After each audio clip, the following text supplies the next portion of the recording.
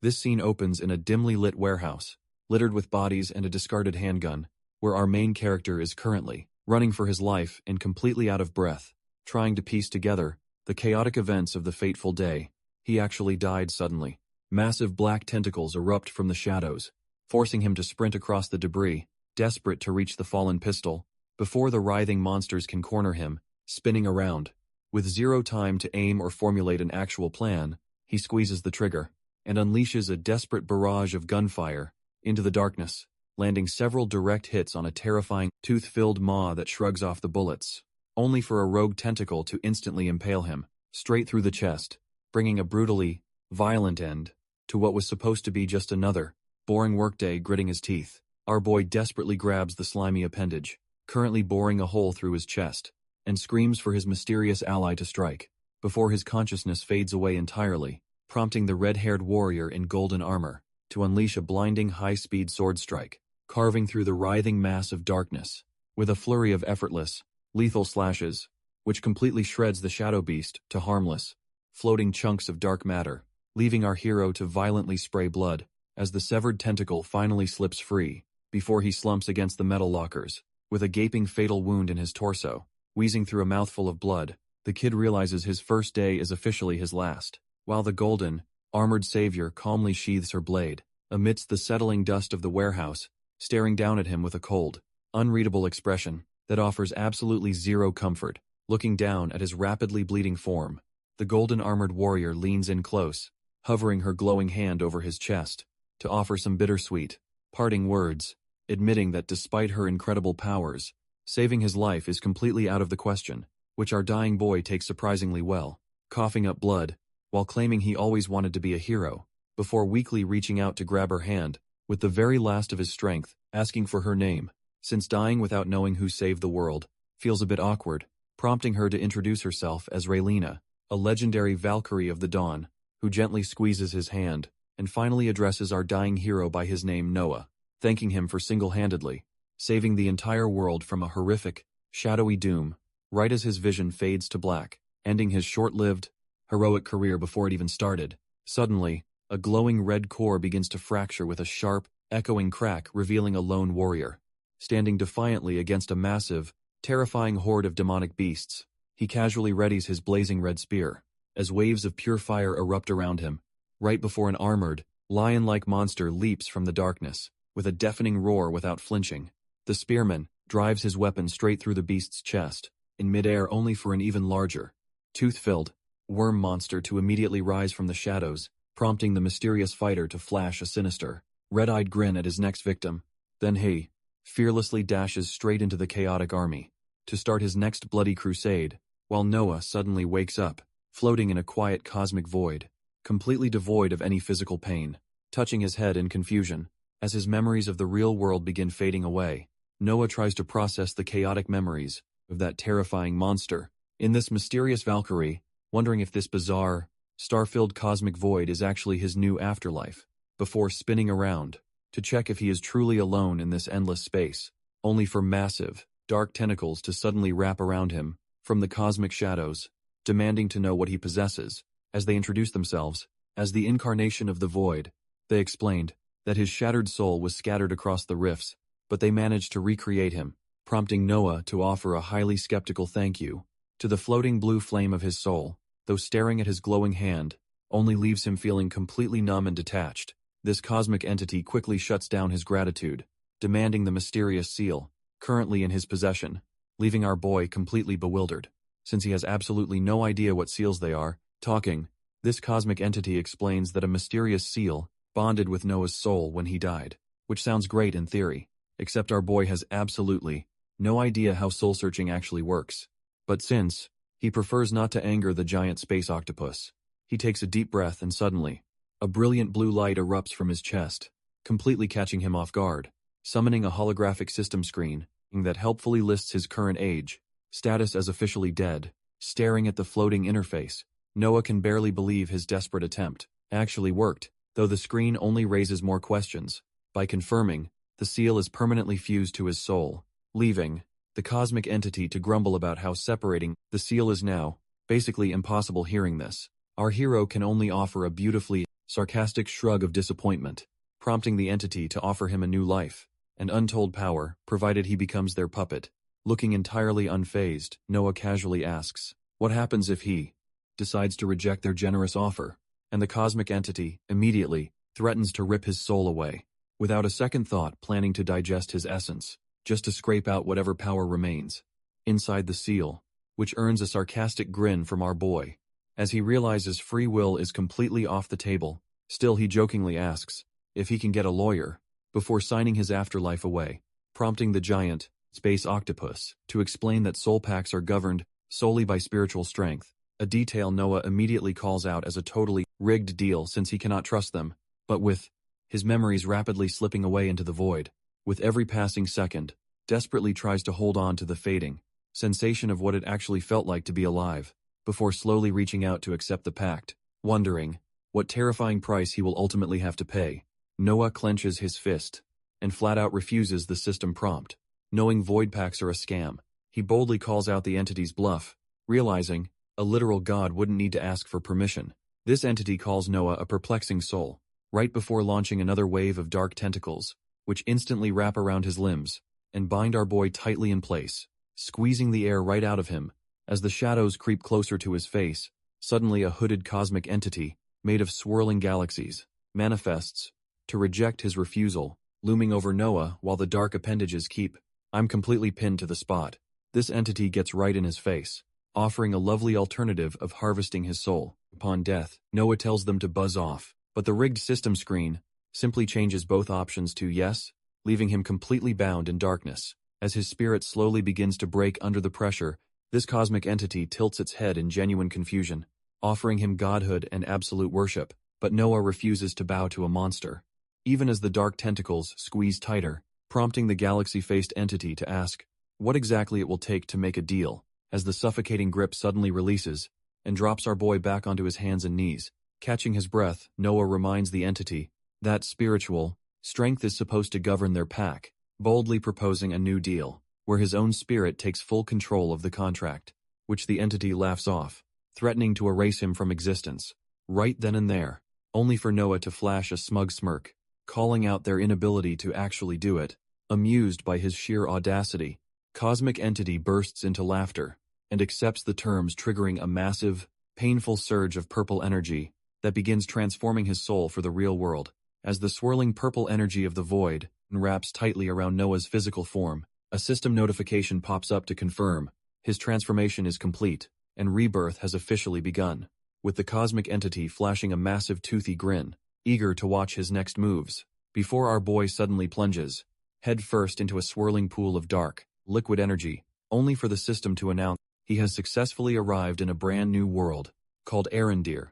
Meanwhile, a group of hooded cultists chants dramatic praises around a glowing, red-hot summoning circle, completely unaware that their terrifying, abyssal demon is actually just a very confused, headache-ridden Noah. One hooded summoner immediately panics, absolutely losing his mind, because their supposed demon can actually speak, prompting the rest of the cult to desperately rationalize this as some ancient divine test, leaving Noah sitting awkwardly in the spotlight, as a bunch of weirdos bow down to worship him. Before Noah can even process his surroundings, a bound and gagged woman is dragged onto the stone, as the lead cultist begs him to accept her very life as a sacrificial offering to their new god, leaving our boy completely horrified. As he realizes, he has accidentally joined a literal human sacrifice. To make matters worse, a massive, bald executioner immediately draws a giant sword, with terrifying ease, preparing to slice the poor woman in half, right in front of his very eyes, prompting Noah to desperately search his mind for any kind of cheat code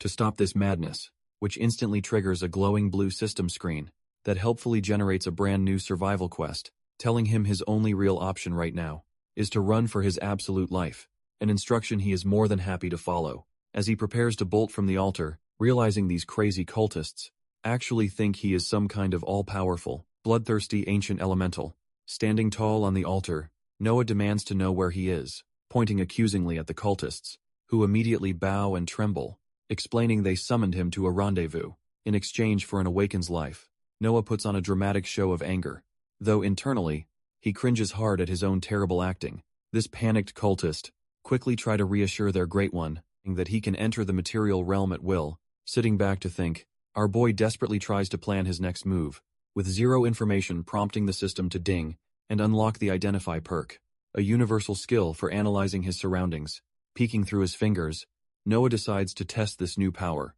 On the people standing right before him, his scan reveals a weak cultist, a deadly abyssal executioner, and a captured flame warden, who might be his ticket out. Realizing he needs a massive distraction to free her, Noah spots a glowing blue screen offering a solution, and eagerly reaches into the inventory slot to grab a mysterious scroll that could change everything. Noah pulls out the scroll, completely baffling the cultist, who must mistake his basic inventory trick, or high-tier space magic turns out. The scroll is just a cosmic welcome letter, detailing the terms of his highly volatile soul contract. Seizing the moment, our boy raises the scroll and dramatically decrees that the sacrificial woman must be spared. This sudden change of plans immediately throws the hooded cultists into a wave of confusion, used sweaty murmurs, prompting Noah to flash a menacing glare and coldly ask if they dare to reject his divine command. This panic summoners quickly stammer that skipping the blood sacrifice is completely unprecedented in their dark history,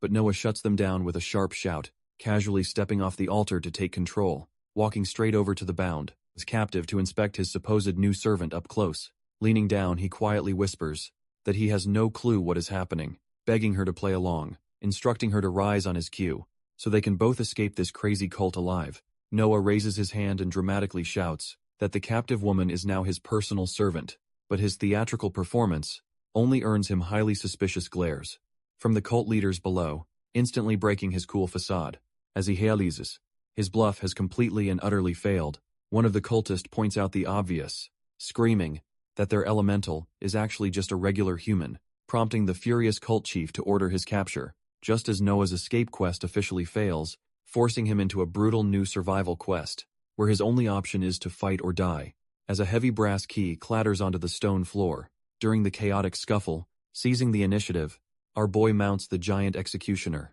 and unleashes a relentless barrage of savage punches, leaving the massive brute completely incapacitated and trembling on the cold stone floor until Noah halts his final blow, his eyes locking onto the shiny key, resting just out of reach. Noah lunges forward across the stone floor, desperately reaching out to grab the fallen brass key. Snatching the metal in midair, he hurls it toward the captive woman, while screaming for her to wake up, but as the key flies through the air, a sharp blade suddenly flashes right past his face, forcing our boy to spin around and raise his fists, as another cultist steps up to fight, while the massive, bald executioner charges back into the fray, swinging his giant sword with absolute fury. Suddenly dark, purple tendrils of void energy erupt from the ground, wrapping tightly around Noah's neck, leaving him completely paralyzed, as the cosmic entity's shadow rises to mock his pathetic struggle, which is terrible timing, because the executioner's massive blade is already coming down with lethal speed, plunging straight through Noah's chest, and instantly sending his holographic health bar plummeting down to critical levels, as the brutal strike skewers him completely, cementing a disastrous start to his new fantasy life. Coughing up blood on the cold stone floor, Noah looks up to see the executioner raising his massive sword, but a sudden fiery blast clangs against the blade, completely catching our boy off guard, as the massive executioner screams in absolute agony, while bright flames engulf his entire upper body, staring wide-eyed at the sudden turn of events. Noah can barely believe his eyes, because the flame warden has finally broken free, standing tall as blazing fire wraps around her arms, and with a fierce glare, she unleashes a massive wave of fire that sweeps across the chamber, leaving the remaining cultists to surround her with drawn weapons, completely outmatched by her raw power, until she spins into a massive vortex of raging flames, incinerating everything in her path. Furious at his useless minions, the cult leader steps forward to handle the fiery threat himself, while a sneaky cultist lunges from the shadows to finish off our crawling, heavily injured hero. Noah's health bar plummets to a measly 8%, as a sneaky cultist prepares to strike, but the cosmic entity's dark power suddenly surges, forcing a brutal counterstab through the shadow's chest, sending a massive wave of fresh blood splattering across the cold stone floor, which instantly triggers a barrage of system notifications, announcing the common cultist has been completely consumed. As the bloody blade swings down to finish the job, more crimson splatters across the chamber. System confirms he somehow completed a secret objective, to free the captive flame warden Aurelia, leaving our boy staring in absolute disbelief at the glowing, blue screens floating before his eyes. Unfortunately, his health bar continues to tick down to a critical 6%, while he bleeds out, forcing him to collapse face first onto the hard stone floor in complete and utter exhaustion, cursing his absolute trash luck for seemingly dying the exact same day he arrived in this world, just as his life flashes before his eyes. A system prompt offers him a path awakening, and before he can even process the transition, Noah wakes up staring at a giant claw machine, realizing he has somehow been transported straight into a brightly lit, noisy arcade, a nostalgic setting he definitely did not expect to see. After almost getting skewered, suddenly a calm voice cuts through the neon noise, welcoming our boy to the area, revealing a neat-looking clerk with glasses, casually waving at him from behind the prize counter, prompting Noah to immediately drop his guard and demand to know who this guy is, openly wondering if this is just another annoying void god trying to play mind games, but the clerk quickly raises his hands, begging Noah to chill out and let him explain, introducing himself as Dylan, a guide created entirely from the depths of Noah's own subconscious mind. Noah crosses his arms skeptically, listening to the guide complain about his lack of a last name, as Dylan casually confirms he is, indeed, a representative of the void, sent to manage their pact, explaining that he only exists inside this mental realm because of their newly forged contract. Shrugging off the attitude, our boy wanders over to one of the retro arcade cabinets, grabbing the joystick to ask if this entire nostalgic setup is actually his personal astral script, which instantly triggers a bright flash of light as the old CRT monitor zips to life, displaying a flashy premium system notification that offers him 3 different awakening paths. At once leaning back, Dylan explains that an astral script is simply a magical manifestation of his soul, revealing that his soul chose this specific nostalgic layout to help him process his power, prompting Noah to smile as he realizes it looks exactly like the arcade from his childhood. Noah hovers his hand over the arcade buttons, asking what he's actually supposed to do here. Dylan taps his foot, explaining that guiding people through an awakening isn't usually his job, but since this is a special case, he instructs our boy to just hit the start button, which immediately boots up a retro screen that begins integrating Noah's past life experiences. Turns out he has to choose 3 paths based on power, constitution, agility, and mystic attributes, with Dylan explaining that these choices will ultimately shape his core stats and make him stronger, pointing at the screen. Noah asks happens if he goes with a basic warrior path, prompting a pixelated character to pop up, showing a pretty standard stat boost per level, so our boy jiggles the joystick to quickly scroll through the other basic, physical classes, before Dylan points him toward the other machines, agreeing that these starting options are way too boring. Pointing to the next arcade machine, Dylan suggests a healing-focused path, since Noah is currently bleeding out. Intrigued by the suggestion, our boy steps up and firmly presses the glowing, white button, hoping a quick class change will instantly patch up his heavily bleeding, material body, only for Dylan to crush his hopes, prompting Noah to spot a rare option, called Exsanguinator, which lets him manipulate blood to either heal himself or absolutely wreck his enemies. A perfect dual-purpose class that Dylan agrees is a solid choice for staying alive, leaving our boy with 2 more crucial slot selections to lock in his build. This guide eagerly points toward a legendary option, practically begging Noah to take the bait, but Noah immediately rejects the legendary Void's herald path to avoid becoming a literal cosmic puppet, choosing instead to focus on practical combat skills that will actually keep him breathing. Next, he checks out the epic Astral Walker path, which offers sweet agility and mystic stat boosts, followed by the Void Hunter class, a perfect fit for tracking down anything in his way. Satisfied with his triple class setup, Noah locks in his final choices with a confident nod, prompting both of them to let out a massive sigh of relief. As the tension fades, and with a quick pull of the joystick, he slams down on the arcade buttons, only to flinch in surprise, as the retro machine suddenly starts acting incredibly weird. Dark, shadowy liquid begins oozing from the monitor, accompanied by a deeply unsettling rustling sound.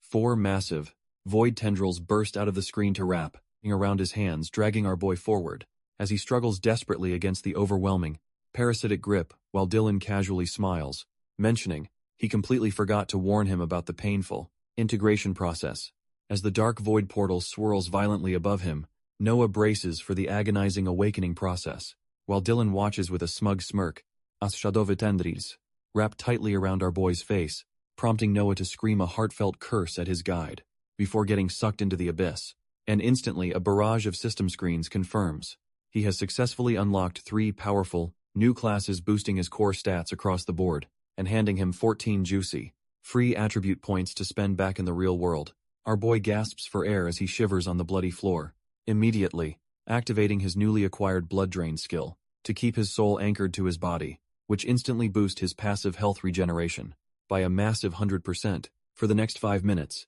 causing the fatal stab wound in his chest to knit back together with glowing crimson threads. Unfortunately, the furious cult leader is already stepping up to personally put an end to his miraculous recovery. A dark void tendril suddenly whips across the room, striking Aurelia right in the face, as the cult leader unleashes his dark magic, summoning multiple shadowy tendrils to corner her, but she simply wipes her mouth, looking completely unfazed, as hot steam rises from her skin. Meanwhile, a new system quest pops up for Noah, featuring a highly sarcastic, optional objective to simply not die. Back in the fight, Aurelia leaps backward, to dodge another massive sweep of the dark tendrils, raising her arm to block a heavy strike, as the shadowy whips keep raining down on her, until she clenches her fist, letting her fiery magic burst forth, in a brilliant display of raw power, charging straight toward the floating cult leader, while deflecting his dark attacks with her blazing fists while the madman laughs hysterically, completely unaware that a very angry fire mage is about to ruin his day, resulting in a massive, explosive clash of fire and shadow that shakes the entire underground chamber. Staring at the ridiculous quest screen, Noah desperately tries to figure out his next move, especially since his newly updated status screen shows 14 unassigned attribute points, waiting to be spent, leaving him to debate whether to dump them all into one stat or play it safe with a sudden spark of determination. Our boy decides to go for a balanced build, instantly boosting his stats across the board to give himself a fighting chance in this madness. Meanwhile, Aurelia continues her relentless assault, diving straight through the dark tendrils to strike the leader, landing a heavy blow before gracefully pivoting away, as the cult leader struggles to keep up, only for her to slam her blazing fist directly into the stone floor with explosive force, shattering the cult leader's defensive stone barriers into a million tiny, useless pieces. This sudden display of raw power leaves the madman sweating as his smug confidence completely evaporates. Seizing her chance, Aurelia rains down a massive barrage of fiery boulders from above, forcing the panicked cult leader to quickly weave a defensive shield of dark magic, which results in a massive, blinding explosion that rocks the entire underground chamber. Meanwhile, Noah spots a discarded sword on the floor and quickly grabs it immediately, storing the weapon into his handy system inventory for later use, before pushing himself up to stand, feeling much better after his quick healing. Glancing back toward the center of the room, our boy suddenly freezes, calling out to Aurelia, as she gets violently blown back by a powerful shockwave, only to turn around and find the floating cult leader looming right behind him, who hilariously tries to claim this whole murderous ritual was just a giant misunderstanding. Noah quickly plays along, claiming he is a divine emissary, sent to deliver a vital message. This cult leader demands to know if our boy thinks he is an absolute idiot, but the madman's furious expression quickly shifts into pure, unadulterated disbelief, as Noah dramatically unrolls a scroll, addressing the cult leader by his actual name, claiming the cosmic entity itself has personally sent down a divine response to his prayers. Our boy flashes a smug grin, hyping up the scroll as a once-in-a-lifetime honor step. The cult leader instantly sees right through the bluff, preparing to strike, unleashing a massive wave of dark energy that forces Noah to panic in real time, prompting him to quickly activate his newly acquired Astral Walker Blink skill to escape, teleporting safely out of harm's way, just as the dark magic obliterates his previous position. Reappearing midair, Noah immediately summons his inventory screen to grab his newly stored weapon, reaching right through the glowing interface to pull out the discarded sword, ready to turn this desperate magical skirmish into a very personal and physical encounter. And with a sudden drop, our boy dives straight toward the distracted cult leader, driving the blade clean through the madman's chest in one fluid, brutal motion, leaving the shocked cult leader spitting up blood as his grand plans instantly fall apart, while Noah slides gracefully across the stone floor to secure his landing, clutching his bleeding chest. The weakened villain can only gasp as Noah yells for backup, prompting Aurelia to stomp her foot down, unleashing a massive wave of explosive fire as she charges forward to personally deliver the final blazing blow to their enemy. Relia delivers a devastating, fire-infused kick straight to the weakened cult leader's chest, sending him flying across the chamber like a flaming rag doll in a spectacular explosion as he violently crashes into the stone wall, coughing up a fresh wave of blood, but our fiery mage isn't even close to finished, leaping high into the air, and unleashing a relentless barrage of blazing punches, directly onto the helpless villain, absolutely obliterating his smug face, with a series of highly satisfying, explosive strikes, before raising her leg high to charge up one final, devastating fire-infused axe kick, which slams down with enough force to officially put the cult leader out of commission. Instantly, a massive wave of system notifications alerts Noah that his 3 classes have leveled up, boosting his core stats even further, and granting him another 14 free attribute, points to spend a rare tome reward, pops up alongside, a weird notification about absorbing the dead boss, and with the threat finally neutralized, our boy collapses backward onto the stone floor, in pure relief only for Aurelia to step over him, demanding some immediate answers about his bizarre arrival, prompting Noah to cheekily tell her she's welcome, instead of explaining his magical summoning circle by entrance. But the fiery mage isn't playing around, summoning a flame to threaten this potential shape-shifting monster, demanding to know if he is actually a human, native to this fantasy world, which instantly triggers a massive wave of panic in our boy's mind, as he realizes telling the truth might get him executed on the spot, so he quickly decides to lie, firmly denying that he is from another world, leaving her to suspiciously ask if he is allied with the cultists or the Iron Fists. Noah pushes himself up, genuinely clueless about these factions. While Aurelia aggressively demands some straight answers, he quickly denies any connection, staring nervously at the blazing fire, swirling in her clenched fist, letting the flames die down. Aurelia actually apologizes for her intense interrogation, and thanks him for the assist. She admits that getting betrayed by her own adventuring team earlier today has left her completely on edge. Our boy offers a sympathetic nod, agreeing that she has had an absolutely brutal day. Trying to explain his weird behavior, Noah mentions his system. Quest literally told him to avoid dying, which only leaves the fiery mage completely baffled by his bizarre, otherworldly gaming terminology. Giving up on the explanation, Noah casually reveals he died at his job before getting reincarnated here. This wild claim completely shocks Aurelia, who points out that resurrection requires divine intervention, but our boy simply shrugs, admitting he is just as clueless about this magical mess as she is. Aurelia slowly paces around,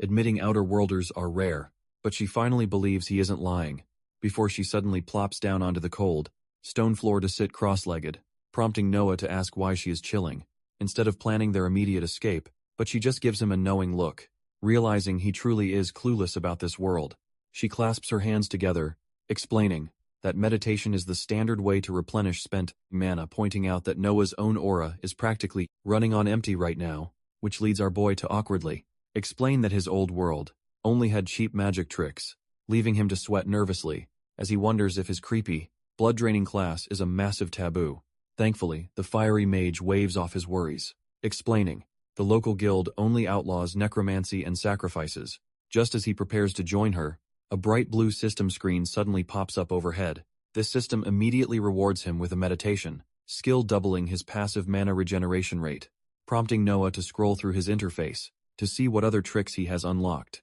which brings up his updated stat sheet, alongside 3 highly intriguing class abilities, leading our boy to tap on the final skill to check out its description, revealing a devastating spell that promises to vaporize absolutely anything standing in his path. He immediately tests it out, though a system warning alerts him that it drains his health, but our boy just grins, knowing his blood-draining class will easily offset that cost. Meanwhile, Aurelia finishes her meditation and stretches, announcing she is fully charged and ready to move, as they both walk past the crater containing the thoroughly tenderized remains of the cult leader, until the fiery mage suddenly leans down. With a triumphant smirk, having spotted something valuable, Aurelia holds up a fancy golden cylinder, explaining it's actually a high-capacity spatial storage device. She mentions they can easily crack it open for loot once they reach the city, prompting Noah to wonder if he can replicate that handy trick with his own system inventory, but Aurelia warns him that these physical devices are strictly blood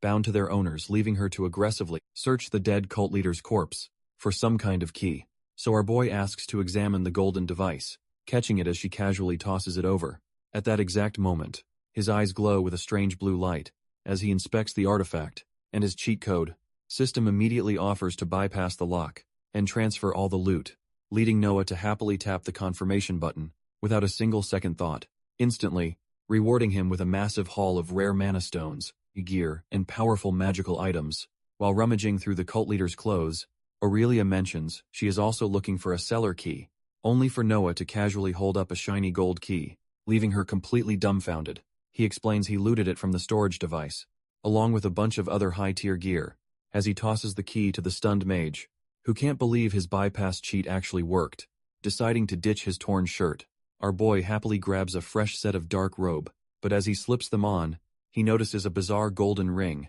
that looks incredibly suspicious, which turns out to be a creepy, eyeball-embedded accessory, known as the Ring of Abyssal Eye. Aurelia reassures him it's not cursed, explaining it actually grants a massive boost to his mana capacity, prompting Noah to reluctantly slip it on, even if the literal eyeball keeps staring right at him, instantly upgrading his identification skills, while giving his magical stats a much-needed passive boost. Suddenly, Aurelia delivers a brutal kick that sends another lingering cultist flying across the room. Noah glances over, realizing his newly upgrading identification skill lets him see her level, revealing she is a level 68 Flame Warden, who is almost as strong as the boss, prompting our boy to quickly test out his new gear and check his inventory. He happily summons a pair of dual daggers to practice his combat swings. Meanwhile, Aurelia slowly walks over to the pile of ashes left by the cult leader, summoning a small flame in her hand, as she looks down with a solemn expression, asking Noah if that desperate fight was actually his very first time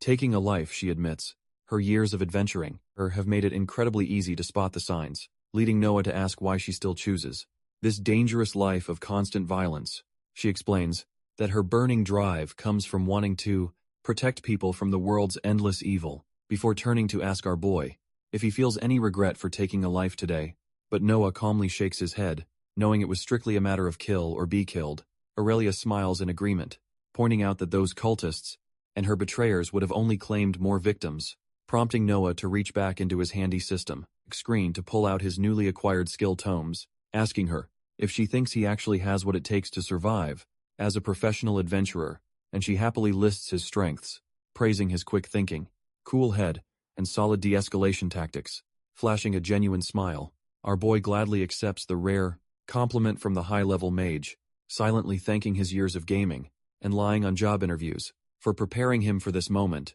As Aurelia explains, he needs a proper magic circle to use the books as a conduit. Aurelia watches in absolute disbelief as a bright blue light suddenly erupts from the book, since Noah casually bypasses the standard magic circle rules to activate the tome directly, leaving the ancient book to flutter open and dissolve into pure system data, prompting our boy to confidently tap the confirmation screen to unlock a new ability, which immediately asks him to choose a path for his brand new sight-based skill. He instantly selects the Void Hunter path, officially consuming the common skill tome, which immediately unlocks a powerful new passive ability called the Void Hunter's Eye, and thanks to his creepy new eyeball ring, the skill instantly jumps to level 3, unleashing a massive beam of dark energy that completely envelops our boy in power as he slowly opens his newly enhanced eyes to see the world in a whole new light. Noah is absolutely thrilled, feeling like he just upgraded his vision to a crisp 4K resolution, and he excitedly turns to Aurelia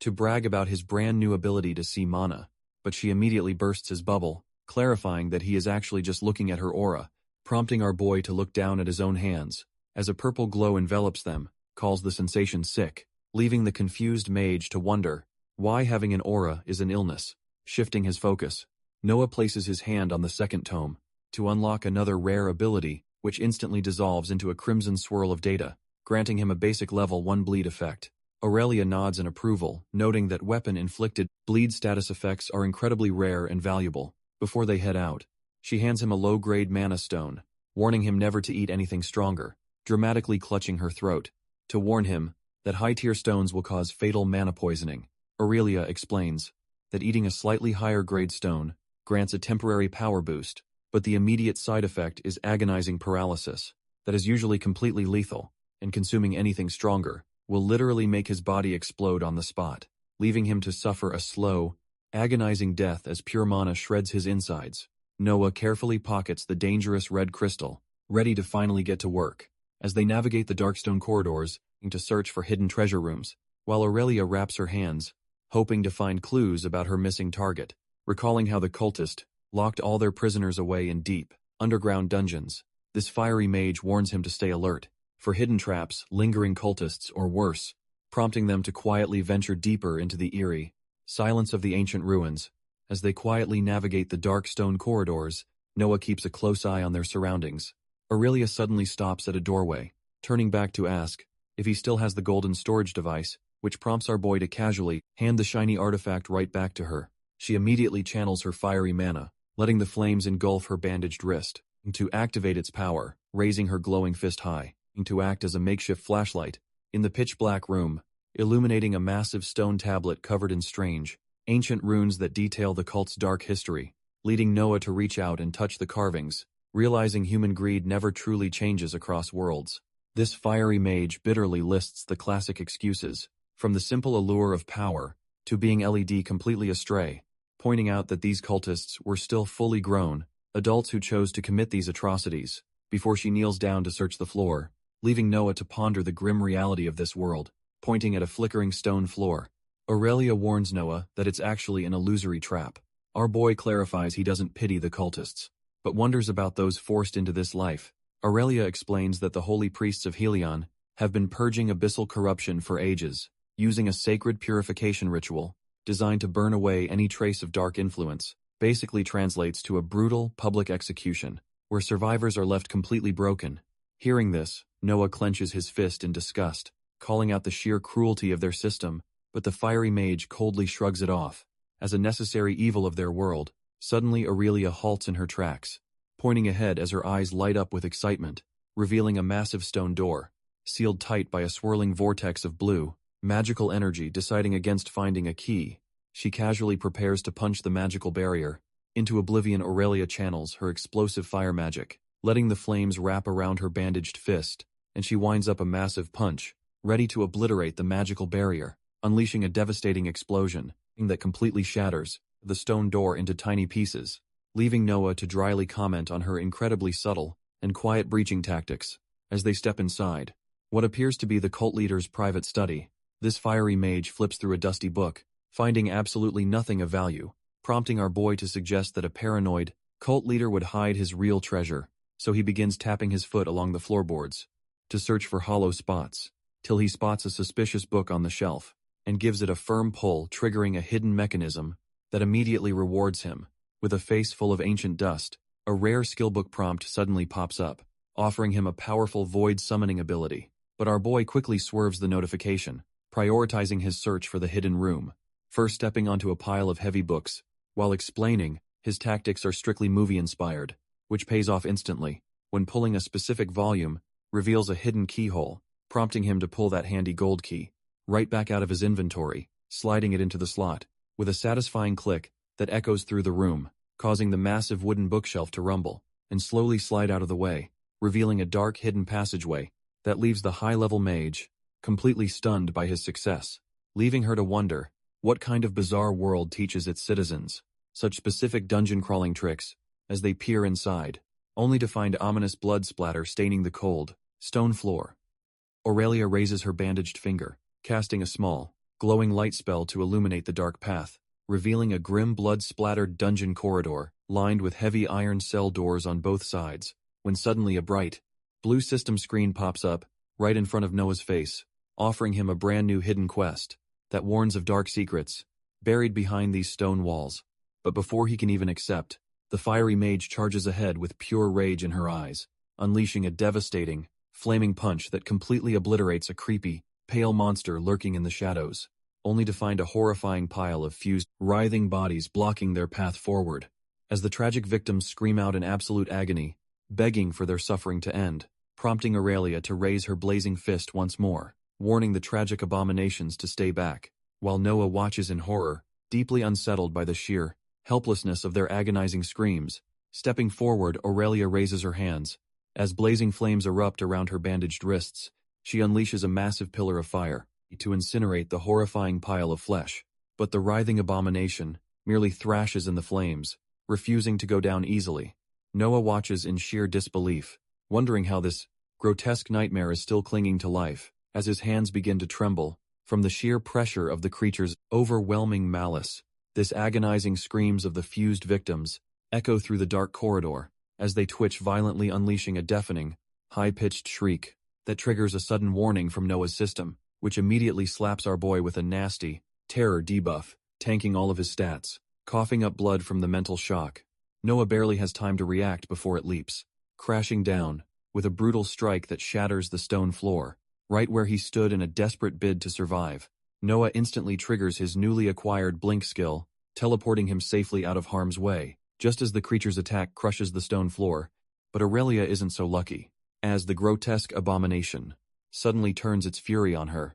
slammed the powerful mage hard against the stone wall, with a brutal bone-shattering strike, leaving the screeching monster to gloat over its sudden upper hand in the dark corridor. Fortunately, our boy isn't about to let his only ticket out of here get pulverized, spamming his teleportation ability so fast that the system immediately upgrades it to level 2, which allows him to reappear right above the beast and deliver a heavy distracting blow, though his desperate counterattack barely seems to register on the massive riveting pile of flesh, forcing a bruised Aurelia to struggle back to her feet, while cursing their terrible luck. Being the monster prepared to finish off Aurelia, Noah refuses to let his ticket out die, and he instantly grips his dagger to trigger his newly upgraded teleportation skill, once again plunging his blade deep into the beast's back. Though the system warns it resists his bleed effect, as the giant tail swings back to crush him, our boy casually teleports out of harm's way. But a sudden system alert reveals his mana pool has plummeted to a critical 9%.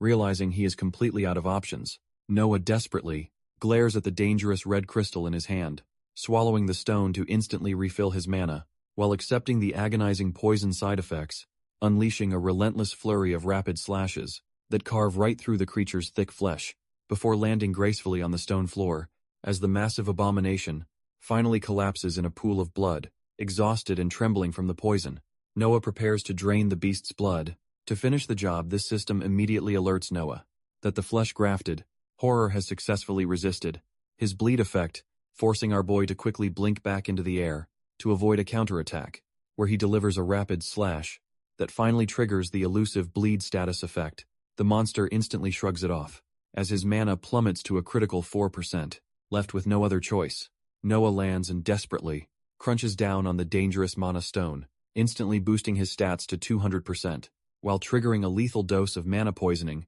allowing him to channel a massive swirl of dark, void energy right above the beast, before unleashing a devastating blast that completely obliterates the screaming abomination's head. With the threat neutralized, our boy gracefully leaps off the massive pile of dead flesh, so the agonizing poison coursing through his veins means his struggle is far from over. Unleashing his boosted strength, Noah crosses his blades to deliver a massive dual energy slash, carving through the grotesque flesh pile with a relentless flurry of high-speed strikes. This triggers a double system upgrade that pushes his core combat skills to level 3, prompting our boy to prepare one final, decisive blow to end this nightmare, diving headfirst to plunge his blades deep into the writhing mass of flesh, sending the screaming of abomination into its death throes, just as his massive stat buff expires. But the sudden onset of paralysis and the splitting migraine leaves him completely vulnerable, allowing the stubborn beast to retaliate by launching its massive, fleshy tongue right at him before he can recover. The slimy appendage wraps tightly around his paralyzed body, leaving our boy completely bound, and at the mercy of a very angry abomination. Aurelia remains completely unconscious, slumped helplessly in a shallow pool of cold water, while the grotesque abomination greedily gulps Noah down, thinking it just scored an easy meal. Suddenly, the beast's fleshy torso begins to shudder violently, as something stirs deep inside our boy, plunges his dagger right through its stomach, inflicting a critical bleed effect, triggering a massive chain of system notifications that instantly drain the monster's blood to heal him, sending the massive, flesh-grafted horror crashing to the cold, stone floor with a heavy thud. With a desperate surge of strength, Noah tears his way out of the creature's rubbery skin, standing tall amidst the gore, while his ominous shadow flickers with a creepy, red-eyed glow walking away from the carcass. He heads toward Aurelia, as the system confirms his hard-fought victory, rewarding him with a massive wave of stat boosts and skill upgrades for surviving the nightmare. This system showers Noah with legendary loot notifications while he lies face down, a pool of blood dragging his battered body upward. Our boy tries to process the bizarre absorption notifications popping up, but the sheer physical toll of the battle quickly catches up to his exhausted mind, and he collapses back onto the cold, stone floor with a heavy bone-rattling thud, leaving both of our heroes completely unconscious. in the dark blood-soaked dungeon corridor, until Noah's blood-stained hand begins to tremble violently as he slowly regains consciousness, dragging himself up onto one knee, while clutching his splitting headache, in an absolute agony deciding to sit and meditate. He triggers a massive 100% boost to his mana regeneration, but a sudden violent spasm in his chest cuts his peaceful recovery short, sending him crashing back down as he desperately wonders what is happening to his body. A barrage of system alerts floods his vision, confirming he is basically a walking medical disaster. Walking over to check on him, Aurelia listens. As Noah dryly admits he wishes he was unconscious, she expresses her disbelief that they both survived, openly thanking him for saving her life twice. This proud mage beats herself up over getting taken down so easily by a single monster, stopping right in front of our boy. She pauses to address his rapidly deteriorating physical state. This high-level mage casually diagnoses his severe mana poisoning, reassuring him that it is not a big deal. While Noah struggles to sit up, as she explains there is an incredibly simple cure, her simple advice is to close his eyes and purge his remaining mana until he is completely empty. Trusting her advice, our boy closes his eyes, while the mage watches him with a reassuring smile. Dark energy begins to vent from his body. As the system confirms, he is successfully draining mana. While Noah's heart beats wildly, a system warning pops up to alert him of his critically low mana. He collapses heavily onto the floor, coughing up blood as his mana pool officially hits 0%. But the extreme purge actually works, instantly removing the lethal mana poisoning from his battered body, leaving our boy to collapse flat on his back. While Aurelia explains, his recovery will take a few days, prompting Noah to weakly ask if she has any water or a spare healing potion to speed things up, which she gladly hands over, allowing him to greedily chug the liquid to patch up his wounds, before he pulls out his newly acquired legendary skill book, determined to gather every advantage he can get, placing his blood-stained hand onto the cover as the ancient tome begins to glow with blinding light, triggering a legendary system prompt that asks if he wants to unlock the powerful new lifeblood ability. And with a sudden burst of golden energy, his class officially unlocks the devastating new skill. This system screen reveals his new lifeblood skill, permanently doubles his health regeneration, prompting Aurelia to ask what it does, while Noah explains his new emergency healing reserve, which immediately makes the powerful mage pout about how unfair his ridiculous luck is. Shrugging it off, Noah points out that her entire magical world is unfair to him. Their banter is cut short, as a mysterious prompt asks to consume an unknown item. Swiping his hand, Noah unlocks a legendary item, called the Shard of Infinite Potential, hoping this mysterious artifact will finally upgrade his basic identification skill to reveal hidden secrets. So he squints at the missing text, while Aurelia explains it might be sealed or broken. Suddenly, a chaotic storm of system alerts surrounds Noah, warning him about genetic code modification, leaving our boy paralyzed on his knees, while a worried Aurelia asks what is happening. While Noah panics, a flood of system notification suddenly flashes right before his eyes, revealing a mysterious new quest to track down the scattered shards of an unknown artifact. His body suddenly rejects the massive influx of energy, forcing him to choke up blood. Luckily, his devourer trait kicks in to forcefully trigger a purification process on his failing body, purging the toxic corruption from his system in a violent, terrifying spray of black fluid as he violently hacks up the remaining poison, while his vision begins to blur, leaving him completely dizzy and collapsed in a massive puddle of his own dark blood. Fortunately, the system confirms the purification worked, boosting his stats and removing his debilitating fatigue, though the sheer physical exhaustion still leaves our boy barely able to keep his eyes open, and he face plants hard onto the stone floor, while a stunned Aurelia watches in absolute silence. Aurelia watches him in utter disbelief, wondering what kind of toxic wasteland our boy originally came from. Meanwhile, Noah finally gets to wash off the grime under a steaming, hot shower, reflecting on how he went from a miserable office job to absorbing blood in a single day. Turns out a simple, hot shower is literally enough to trigger a full system cleanse, leaving him feeling completely refreshed and looking like a brand new action hero before he sits down on a proper bed to review his updated status screen. This system reveals a massive jump in stats, along with 30 unallocated attribute points, prompting our boy to swipe the screen, only to freeze in absolute shock as he discovers his Devour trait grants a permanent 5% boost to all attributes. He swipes to learn that his growth attribute will continuously scale with his own actions. As a massive surge of power flows through Noah, his stats shoot straight through the roof, and right on cue, Aurelia creaks the door open to check if he finally survived, prompting our boy to awkwardly offer her a turn in the steaming hot shower, but she dryly reveals she already took one while he was busy playing Sleeping Beauty, apparently cleaning herself up while dragging his heavy, unconscious body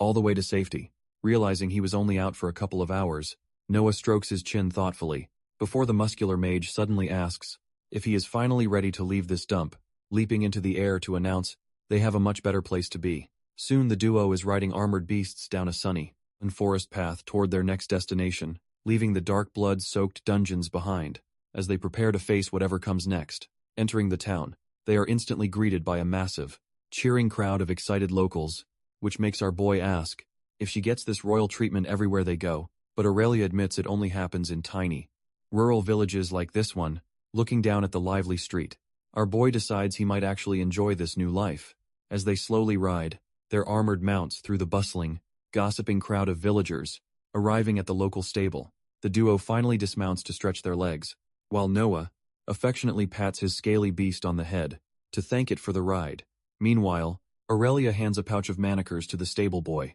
For their feed, this young worker is completely stunned as he pulls out a high-value, glowing crystal, leaving our boy to realize that generous tipping is a universal rule for getting good service. Aurelia warns Noah to keep his mouth shut about his origins, since nothing about him makes sense, explaining that, while seasoned travelers know about outer worlders, these isolated border villagers certainly do not, meaning a talking plant would probably cause less of a scene than his bizarre existence, and they finally step inside a cozy, local inn to secure a place to rest, where the friendly innkeeper immediately asks how long they plan on staying in town. Sliding over some glowing manicures, the mage books a room with 2 separate beds, before asking Noah if he wants to head upstairs, while she goes to handle some business, but our boy decides to hang out downstairs, to enjoy a rare moment of peace, until he accidentally lets slip another weird comment that instantly raises the innkeeper's eyebrows, earning him a stern warning from Aurelia to stop talking before he ruins everything.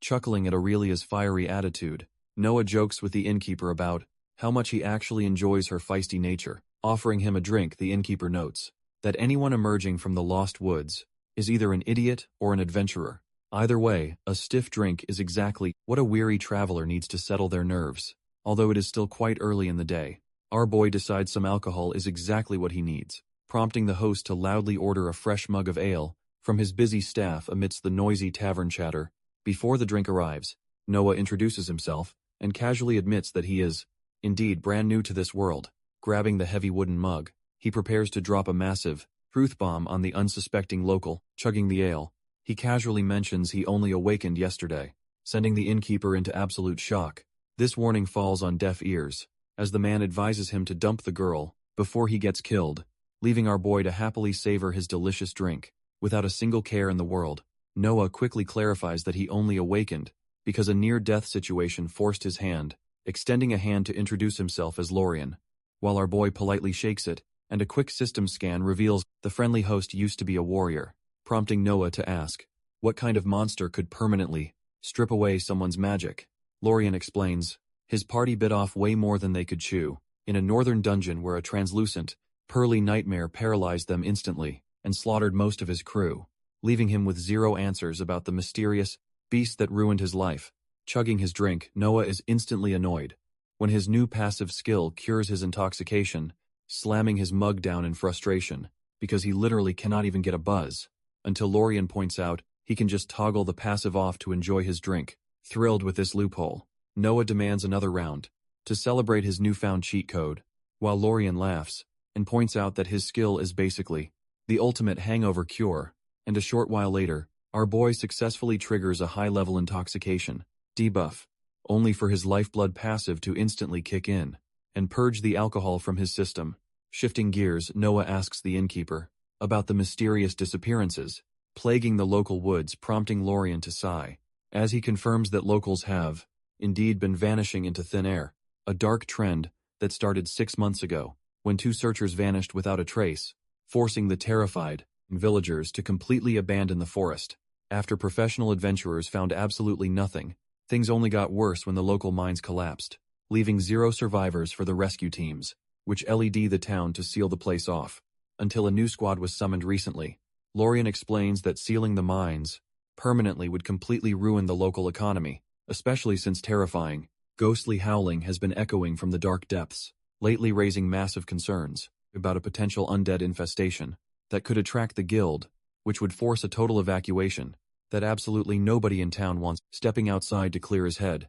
Noah takes a stroll down the street, but he suddenly stops when he notices a noisy crowd gathering nearby, hearing anxious villagers gossip about the mayor's sudden decision to seal the mines, since the sole surviving adventurer just returned with some incredibly grim news, prompting the panic and crowd to storm right up to the mayor's office. As a weary man slowly opens the door to face the angry mob, this mayor tries to calm down a furious, bearded miner named Jerome, who loudly accuses the leader of trying to starve the entire town to death, prompting the stressed mayor to plead that sealing the mines is their only hope for survival. Squeezing through the mob, Noah suddenly bumps right into Aurelia, who is equally shocked to see him. Turns out she wanted a private chat with the mayor about the party that betrayed her, and since they both need supplies, our boy suggests they step in to help, telling the skeptical mage to watch and learn. As he boldly pushes through the crowd, our boy confidently steps right between the two arguing men, instantly catching everyone off guard,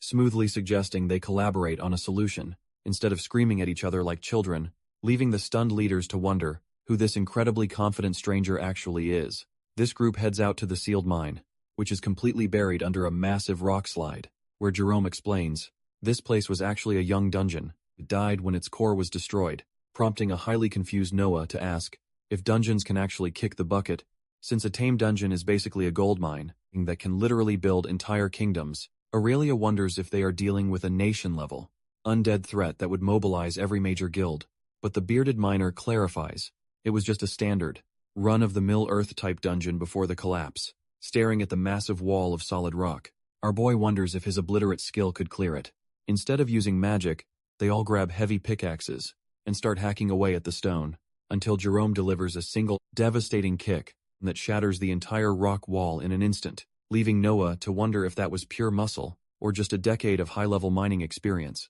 Stepping inside, Jerome points out the glowing mana stones, regenerating along the cave walls. Aurelia warns Noah to stay sharp, since former dungeons are basically monster magnets, prompting our boy to quietly draw his daggers, while keeping his eyes peeled, as Jerome notes the eerie lack of normal cave critters. Since the noises started soon, the trio arrives at a massive sealed metal door, blocking the main section, which the bearded miner slowly pushes open, to reveal the dark depths beyond, only for them to immediately step into a literal pool of fresh blood, revealing a horrific scene of slaughtered miners, scattered all over the tracks, before a disgusting echoing belch suddenly rings out from the shadows ahead, followed by a blood-curdling shriek that instantly sends shivers down their spines. Hearing the terrifying noise, Aurelia screams for the guys to halt, as they dash forward, but a sudden, blinding blue flash on the ground cuts their reckless charge short, revealing a severely mutilated survivor, clinging to life in a massive pool of blood, kneeling beside the dying man. Noah tries to get answers about what attacked them, only for the victim's eyes to glow purple. As he gasps out a final warning, before dark, parasitic tentacles violently burst from his body, as the system identifies a void-grafted threat, prompting Aurelia to scream at our boy to back away from the transforming host. Ironically, the system immediately registers the rescue quest as completed, handing over some free experience, while simultaneously triggering a much harder quest to destroy this sinister void-corrupted nightmare. Dodging a whipping black tendril, Noah firmly grips his daggers and prepares for brutal fight. Igniting her fist with a burst of flame, Aurelia warns Jerome to back away from the impending chaos, and the tough miner wisely agrees, realizing he is completely out of his depth here, as the corrupted host fully transforms, unleashing a swarm of writhing purple glowing tentacles. Noah swiftly leaps backward to dodge a sudden, vicious swipe from the creature's dark appendages, before immediately activating his blink skill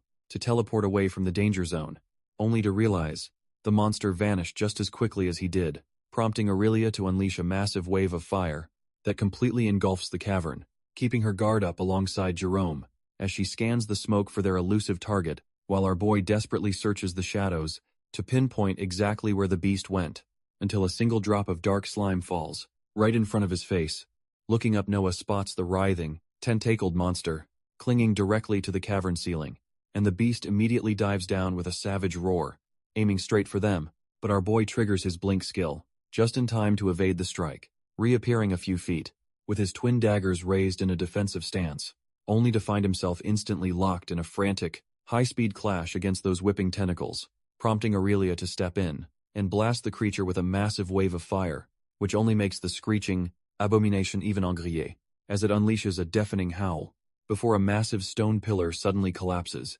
threatening to crush her under tons of rock, slamming down with a heavy thud, and seemingly trapping her beneath its immense weight, but she casually catches the boulder, lifting the entire thing with pure fire-infused muscle. Channeling her inner pyromaniac, Aurelia hurls the massive, boulder-sized fireball straight at the writhing abomination, before gracefully leaping back into the air to avoid the scorching heat of her own attack, which detonates in a spectacular explosion of pure heat, and that completely engulfs the screeching target. Seizing the perfect opening, Noah locks his eyes on the target and readies his twin daggers, sprinting forward at breakneck speed to close the distance before the smoke can even clear, leaping high into the air to deliver a vicious, downward slash directly at the beast, plunging his blades deep into its flesh to trigger his devastating bleed and blood drain skills, prompting a blood-curdling shriek of pure agony from the heavily wounded, writhing monster. Unfortunately, the thrashing beast immediately retaliates with a brutal whip of its heavy, dark appendages, sending our boy flying backward with a nasty chest wound that his cheat code passive instantly begins healing, reflecting a heavy tentacle strike. Noah barely has time to breathe before the beast flashes away, while Aurelia frantically waves her hands to scan the dark cavern for their hidden target, leaving a trail of fresh blood dripping onto the stone floor, as Noah blinks away only to realize his health bar has plummeted to a terrifying 7%. Desperate to stay alive, our boy quickly chugs a healing potion to stabilize his critical wounds, which somehow unlocks a handy poison resistance passive right in the middle of this chaotic brawl, prompting a highly focused Aurelia to wind up another massive fire-infused punch, unleashing a devastating torrent of flames that completely incinerates the cavern pathway. But as the smoke clears, charred tentacles remain suspiciously still, revealing the mutated host is actually preparing to undergo an even deadlier transformation. Noah tightly grips his dagger as a violent pink aura bursts from the blade, and he immediately dashes forward with insane speed, leaving a trail of energy behind, launching himself into the air with a powerful leap to strike the beast, prompting a panicked Aurelia to scream at him to get back to safety, but our boy ignores her, slicing through a swarm of incoming tentacles with absolute precision, only for the remaining appendages to brutally whip him across the face and chest, as the fallen monster's glowing purple eye suddenly widens with a sinister intent, triggering a massive dark energy explosion that completely blows the entire cavern apart. A brutal system notification pops up, revealing Noah just lost a limb and got stunned, leaving him face down in a pool of blood, as his lifeblood passive desperately kicks in. Trembling from the pain, Noah realizes the creeping poison has completely shut down his healing passive, and as he desperately grabs his severed arm off the bloody cavern floor, he simply hopes he can somehow glue it back on once this madness ends, while Aurelia channels another massive wave of fire to keep the floating abomination busy, unleashing a blinding torrent of flames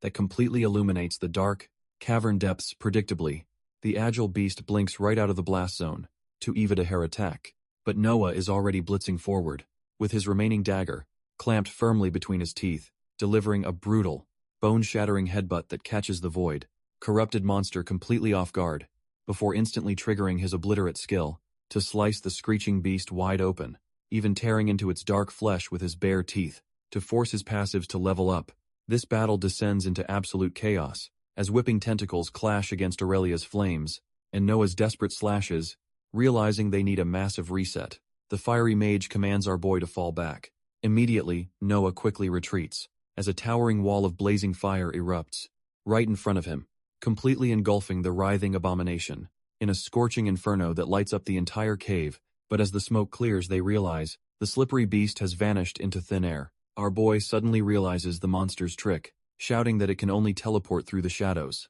prompting Aurelia to immediately gather her mana and prepare to light up every single corner, weaving a massive blinding sphere of pure heat that leaves absolutely nowhere for the beast to hide, before unleashing a devastating solar flare that rattles the very foundations of the cavern floor. Exposed by the brilliant light, the desperate creature tries to scramble away, but Noah is already moving. Noah plunges his dagger deep into the writhing monster, determined to end this fight, but the slippery beast instantly blinks away, escaping his blade in a flash of purple light, only to reappear behind them, and wrap its disgusting tentacles tightly around a helpless Garome. Seeing Aurelia preparing another massive fireball, our boy quickly yells for her to hold her fire, because he has a much better plan, to exploit the monster's connection to the void, pulling out a legendary quest item, known as the Letter of the Void God. Sensing the divine artifact, the terrified beast instantly freezes, as Noah reveals their shared connection, triggering his powerful Voidborn perk, to unleash an incredibly oppressive, dark aura of his own, demanding the creature release the hostage immediately, with a voice dripping with pure malice, which actually works, forcing the shrieking abomination to toss Jerome aside, and charge at him, seizing the distraction. Noah spins around and unleashes a blinding, high-speed slash with his dagger, lunging his blade directly into the monster's core, as he activates his blink skill, reappearing safely on the ground, just as Aurelia dashes forward to take her turn, leaping high into the air to summon a massive, swirling vortex of pure flame, which detonates in a spectacular explosion that completely rattles the entire cavern floor. Walking out of the smoke, Noah approaches the heavily charred, twitching body of the beast, keeping his dagger ready. As he steps past the blazing walls of fire, only for the mutated host to weakly look up, begging our boy to end his misery, prompting Noah to look down with a solemn expression, before raising his blade, delivering a swift, mercy blow that finally removes the deadly necrosis. Poison from his system with a final relieved sigh. The host's corrupted eye slowly closes, as he gasps out his gratitude, and the system immediately floods Noah's vision, with a massive wall of level UPS, and epic rewards, leaving our boy and Aurelia horrified to realize the poor miner was conscious inside that nightmare. The entire time the grind never stops, especially when a prompt asks if he wants to consume the corpse, prompting Noah to tap the yes button, without a single shred of hesitation, sending a massive pillar of golden light, erupting from the fallen body, as the absorption process begins, which successfully feeds his devour skill, while unlocking the tragic memories of the deceased. Host though, the sudden mental influx of raw trauma, instantly drops our boy to his knees, in agony, forcing him to witness the horrific torture and absolute suffering inflicted by the sinister cultists, fueling a burning rage inside Noah, as he swears to hunt down every last member of the abyssal cult. With his eyes glowing red, Noah vows to hunt down and slaughter every last cultist, but Aurelia gently places a hand on his shoulder, insisting they find him a healer, helping our battered boy limp out of the dark cavern as they head back to safety. Once they are resting, the fiery mage crosses her arms and demands some real answers, admitting she held back her curiosity, because Outworlders usually have weird, unexplainable powers. But Noah's bizarre performance has officially forced her to stop playing nice. She raises 3 fingers, explaining she can clearly sense 3 distinct mana types in his aura, leaving our boy in deep thought, as she points out how unusually powerful those paths are. Not to mention, his combat instinct look way too polished for a supposed rookie, especially since he randomly spawned right in the middle of a dangerous, void cult, even with all his secrets. Aurelia appreciates that Noah still stood by her side during the chaos, prompting our boy to casually claim he just practiced a bunch of martial arts back in high school, explaining that being dropped into a literal death trap made him keep his mouth shut, which the fiery mage surprisingly accepts with a quiet nod of understanding, before pointing her bandaged finger directly at his forehead to share a massive secret of her own, warning him that mutual trust is the only thing keeping her from doing something highly regrettable, as she reveals her ultimate goal was simply finding out if he was a worthy travel partner, presenting a mysterious golden ring, wrapped in a strange red aura for him to inspect. But when Noah's initial scan comes up completely blank, she tells him to try harder, finally dispelling the veil, to reveal a legendary cheat item that literally cheats death itself. Noah nods as Aurelia admits her little test was just to see if he was trustworthy, but she still has a ton of questions about his bizarre, void-controlling abilities, wondering if our boy somehow managed to trick her high-level sensing skills from the start, only for Aurelia to laughingly admit her supposed lie detector skill was a total bluff, handing him a glowing, orange truth stone to press directly over his heart, instead demanding to know his true identity once and for all. As the magic activates holding the stone, Noah confesses that his memories of his past death are completely missing, explaining that waking up in the void is what granted him these strange powers, raising his bandaged hand to swear he has absolutely no interest in destroying their world, which prompts the fiery mage to place her fist over her chest for an oath, swearing on her very soul. Aurelia promises She hasn't uttered a single lie to him today, which instantly triggers a system notification, confirming that a binding oath of honesty has been established, leaving our boy completely baffled as a bright, warm light suddenly erupts from his chest. But Aurelia just smiles warmly, taking back the intact truth stone, since it didn't crack, explaining that any lie would have caused his mana to waver and instantly shatter the artifact. Turns out only absolute masters of aura can mask that kind of spiritual fluctuation. From detection back in his room, Noah casually unwraps his bandages to inspect his freshly healed stump, before heading out into the bustling town streets to find some answers about this strange world, eventually stopping right in front of a quiet 2-story building to step inside, hoping the local library has some useful guides on magical, prosthetics and basic world history. Flipping through the dusty pages, Noah's eyes light up as he finds a section on advanced prosthetics, but the book quickly shifts to explaining the terrifying anatomy of void-based parasites, detailing how these slimy worms burrow into a host's spine to hijack their brain, so in incredibly rare cases, they can actually form a highly beneficial, symbiotic relationship. Snapping the book shut, our boy realizes he might have just found his loophole,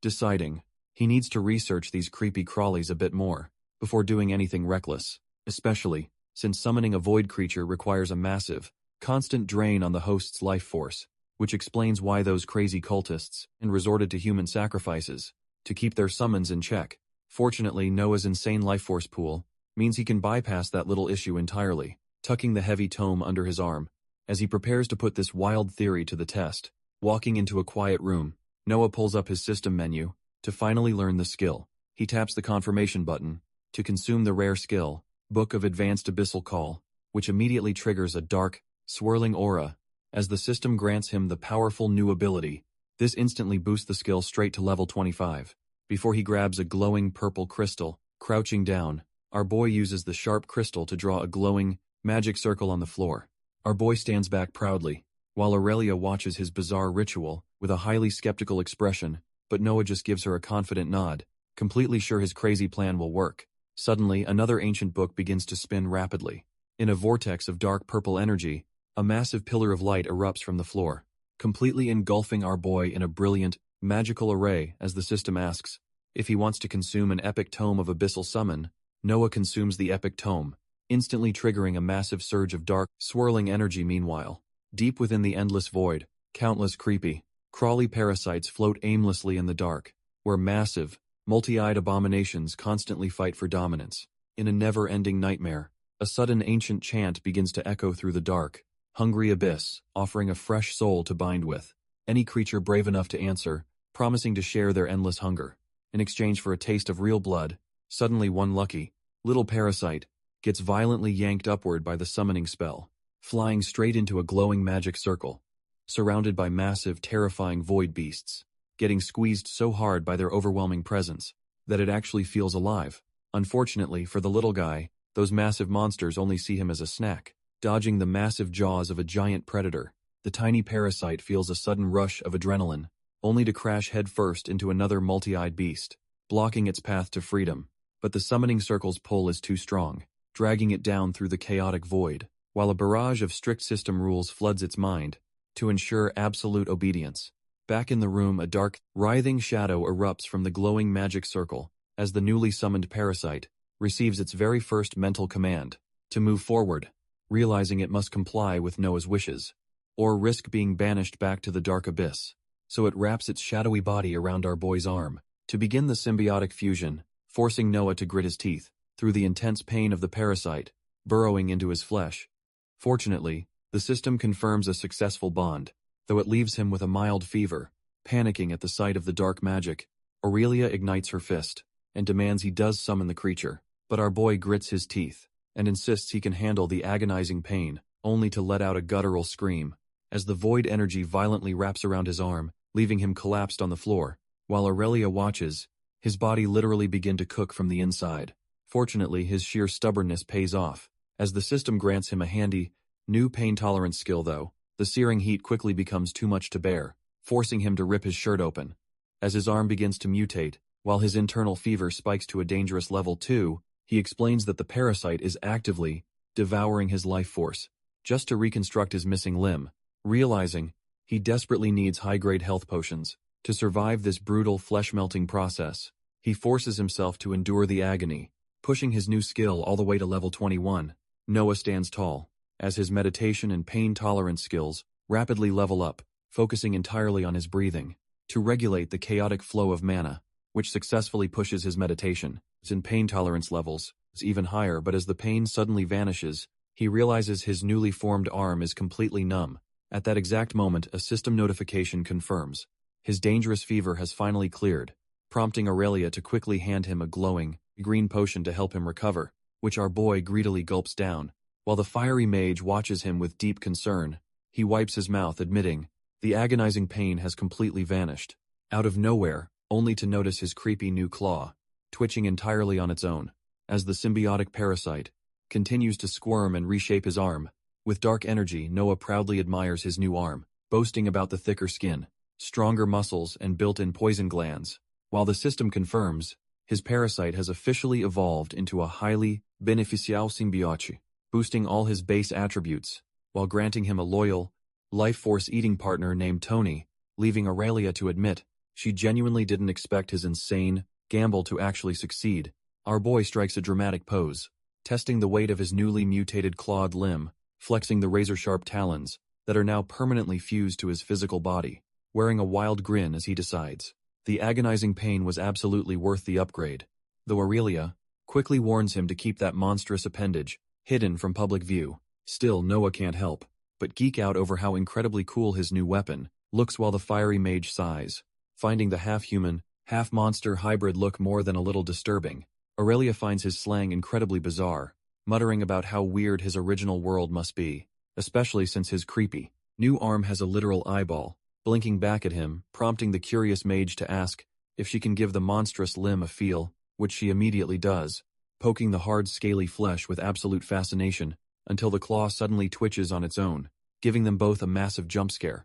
Recovering her composure, Aurelia points out that a built-in weapon is actually a massive cheat, explaining that since it's part of his body, it will level up naturally alongside him, leaving our boy eager to test his new toy out in the wild immediately. So the duo quickly heads outside, walking down a quiet path as evening begins to fall, searching for a secluded spot where he can unleash his new power, without any witnesses stopping in front of a massive, sturdy tree in the middle of the woods. Noah smirks as he prepares to unleash his newly acquired symbiotic weapon, charging forward with a sudden burst of speed to test his physical limits, as he swings his mutated arm in a wide, devastating arc, unleashing a powerful slash that cuts cleanly through the air, leaving deep, jagged claw marks carved right into the thick bark. Deciding to test his built-in poison glands next, he coats the wounds in toxic purple fluid, wearing a wild toothy grin, as he watches the dark venom seep into the wood, which instantly rots the massive trunk, leaving the tree completely dead and withered. Still, Aurelia quickly rains on his parade, pointing out his total lack of claw-based martial arts. Noah gently pats his scaly new limb, confident that Tony will help him overcome any initial clumsiness. He can't help but grin like a kid on Christmas, as the clawed hand clicks responsively, while Aurelia just sighs in disbelief, pointing out that normal people usually hate looking like monsters, but our boy eagerly explains that rich folks back home would pay absolute fortunes for this aesthetic, leaving the warrior completely baffled by his bizarre slang as he tries to explain what cool means, even breaking down phrases like "we cool," while she wonders what on earth he is rambling about, prompting Aurelia to call his world weird. Though Noah counters that her world has literal flying dragons, arguing that giant, fire-breathing lizards are definitely way weirder than anything from his old home. Though, she dryly notes that a dragon would still look more normal than him back on Earth. With a smirk, Noah suddenly dashes forward to put his deadly new claw to the test. Noah slashes a massive boulder with his new claw,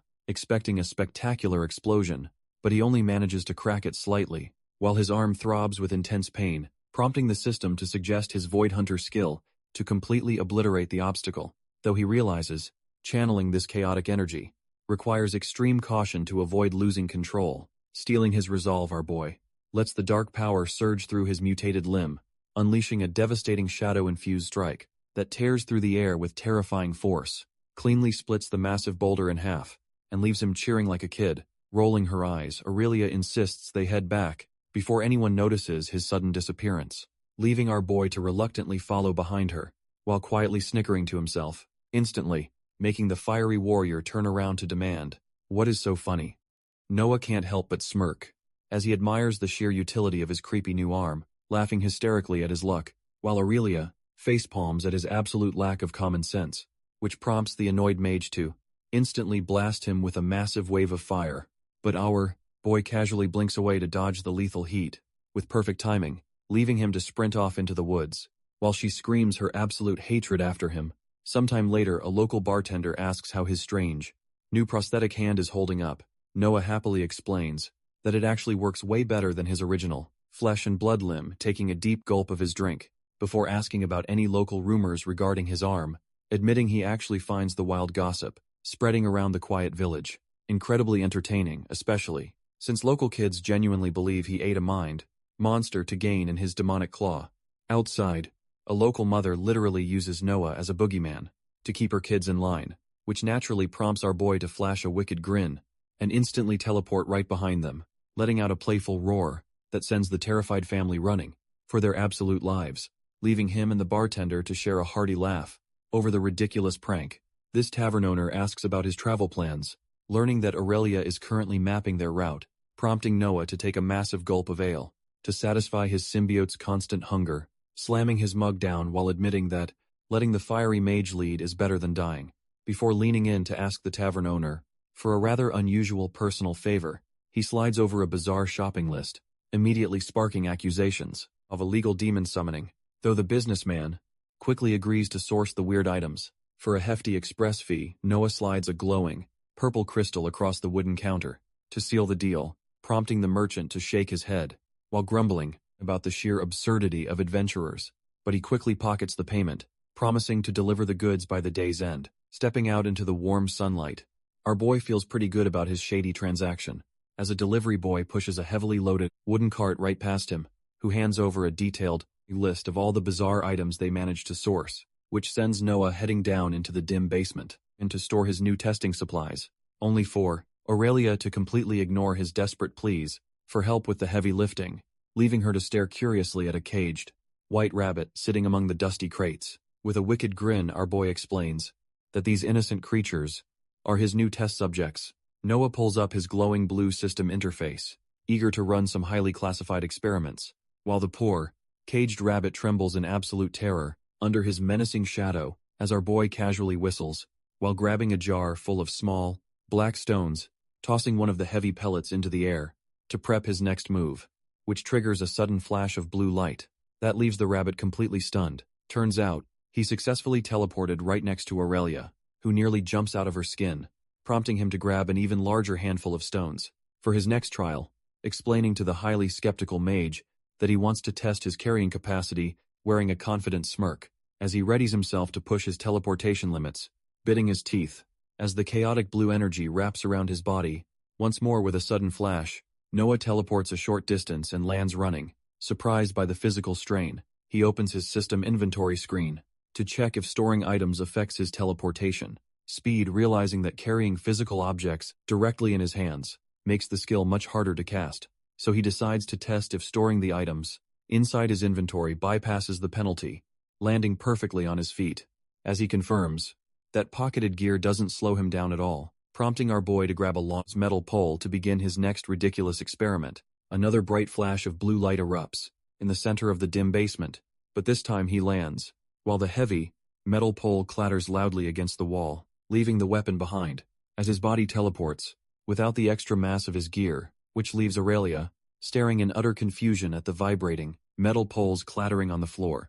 Sitting cross-legged on the floor, Noah prepares to test the exact limits of his teleportation skill. Blue energy wraps around his body as he initiates the jump, leaving the metal pole behind. Our boy gasps in surprise, realizing the heavy weapon didn't make the trip with him. It turns out his skill only teleports items he is actively holding in his hands, prompting him to throw a bunch of random supplies into the air to test his theory. Standing amidst the scattered mess, he holds a single small box to run one final test. Grabbing a tiny black stone from the container, he prepares to trigger his spatial magic again. Balancing the box on his shoe, he teleports to see if indirect contact still counts. Standing right next to a highly bewildered Aurelia, he confirms that mere physical contact isn't enough, meaning he can't just touch a wall. and accidentally teleport an entire building away. With him, Aurelia nods thoughtfully, realizing his teleportation requires channeling mana directly into whatever he holds, explaining that physical contact acts as a necessary anchor and within the world's magical laws, prompting Noah to turn his attention back to the trembling rabbit in the cage, wearing a mischievous grin. As he prepares to test if living creatures can teleport too, he gently scoops up the fluffy test subject, praying the experiment doesn't end in disaster, and immediately triggers his spatial magic, wrapping them both in a bright blue light, landing perfectly intact with the unharmed bunny, much to our boy's absolute delight. Eager for more data, he grabs a jar of glowing, green worms for his next trial, but instantly feels a strange, heavy resistance as he tries to channel his mana, before a sudden blinding flash of light erupts, to consume the entire basement. After recovering from that massive mana drain, Noah sits cross-legged to fully recharge his energy, and immediately proposes a final, highly risky test to teleport Aurelia alongside him, but his spatial magic completely fails to grab her, leaving him glowing alone. Realizing they need direct hand-to-hand contact to anchor her to his teleportation spell, which instantly drains his entire mana pool, while leveling up his blink skill, dumping them both onto the hard basement floor, in a state of absolute exhaustion, dragging himself up. Our boy groggily celebrates their survival, despite the horrific physical toll, while the warrior clutches her throbbing head, questioning if death might actually feel better, prompting Noah to suddenly double over and violently throw up a literal rainbow, before he casually wipes his mouth and claims he is finally feeling much better. Noah realizes his teleportation works fine on small targets, but heavy weights leave him gagging on the floor. Moving on to the next test, he tries, shoving a jar of pebbles into his system inventory, leaving him to manually swipe the scattered stones into the glowing blue interface one by one, which triggers a relentless barrage of system notification, confirming he is successfully hoarding useless rocks, prompting our boy to grab the entire jar, to see if he can bypass the tedious grind, grinding his teeth, as he forcefully shoves the container and directly into his digital storage screen, only to watch the jar vanish instantly, with a satisfying swoosh that defies all physical logic, though he quickly notices the bulk upload actually drained a chunk of his precious manipulator, which brings him to his final, most diabolical experiment, as he gently pats his fluffy rabbit test subject, successfully shoving the poor, confused creature straight into his pocket dimension for safekeeping. Standing over Aurelia, Noah decides to wait a couple of minutes to see if the rabbit survives. This duo waits in awkward silence as the imaginary clock ticks away in the background, before our boy pulls the perfectly healthy rabbit back out of his digital storage screen, wearing a highly suspicious grin, as he asks Aurelia if she wants to jump in next, which immediately triggers her defenses, while he excitedly explains his brand new human storage theory. But the fiery mage flatly refuses to become his next claustrophobic guinea pig, prompting Noah to dramatically swear that he will pull her right back out instantly, only for her to completely lose her temper, and demand he stop annoying her, forcing the tough warrior to embarrassedly admit she is actually terrified of the dark, leaving our boy to hilariously wonder if that childhood fear inspired her entire fire magic career. Noah quickly backs off and apologizes, realizing he pushed the fiery mage just a bit too far. He explains his theory. That time completely freezes for anything stored inside his pocket dimension, meaning he could theoretically store her there, to pause her injuries if she ever got hurt. While she hates to admit it, his crazy logic actually makes a lot of practical sense, prompting the tough warrior to finally give in and agree to his bizarre experiment. She warns him to pull her out immediately, or face a very painful physical beating. But first, our boy safely tucks his fluffy rabbit test subject back into his system, before grabbing Aurelia's bandaged arm to forcefully drag her toward the glowing blue interface, sending her screaming in absolute panic as she gets sucked head first into his digital inventory. Unfortunately, a giant red warning screen pops up to inform him that her weight exceeds capacity. Noah collapses onto the floor, completely drained of mana, after trying to pocket a whole human, but despite the system error, he realizes the storage skill actually did activate for a split second, prompting Aurelia to sigh in relief,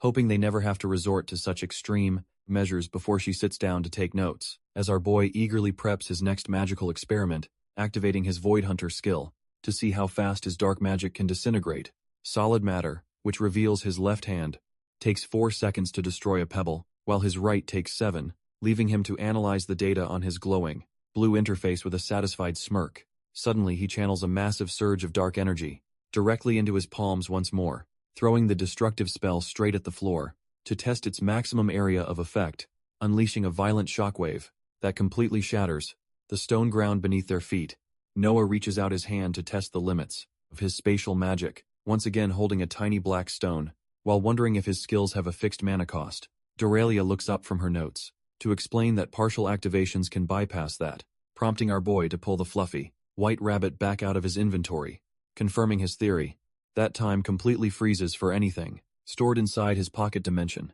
He gently sets the creature down on the cold stone floor with a soft tap, watching the little test subject hop straight across the room toward the tough warrior. Catches the fluffy bunny in her arms, completely caught off guard by its affection, melting her tough exterior, as the little creature happily nuzzles against her warm cheek, until Noah ruins the wholesome moment by drawing a knife to stab the poor thing. Noah quickly waves his hands defensively, trying to calm down a highly protective Aurelia, explaining that he has a backup healing potion ready, just in case his blood test fails, prompting the reluctant warrior to finally sigh and hold the fluffy test subject steady. Our boy offers a quick apologetic prayer before committing to this highly questionable science experiment, swiftly slicing the poor rabbit's leg to create a small, squealing test wound, before immediately slicing his own gloved palm to draw a fresh drop of blood. Squeezing his fist, Noah lets his glowing red blood drip directly onto the injured bunny, which instantly triggers a sizzling reaction that completely mends the creature's flesh,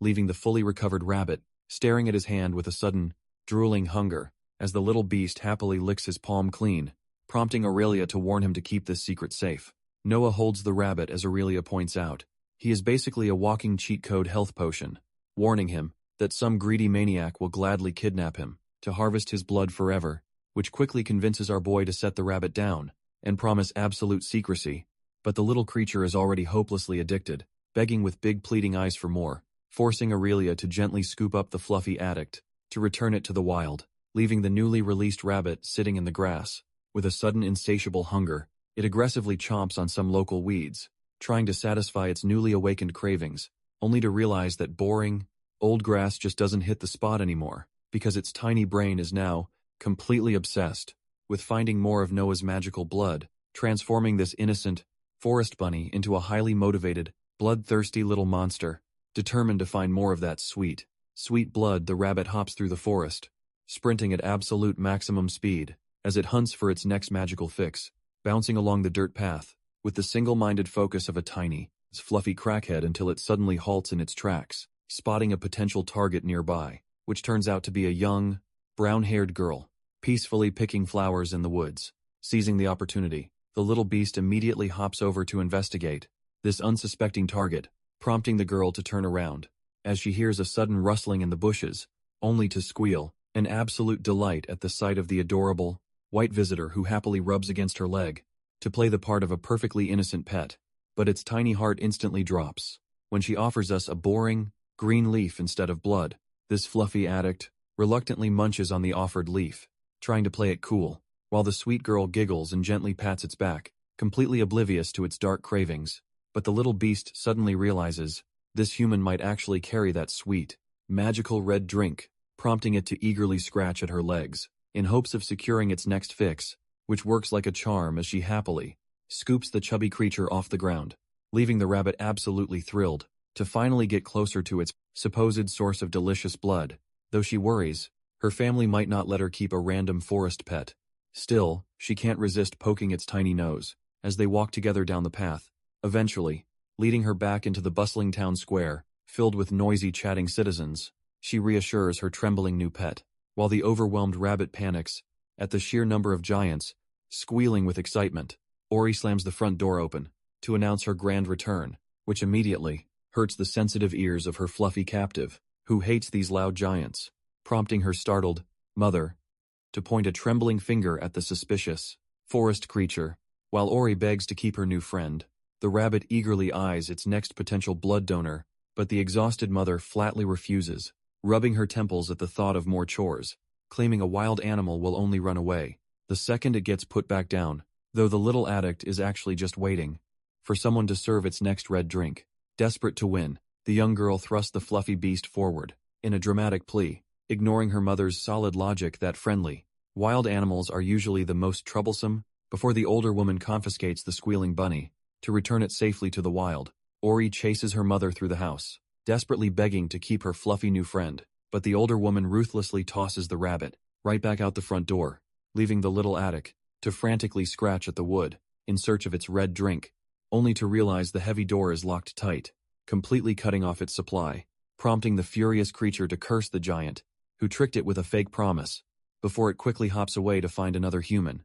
who might carry that sweet blood, bouncing straight into the busy town square. The rabbit weaves through the crowded streets, targeting a bald man, who is casually chatting with a friend, on the brick pathway, stopping right between their boots, to demand their immediate attention, with a soft squeak, which works perfectly as the bald man scoops it up. Wondering why it's out here, this bald man casually muses about cooking the fluffy creature for dinner, sending it into absolute shock, prompting the desperate little beast to viciously chomp down on his hand to secure its next meal. Meanwhile, Aurelia finally returns to their hideout, stepping up to the heavy wooden door, pushing it open to find our boy. Already deep in his next round of magical research, Noah eagerly asks her if there is any way to hide, distracting system notifications. During combat, she casually suggests creating a designated storage folder to sweep all those annoying pop UPS out of sight, inspiring our boy to immediately test the trick by tapping a glowing blue mail icon, which lets him easily swipe the clutter away, with a highly satisfied grin. Next, he turns his attention to his core attributes, wondering how exactly these mysterious stats function, staring intently at the glowing screen. As he prepares to unlock the system, Noah clutches his head in absolute agony, desperately trying to force his way through the pain, but his suffering pays off when the system awards him a brand new soul modification skill, prompting Aurelia to explain that these hidden sub-attributes are usually evaluated by the local guild, though our boy can barely focus, as another wave of intense pain hits his brain. Still, he pushes through to tap the screen, demanding to know more about these hidden stats, which triggers a massive level up for his soul resistance. While he groans in agony, suddenly, a bizarre medical diagram pops up on his screen, showing 3 mysterious colored flames, leaving the poor kid looking completely exhausted and deeply disturbed by what he's seeing, until his brain finally short-circuits from the strain, sending him collapsing straight onto the floor. Meanwhile, the bloodthirsty little rabbit leaps away from its latest victim, leaving a trail of chaos behind.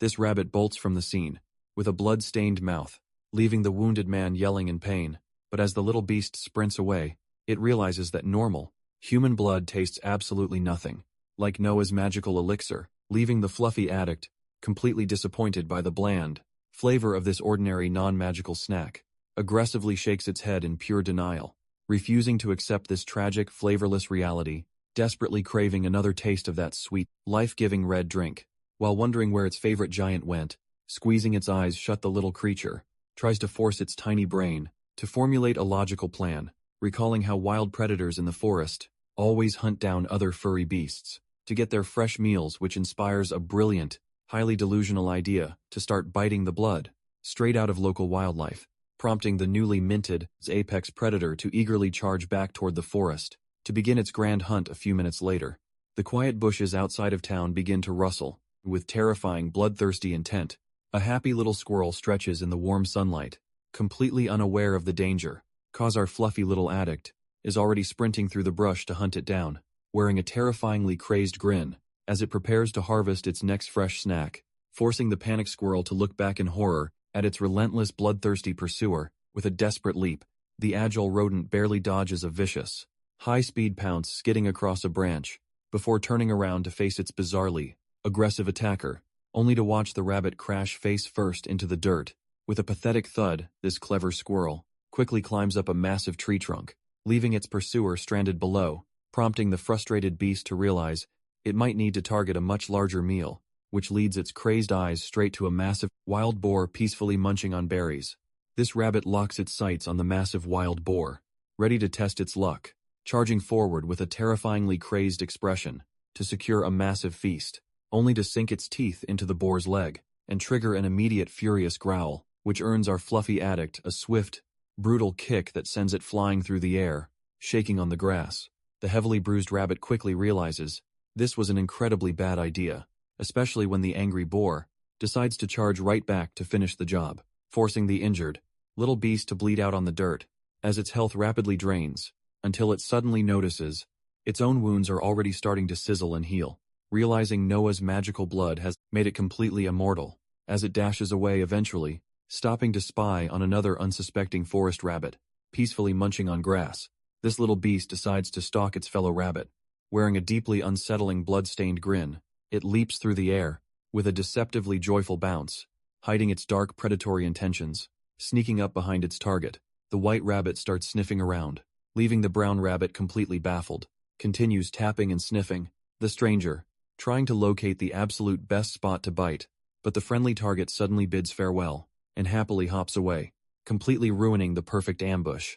prompting our fluffy addict to let out a terrifying hiss. Its eyes glowing with pure, unadulterated rage, it launches a high-speed aerial assault, sending the unsuspecting brown rabbit into a state of absolute panic. A chaotic blood-splattered dust cloud erupts, as the two fluffy creatures engage in a brutal, no-holds-barred brawl. Standing victorious, and covered in fresh blood, the exhausted predator stares down at its defeated opponent, or letting out a monstrous roar, ready to finally feast on its very first successful hunt. This system immediately rewards the rabbit's cannibalistic victory, with a prompt to evolve into a literal murder bunny. While back at the hideout, Noah finally wakes up as Aurelia steps into the room, apologizing for the absolute mess of research papers scattered all over her wooden desk, prompting our boy to marvel at just how much intense planning she's been doing, as she points to a map detailing her quest to hunt down her betrayers. But Noah is far more interested in getting some answers about his own body,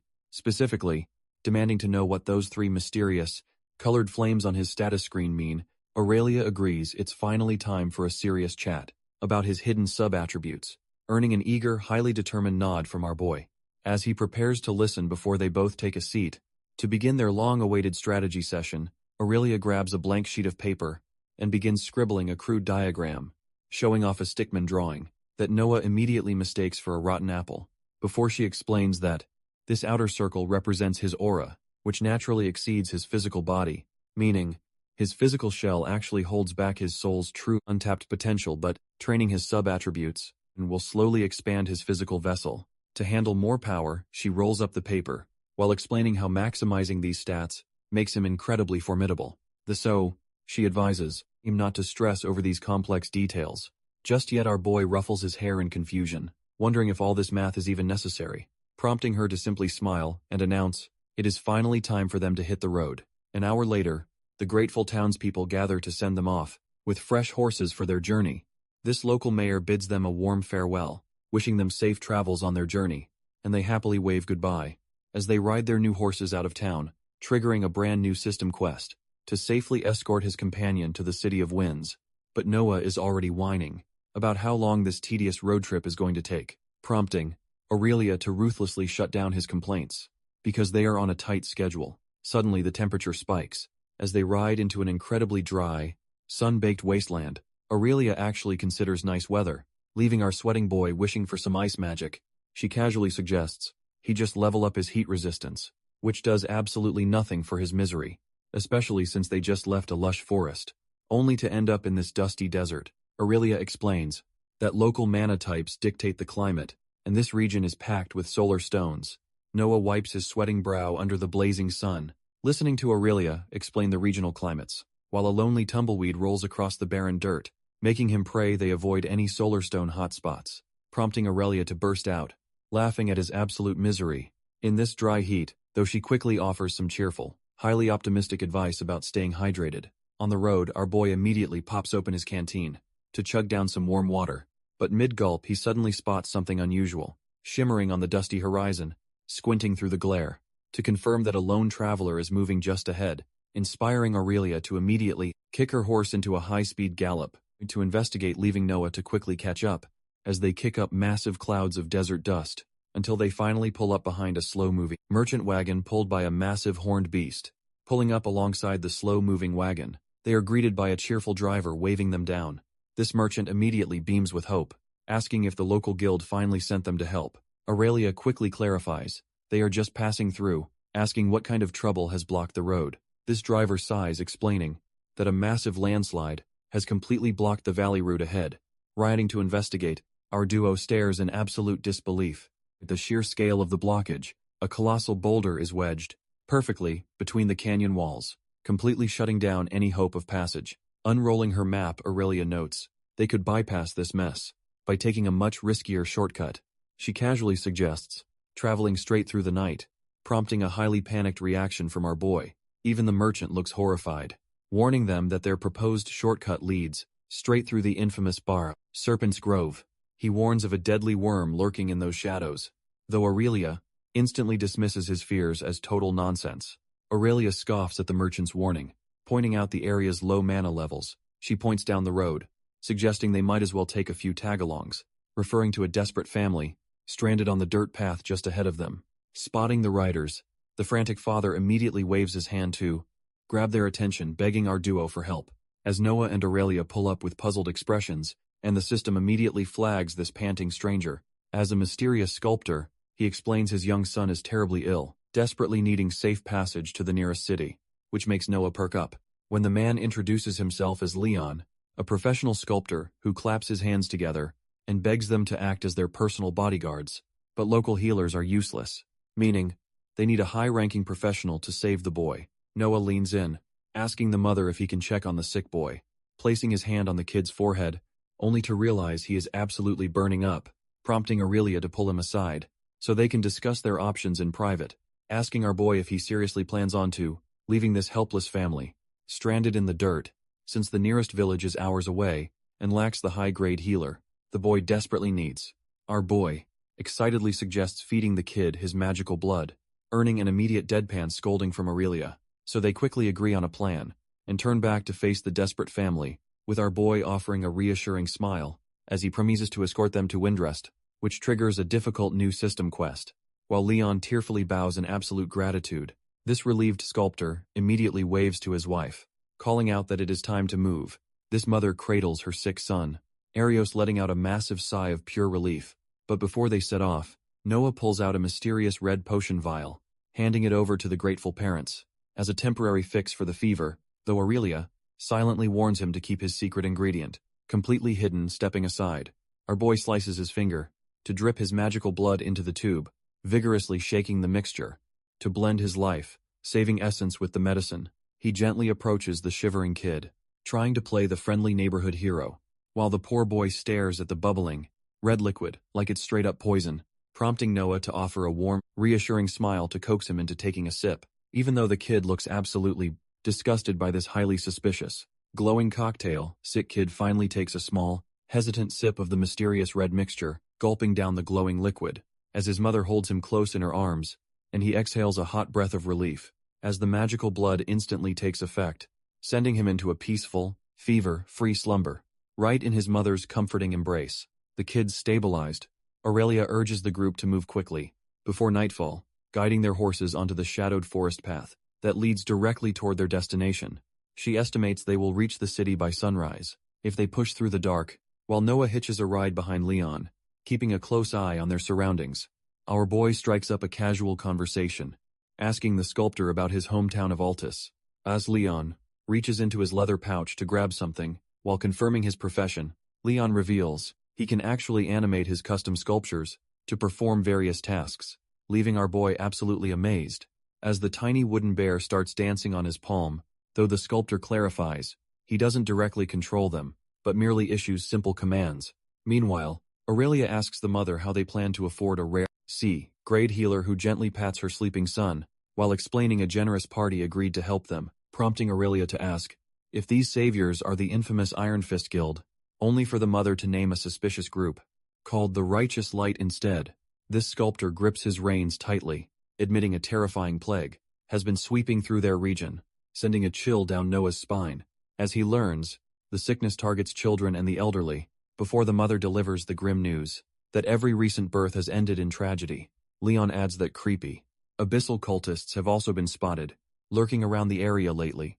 which immediately puts both Noah and Aurelia on high alert as they process this dark news, while Shay quietly suggests moving away once their son recovers, though Leon refuses to abandon their helpful mare. Deepening shadows stretch across the dirt path as their horses continue trotting deeper into the dense woods, but the canopy above grows so thick that even the midday sun struggles to pierce the gloom, forcing our boy to activate his Void Hunter's eyes, just to navigate through the unnatural, pitch-black darkness. Suddenly, Aurelia senses a spike in mana and prepares her magic, praying her worst suspicions aren't true. right before a chilling, high-pitched screech echoes through the trees, sending a shiver down everyone's spine, prompting Aurelia to yell a warning. As Leon panics, desperately steering his horse off the main trail, both mounts gallop wildly into the brush, fleeing whatever terrifying beast is currently hunting them. From the shadows, Noah's system immediately flags a bizarre threat ahead, identifying it as a literal undead bear, bringing their horses to a sudden grinding halt as the eerie silence settles over them, prompting Aurelia to order the panicked family to stay put while she investigates the unnatural darkness, leaping gracefully into the air to get a better vantage point from the canopy above, as she swiftly bounds across the thick tree branches to scout out the path ahead, while Noah realizes they need to escape this creepy forest as fast as humanly possible, of pure dread washing over him as his danger senses scream in panic. Right before, Aurelia drops back down to the forest floor, with a heavy thud, grimly explaining that her worst fears have come true, and they must abandon their mounts, leaving their loyal horses behind, to avoid drawing any more unwanted attention. In the dark, Aurelia slaps the horse's flank, to send their mounts running as decoys, and the startled beasts gallop away, kicking up dirt to throw off their pursuers. Our group dashes through the dark woods on foot, desperate to find a safe hiding spot. Noah asks what is happening as they run, only to learn a sudden eclipse is starting, while Shia tightly cradles her sleeping son, praying they can survive this bizarre celestial event. Looking up at the sky, our boy spots the moon, slowly blocking out the sun, but Aurelia immediately punches him, to stop him from staring at the cursed sky, explaining that when the suns and moon align, a terrifying cosmic entity awakens, which apparently triggers bizarre system notifications about a rabbit evolving into a literal murder bunny, as the Watcher Moon opens its massive eye to cast a deadly gaze upon the world. A tiny rabbit paw aggressively taps a system prompt, instantly transforming the fluffy creature into a roaring beast. Aurelia explains that this cursed event is known as the Watcher's Night, a time of absolute chaos, where even the most harmless woodland creatures turn into bloodthirsty, horned monsters looking for a fight, and the system immediately warns Noah that the Watcher's gaze has inflicted a severe madness debuff. Suddenly, Aurelia grabs our boy's wrist with a tight grip to snap him out of his daze, urgently warning him that they need to find a secure hiding spot before things get worse. Noah nods in agreement, scanning the dark woods to confirm they aren't being actively hunted just yet, while the terrified sculptor and his wife watch their protectors, praying they can survive this nightmare. Unfortunately, dozens of glowing red eyes suddenly light up the pitch-black forest directly behind them as the massive cosmic eye in the sky opens fully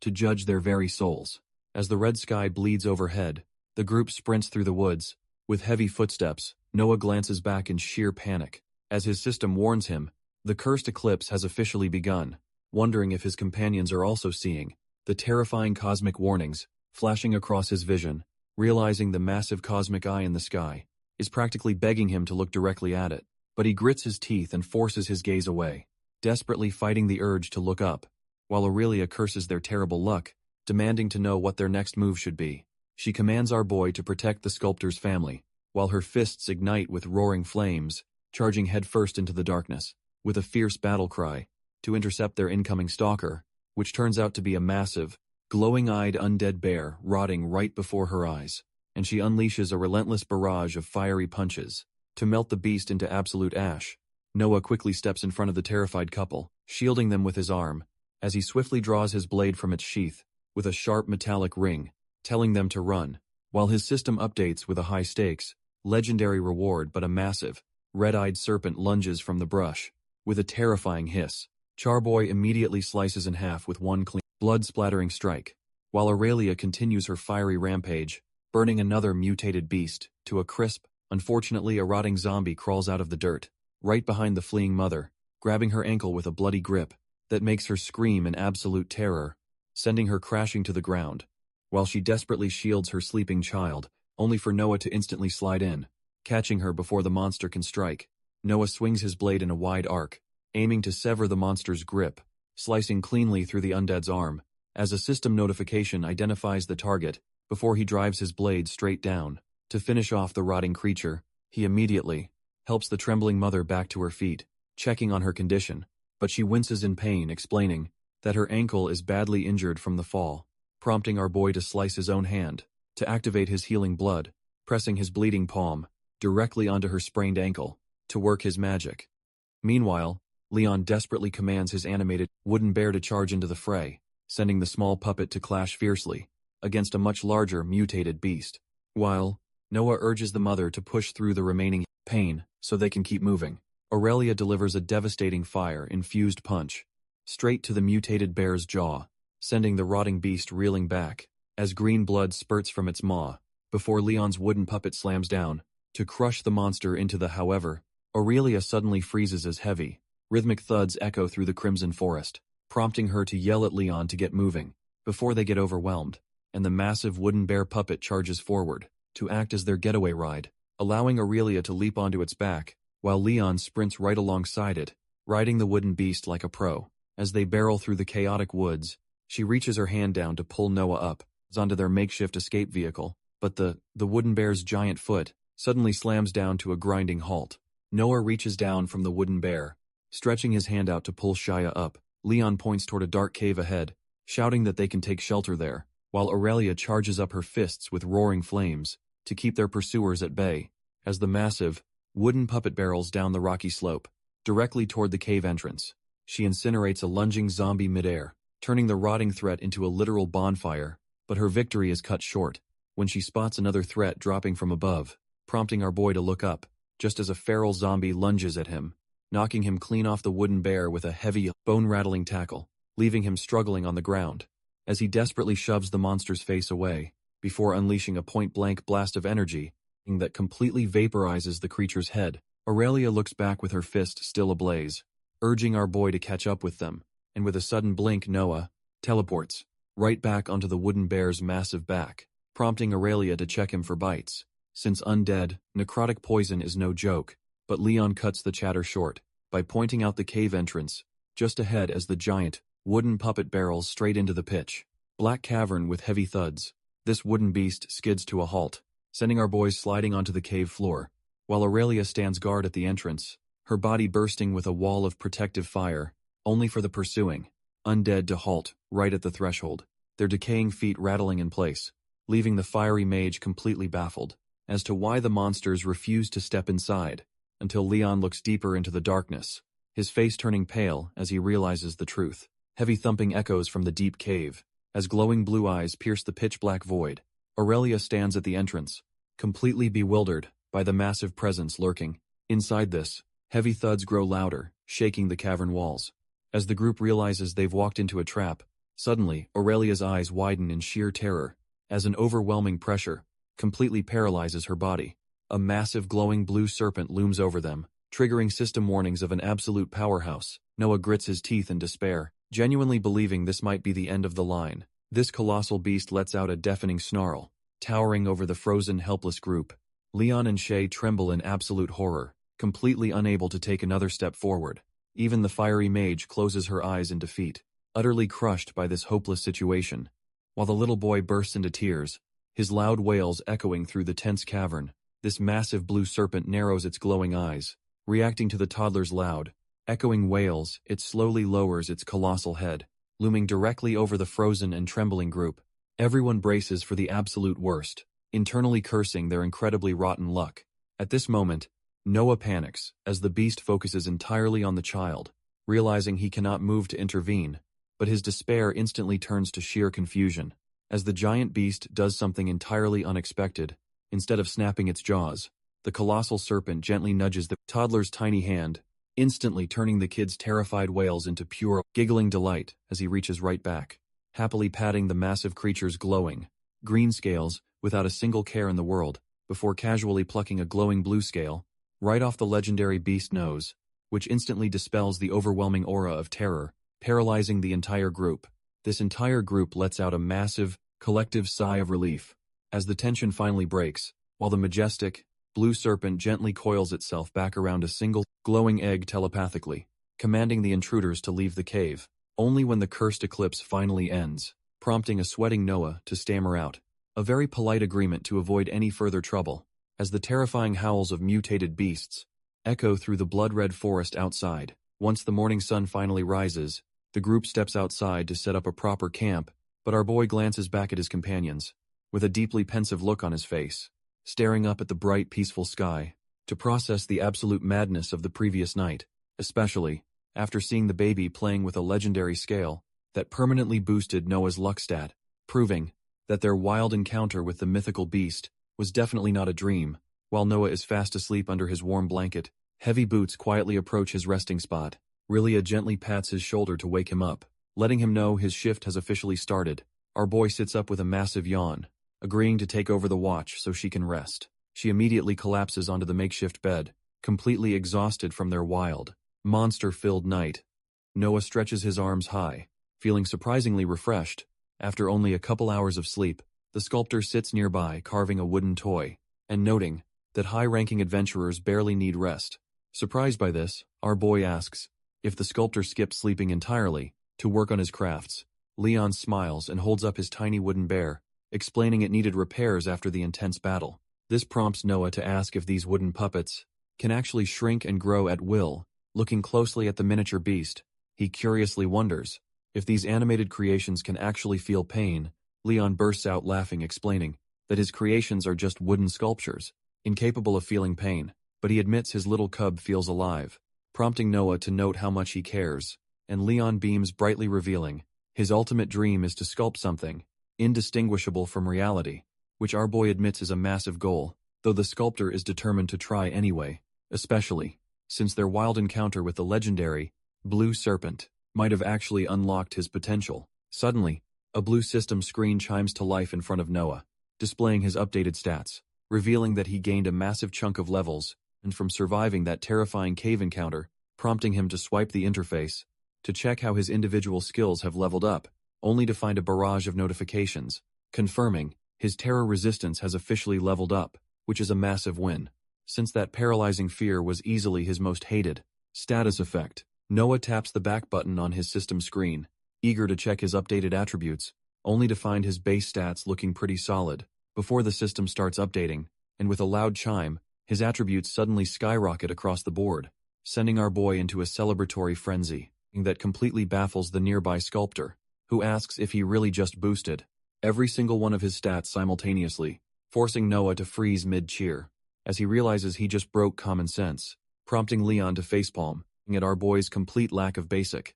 adventurer discretion. Leon urges him to rest, but Noah's body begins to violently tremble from the sudden power surge, as the sculptor warns him that his rapidly expanding aura is putting his body into overdrive, suggesting meditation as a quick fix to stabilize his newly acquired power. Before he explodes, Noah grits his teeth, desperately trying to focus his mind and fight through the agonizing pain as he sits cross-legged to begin a deep breathing exercise, slowly stabilizing his chaotic aura, which immediately triggers a system notification, confirming his mana regeneration has officially leveled up. Meanwhile, Leon watches him closely, surprised by how quickly the kid is managing to recover, until our boy finally opens his eyes, letting out a massive sigh of pure relief. This sculptor asks if he feels better, earning a cheerful nod from a fully refreshed Noah, before Leon explains the strict limits on how many attribute points an adventurer should safely allocate, noting that only wealthy nobles usually learn these safety rules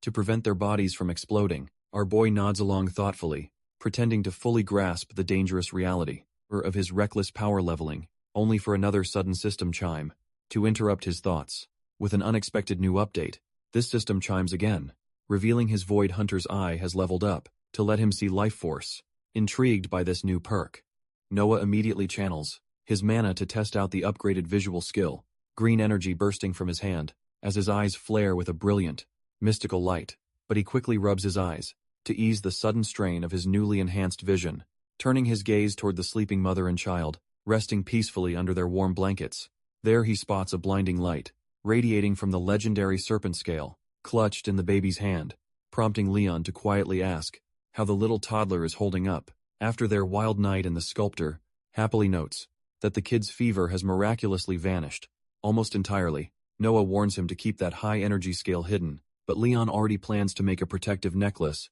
just as Aurelia walks over to check on them, completely unaware of the legendary loot. They're casually discussing, watching the mother and child sleep. Aurelia notes the exhausted monsters give them a perfect head start, as she confidently predicts they can easily reach the city of Windrest before the sun goes down, prompting Leon to head over and gently wake up the resting mother and her baby, while Noah suddenly pops up behind the fiery mage to ask if she is doing all right, causing her to jump slightly, before quickly insisting that everything is absolutely fine. She admits she is still incredibly rattled by their near-death encounter with the legendary blue serpent, but the sculptor interrupts their chat by announcing that the camp is fully packed and ready, promising the baby to keep the magical scale safe until they reach their destination, only for our boy to suddenly freeze. A strange tapping sounds echo through the quiet forest before the group finally arrives at the massive, towering walls of the city. The next day, 2 guards wearing mechanical wings smile warmly before leaping off the massive city walls,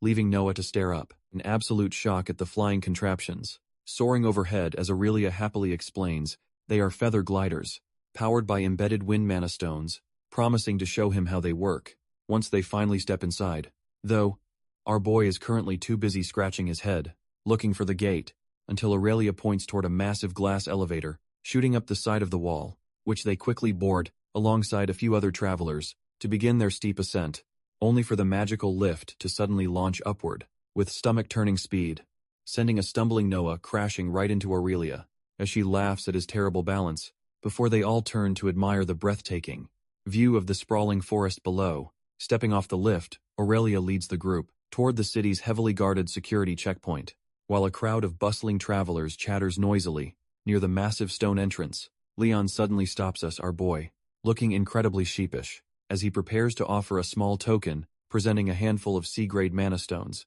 as a heartfelt thank you for their protection. This smiling mother cradles her healthy baby, expressing her deepest gratitude for their heroic rescue. Our boy and Aurelia stare in absolute shock at the surprisingly valuable, glittering orange gems, the sculptor beaming warmly, insisting they accept the reward without any hesitation. Soon after, Noah steps up to the security desk to register his name and age, placing his hand on a magical, lie-detecting orb to confirm he has no cult affiliations, before easily passing the final background check and officially stepping into the bustling city. As Noah strides down the stone hallway, a mysterious hooded companion walks quietly in his path, while a barrage of system notifications suddenly confirms his escort quest is officially complete, rewarding him with a legendary dimensional pocket tome that acts like a supercharged inventory system. But his celebratory thoughts grind to a halt as his boots click against the stone floor, revealing a breathtaking view of the crawling, lit city of Windrest stretching out before them,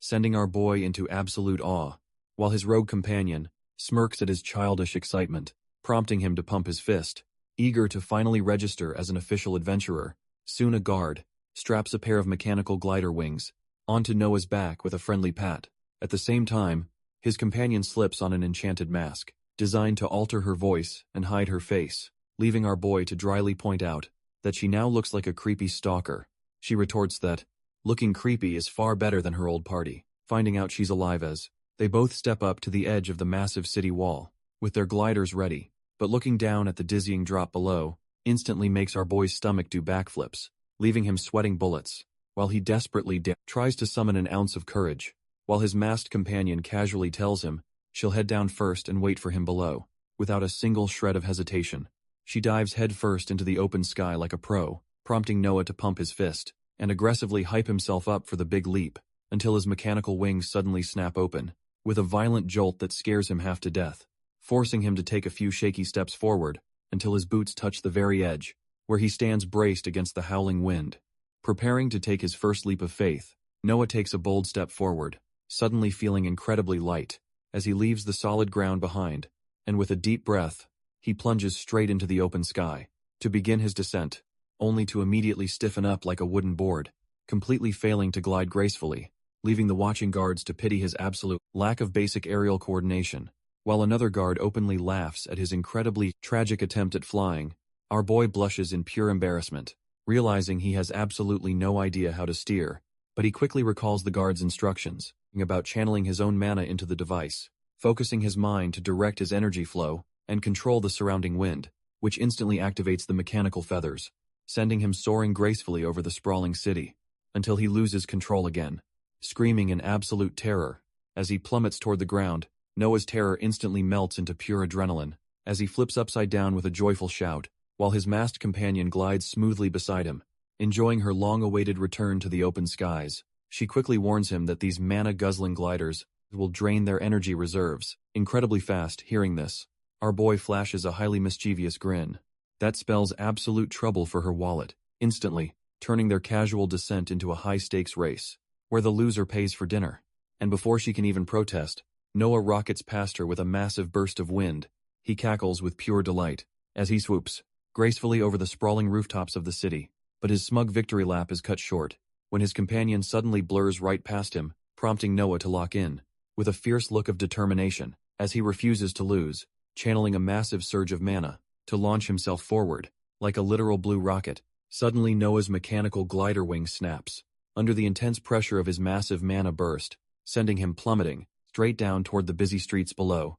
while screaming for his life, as he desperately flails in midair, completely unable to stop his rapid, terrifying descent before he crashes, headfirst into a street vendor's cart. With a spectacularly loud explosion, our boy groans in pain, sitting amidst a pile of squashed watermelons and scattered feathers, while his masked companion lets out a heavy sigh at his incredibly chaotic landing. Taking off the embarrassment, she leads him through the streets to get him registered, but their peaceful walk is cut short by blood-curdling screams echoing from a nearby building, prompting a highly bewildered Noah to stop, dead in his tracks, completely on guard, just as a bruised adventurer is violently hurled through the front door, onto the pavement. This poor guy flies backward through the air, propelled by a massive shockwave of raw force, before he slams hard against the wooden wall and collapses face first onto the stone pavement, while a massive blue-scaled lizard man roars at him to stay out of his guild, prompting Aurelia to facepalm, as she suddenly remembers exactly who runs this chaotic establishment.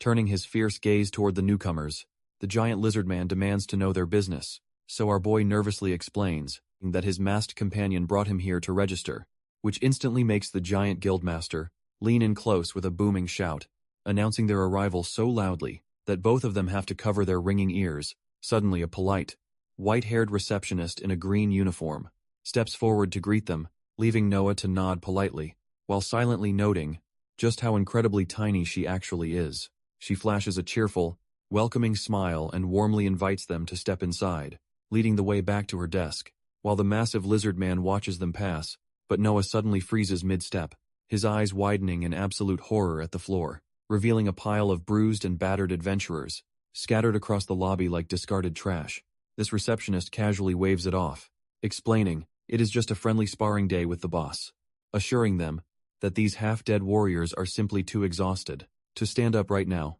prompting our boy and his masked companion to gulp in unison at the sheer madness, before Noah carefully tiptoes over a groaning body, to avoid stepping on anyone's face. Resting her hands on the counter, the tiny clerk asks if they know how registration works, only for Noah to vigorously shake his head, admitting he has absolutely no clue. Noah asks if she's too young for this job, only for her to reveal she's actually a half-celestial. Meanwhile, his masked companion steps up to request a replacement plate, after losing hers on a recent quest, prompting the tiny receptionist to raise a finger and ask for a quick moment to check their records, before a glowing, magical book suddenly flies off the shelf and floats gracefully through the air, standing right in front of the clerk, as she prepares to look up the rogue's registration details, only to casually announce that a reissue will cost them exactly 12 F-grade mana stones without missing a beat. The masked companion drops a handful of high-grade blue gems onto the counter, explaining that she is also vouching for Noah,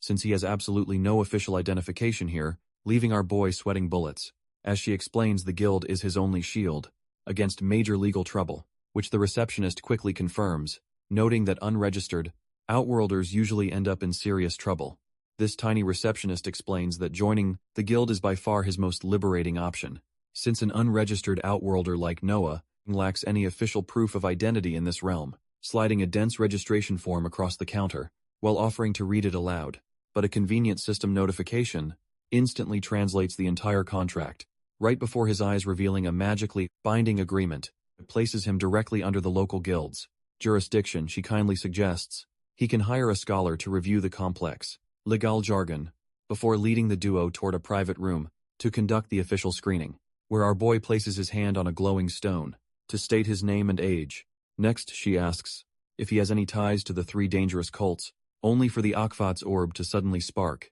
prompting the clerk to demand a full explanation. Noah sweats bullets desperately, trying to work out how to answer, without sounding like a criminal, since he was technically summoned by those exact cultists to be used as a sacrifice. though he did immediately murder them all, and escape with his rogue companion, which he decides is probably too much detail for a basic background check. Keeping his answers vague, he prompts the tiny receptionist to move on to the next off question, who asks if he considers himself a friend or foe to the local kingdom, before presenting a glowing, holographic list of forbidden, dark magic classes for him to review, prompting our boy to quickly lie that he doesn't possess any of those sketchy paths, only for the tiny clerk to suddenly deliver some rather unfortunate news. Suddenly the giant lizard man guildmaster barges in, admitting he couldn't help but overhear their conversation. This giant lizard man steps right into the room, his heavy boots thudding against the floor. Looming over our boy, the massive beast asks if he is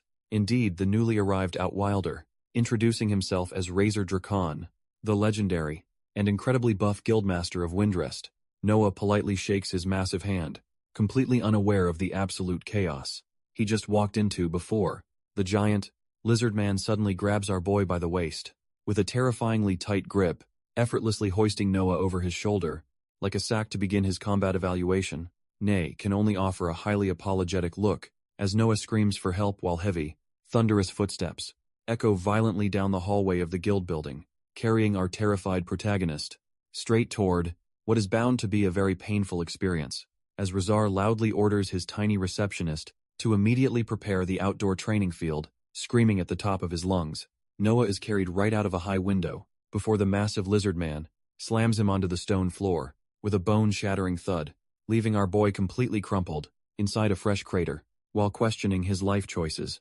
Razar smugly beckons him to stand up and show off whatever skills he has, radiating the absolute confidence of a boss who knows he holds all the cards, prompting Noah to nervously ask for just a few minutes to prepare strategy, which the giant surprisingly agrees to, pointing him toward a nearby waiting chamber. Our boy wastes no time slipping inside, slamming the heavy wooden door shut behind him, letting out a massive sigh of relief, now that he finally has some breathing room, instantly summoning his glowing system interface to search for any desperate tactical advantages. Pulling a thick, black tome from his glowing system screen, Noah decides it is time to pivot. He flips the book open, hoping this legendary item can actually save him from a massive beating. A system prompt pops up, asking if he wants to unlock a legendary dimensional pocket ability. He taps yes, triggering a chain reaction that immediately offers to evolve his basic inventory space, confirming the evolution. His inventory fuses with the pocket dimension to create a massive storage space. Meanwhile,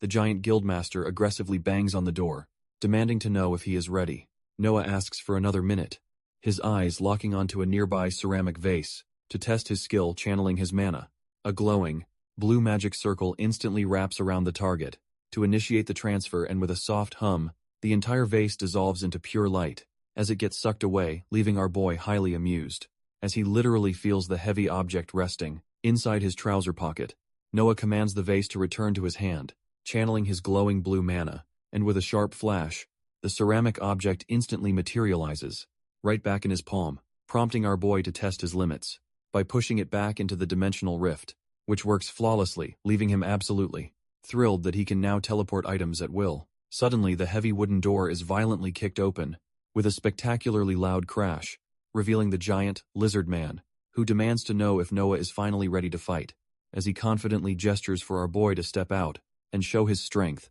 Stepping onto the wide stone arena, Noah stands opposite the massive towering guildmaster, who casually explains that Noah only needs to land a single blow to pass, leaving our boy scratching his head at a condition that sounds almost too easy. This crowd of onlookers erupts into wild cheers, eager to see how this lopsided matchup plays out. Razar chuckles deeply, fully expecting to humiliate our boy in front of the entire guild, as he strikes a massive pose to Lexus, overwhelming million-point aura for the crowd, prompting Remy to let out a tired sigh as she prepares to officiate the match, while the two combatants square off on opposite sides of the massive stone arena. Raising her hand high, the tiny receptionist calls for both fighters to get ready, before chopping her arm down to officially signal the start of the evaluation, sending Noah sprinting forward at full speed to close the distance before Razar can react, drawing his twin daggers as glowing blue magic circles flare up around his wrists, launching himself high into the air to deliver a decisive strike right from above. Just as Noah thinks he has the drop on him, from behind the giant lizard man grins, revealing that he was completely expecting this exact aerial maneuver the entire time spinning around with terrifying speed, to catch our airborne hero completely off guard, and unleashing a devastating counterpunch that connects directly with our boy's midsection, sending him flying backward, to crash violently into the stone floor below. Noah sits up in the fresh crater, coughing up blood while nursing his bruised ribs, while Riser claps mockingly, genuinely impressed that the kid almost pulled off a sneaky trick, but our boy refuses to stay down, his hands trembling as he grips his weapon, triggering a sudden system notification. As his glowing red eyes activate, a desperate survival skill, prompting the giant guildmaster to pause. As he senses a sudden shift in the air, Razor taunts our boy, demanding he heal up and show off some real power. Promptly rising to his feet, Noah channels a dark, purple aura around his twin daggers, before unleashing a rapid slash that cuts through the air. With a sharp hiss, suddenly he vanishes into thin air, leaving the giant lizard man scanning the empty arena, only to materialize directly above his opponent, with a glowing blue magic circle, thrusting his blade straight into the portal, to bypass the giant's defenses, sends the sharp tip of his dagger, warping right toward Razor's neck. Unfazed, the massive guildmaster casually grabs the blade, barehanded, thoroughly praising his void tricks. But Noah is already executing his next move, slipping behind him like a ghost, ready to catch his second weapon, and deliver a truly unexpected follow-up strike. Before Noah can even swing, Razor effortlessly catches both of his wrists mid-air. This giant lizard man smugly advises him to switch to a weapon with better range, but Noah suddenly activates his dimensional storage, causing his daggers to vanish instantly, leaving our boy empty-handed, but safely out of the giant's iron grip, while Rizar casually tosses the confiscated weapons aside, with a disappointed sigh as the twin blades clatter uselessly onto the stone floor. Noah struggles to catch his breath, only for the massive guildmaster to crack his knuckles and declare his turn, sending a wave of pure dread washing over both Noah and the spectators, as the towering beast coils his muscles and prepares to launch a devastating charge, exploding forward with a sonic boom that completely shatters the arena floor. Noah stares at the massive, smoking crater where the giant lizard man was standing. Just a second ago, our boy quickly shifts his stance, wondering if the massive guild master can somehow teleport too, but Razor suddenly crashes down from above, like a meteor, completely shattering the stone floor, forcing Noah to slide backward at high speed. To avoid getting flattened by the shockwave, this giant lizard man chuckles heartily, genuinely impressed by our boy's quick reflexes, before flashing a terrifying, toothy grin, and declaring that the warm-up is officially over. With a sudden burst of speed, Drasar lunges forward to press his overwhelming advantage, but Noah barely manages to block the incoming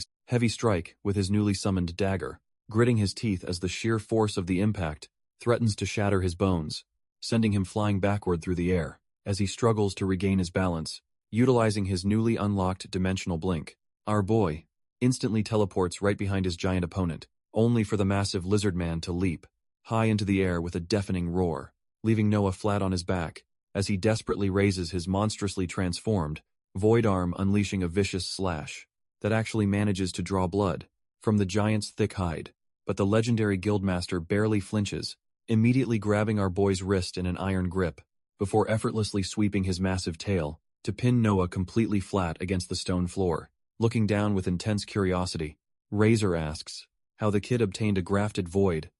beast arm, while our suffocating protagonist internally screams, because he literally cannot draw a single breath. Suddenly Noah's body begins to tremble, as a surge of dark, purple energy violently erupts outward, catching the giant lizard man completely off guard. As the sinister aura wraps around them both, sensing the sudden surge of dark energy, the giant guildmaster immediately tries to shut it down, but Noah merely grits his teeth, completely unfazed by the giant's condescending remarks. Razor doubles down on his grip, confidently explaining that his overwhelming aura has completely paralyzed our boy, which would be a great speech if Noah hadn't already activated his dimensional pocket right under him, instantly snatching the giant's leather pants right off his body with a swift, magical swipe. Sudden breeze leaves the massive lizard man completely stunned, as his brain struggles to process the theft, while the shocked crowd gasps in horror at the giant's newly exposed, family-friendly lower half. Teleporting a safe distance away, our boy catches his breath,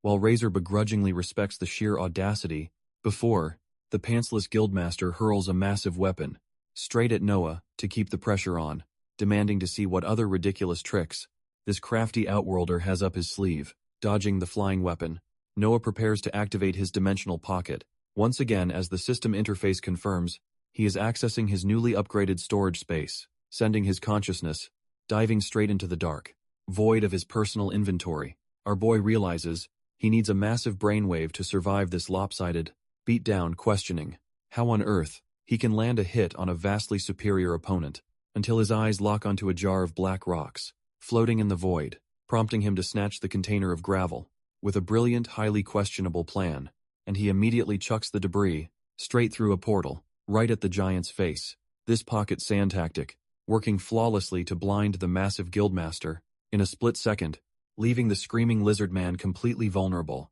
As a dozen magic circles materialize above him, Noah hurls the gravel through his portals, aiming the debris straight for the giant's eyes, and the pocket sand tactic works perfectly, leaving Razor blinded and thrashing in pain. But a sudden system warning flashes red, alerting our boy that his mana is dangerously low. Ignoring the alert, he activates his dimensional blink to launch one final, desperate assault, only for the massive lizard man to instantly grab his ankle midair, with terrifying precision, effortlessly flipping our hero over like a rag doll, to completely shut down his momentum, and slamming him hard against the stone floor, to deliver a brutal reality check. Coughing for air, Noah simply grins, and whispers that the giant should have looked behind him, prompting Razor to turn around, just as a dozen glowing portals materialize in the air, sending a barrage of summon daggers flying forward, to finally land the winning strike. Razor glances back in surprise, as Noah's dagger successfully pierced his thick hide, but instead of getting angry, the giant lizard man simply flashes a massive,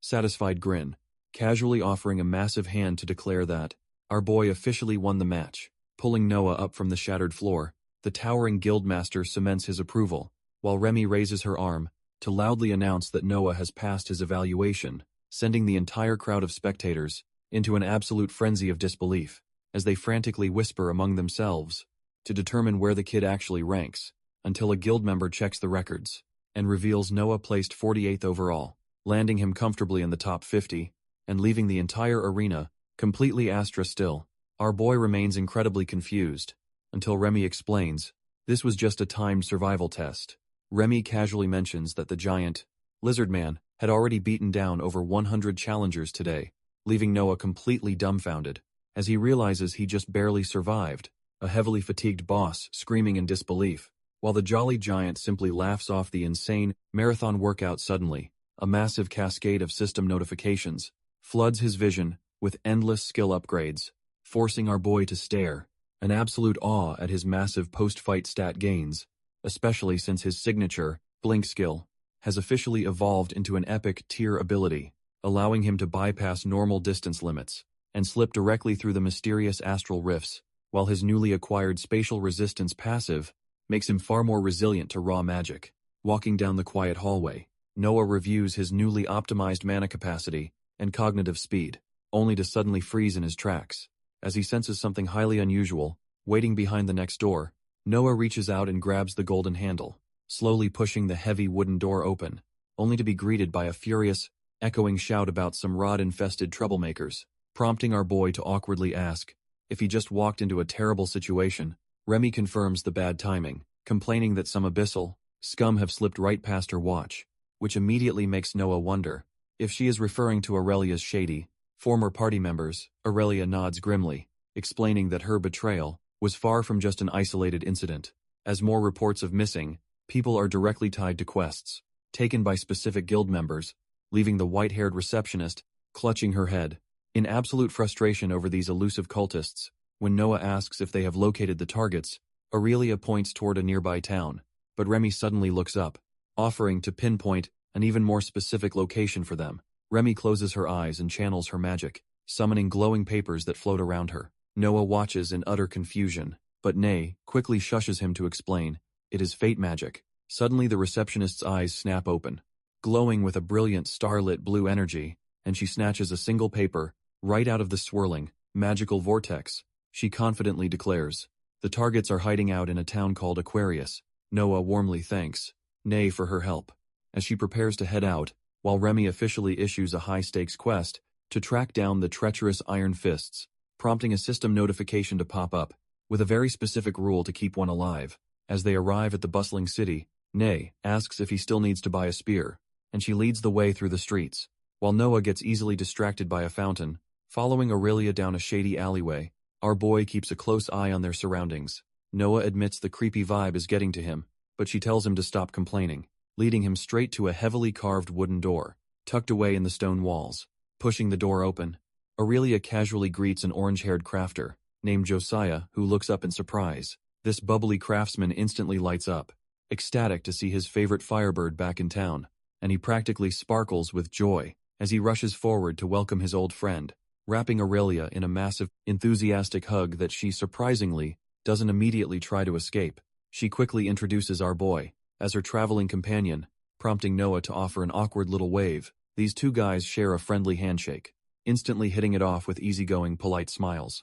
Turns out Josiah comes from a legendary family of genius crafters. Though he humbly downplays his talent, Josiah suddenly looks down, curiously asking Aurelia what happened to her signature combat gauntlets. She sighs deeply, explaining they were lost during her capture by that shady cult, but her grim expression quickly shifts as Josiah hints at a potential silver lining. This bubbly crafter eagerly offers to forge her a brand new, custom spellbound set instead, and Aurelia happily accepts the offer, hoping he can finish the job by today. Turning his attention to our boy, Josiah asks if he needs any custom gear too, prompting Noah to request a spear, before the crafter happily leads them inside. Walking down a grand hallway, lined with high-grade weapons, the duo heads toward the vault, where Josiah presents a sleek spear, capable of unleashing 3 simultaneous strikes at once, before showing off a rare wind-attuned spear designed to launch devastating blades of air. Josiah cheerfully encourages him to look around, though our boy seems slightly overwhelmed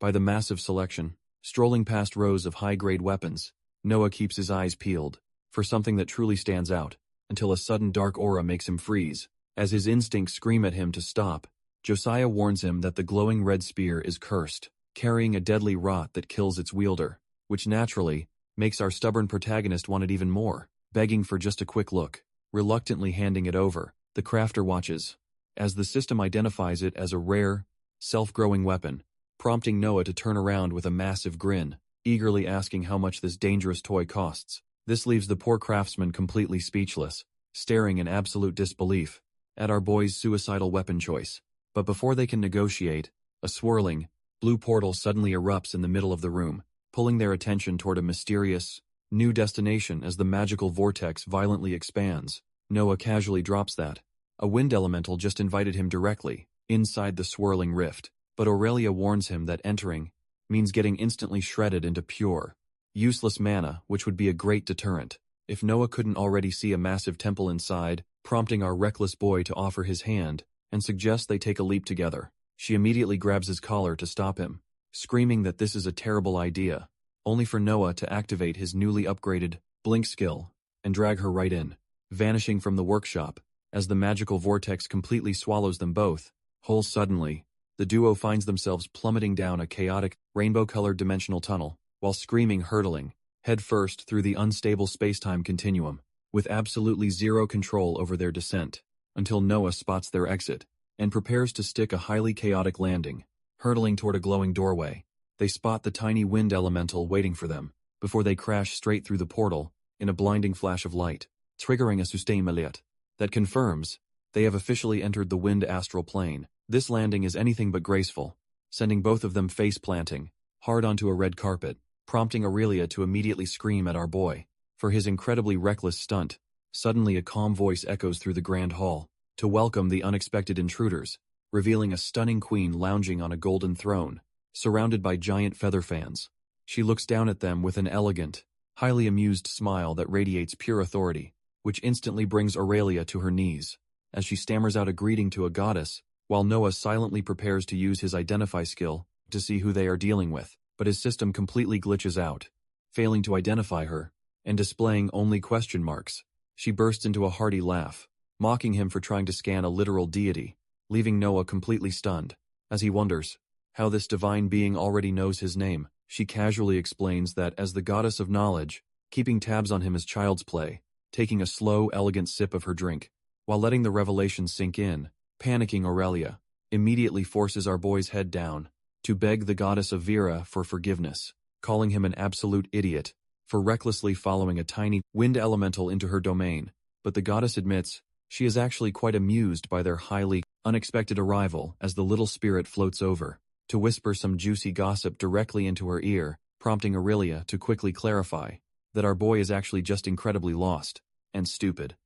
Aurelia continues to roast our boy, suggesting his parents must have dropped him on his head, but the goddess gently intervenes, calmly explaining that this reckless trip wasn't entirely Noah's fault, pointing out that fate, or rather, the strange parasitic entity clinging to his arm, pulled him here, before snapping her fingers to offer him a much-needed, celestial shower to wash away the stench. Instantly, a massive torrent of magical water blasts Noah, making him screech like a startled cat, leaving our boy blinking in absolute shock, as the sudden deluge completely vanishes, only to realize his clothes and hair are completely dry. Despite the massive downpour, while the goddess floats down to explain, she just cleansed the corruptive void residue from his body, fighting right up to his face to inspect her handiwork, with an incredibly smug grin, forcing Noah to hold his breath. As the divine presence suddenly gets way too close, suddenly the goddess reaches out and casually yanks the cursed red spear right out of Noah's system screen. Vera inspects the weapon, noting it once belonged to the legendary Scarlet Valkyries, LED by Realina, pointing out that, while the spear is currently dripping with deadly crimson rot, it still holds immense power. Looking directly at our boy, Avira asks if he realizes that Raylina herself has marked his very fate, which only leaves Noah sweating in utter confusion, since he has absolutely no idea who that is. Aurelia quickly chimes in to explain that Raylina was actually the ancient long-lost goddess of war, while Avira paces around with the weapon, confirming it indeed belonged to that legendary divine order. Turning back to him, Avira drops a massive bombshell, claiming Noah must have already met this legendary war deity, sending our protagonist into a state of absolute shock, as a sudden forgotten memory flashes in his mind, recalling a mysterious armored woman who once gripped her hands and tearfully apologized to him. Noah squeezes his eyes shut, desperately trying to piece together that hazy, fragmented memory, but he admits to Avira that the details are slipping right through his fingers, prompting the goddess to stare back with an intense, knowing look in her eyes before a subtle, highly enigmatic smile slowly begins to play across her divine lips. She wraps the cursed spear back up, explaining his fate. Touched, Mark will guide him straight to Raylina, instructing our boy to deliver a message about a long-forgotten promise when they finally meet. Seizing the moment, Aurelia steps forward to ask the goddess a crucial question of her own, demanding to know how the treacherous, abyssal cult is currently infiltrating their guild ranks. Unfortunately, Avira casually floats her drink away, claiming this is one secret she cannot share. Since the dark void completely shields the cult's movements from her divine sight, Avira offers a compromise, pointing out her massive library, filled with rare knowledge and even human rock music, but she demands a fair trade of knowledge for knowledge, wanting something she doesn't already possess, leaving the duo scratching their heads as they try to think of a worthy trade, until a sudden stroke of genius hits our boy, making his eyes light up with excitement. Grinning mischievously, Noah approaches the goddess, claiming he has a secret too scandalous to say out loud, and as he whispers the juicy secret, Avira gasps in absolute shock, clutching her chest, while Aurelia stands in the background, completely bewildered by whatever nonsense Noah just shared. Satisfied with the trade, the goddess officially grants them free rein to explore her divine library, before floating away with a warning not to disturb a grumpy resident named Vati, prompting Noah to proudly admit he just traded some top-tier celebrity gossip from his old world. While Vera takes another sip of her drink, Noah smugly boasts about his god-handling skills, leading them straight into the massive divine library, where our boy immediately starts hitting the books, but his reading session is cut short when his parasitic arm suddenly begins to, prompting Noah to happily welcome back Tony, his weirdly sentient void arm after its long nap, as the sleepy parasite yawns and pats his chest, completely unfazed by their recent divine adventures. Reaching into his pocket, our boy decides it's time to pitch a highly unusual upgrade, pulling out a gold ring so Tony can finally experience some well-deserved personal space, and gently sliding the band onto his dark, clawed finger to see if it fits, asking the parasite if it can successfully inhabit the jewelry and gain some much-needed independence, which triggers a sudden surge of dark energy, as Tony eagerly accepts the cozy new home. Swirling, dark energy violently wraps around the clawed hand, as the golden ring begins to fuse. As the ring's central, red eye suddenly erupts with an intense, blinding crimson light, and just like that, the dark hand proudly displays its brand new, eye-catching accessory. The sentient ring blinks in utter surprise, realizing it now has its very own body, prompting Noah to burst into a cheerful laugh at his parasite's adorable new look peering down through the ring's fisheye lens, and to ask if his buddy is feeling all right. Our boy then asks Tony to try detaching himself, leaving the parasite completely stumped, till a sudden light bulb moment hits the little guy, sparking a brilliant idea, causing the band to swell up and strain against the dark, clawed finger, before Tony successfully detaches, sprouting a pair of tiny energetic red wings. Noah watches in awe as the newly detached parasite flaps its tiny red wings right in front of his face, revealing a surprisingly adorable, single-eyed bat form that instantly wins over our protagonist's heart, prompting our boy to watch the little creature flutter around the massive library with pure childlike wonder, until a sudden system notification chimes, announcing that Noah has officially reached level 91, while another screen pops up to reveal his rank has increased to intermediate, unlocking a brand new metamorphosis skill, leaving him absolutely stunned by the massive stat boosts and free attribute points he just secured. As Noah continues, browsing the endless bookshelves to find some useful, ancient lore, a familiar, squeaky voice suddenly calls him a stinky man from behind, putting our boy to dryly fire back that the little wind spirit's mother had far better manners, only for the hyperactive elemental to start spinning around him, eagerly promising to show him something cool. This hyperactive wind spirit cheerfully waves at Noah as he follows her down the hallway, leaving our boy slightly skeptical about where this hyperactive guide is actually taking him, until a massive, swirling blue portal suddenly materializes right in the middle of the corridor, prompting Noah to smirk as he realizes his little tour is about to get interesting. Deciding a quick stroll through a dimensional rift won't hurt, he steps right into the light, only to emerge inside a breathtaking, sunlit conservatory, where the little spirit eagerly awaits him. Walking down the lush green path, Noah follows his glowing guide deeper into the massive greenhouse, but his eyes suddenly widen in sheer disbelief as he spots what lies ahead, revealing a magnificent glowing fountain that seems to be the source of the area's magic, as several more adorable wind elementals suddenly materialize,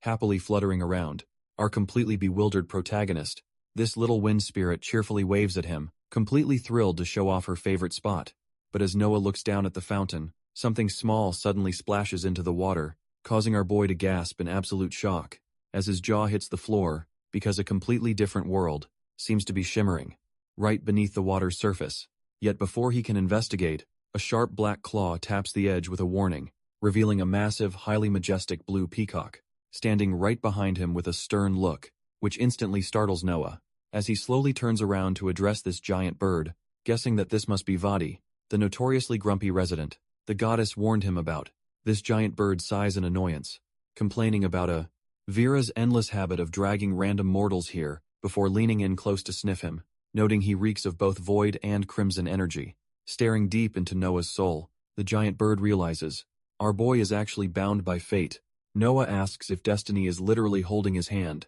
but Vadi quickly shuts down that fantasy, explaining that fate merely stacks the deck to make certain paths much more likely to happen, meaning our boy's strong cosmic ties would have dragged him to this sanctuary. Eventually, however, the grumpy peacock has zero patience left and demands Noah get lost, immediately warning him to never trespass in the wind and astral realm again, unless he wants trouble. Instead of running, our polite protagonist bows deeply to ask one final, crucial question, bringing up the mysterious scarlet spear he was just researching back in the divine library, since he cannot find any way to stop its deadly crimson rot from consuming him. Vadi delivers some brutal news, revealing that healing magic actually makes this incurable rot worse. Noah frowns, asking the giant bird what his next move should actually be. Vadi explains he must bond with the spear's spirit and let the rot run wild, warning him that he has to tame the weapon before the corruption completely consumes him, leaving our boy to stare at the newly identified Spear of Crimson N,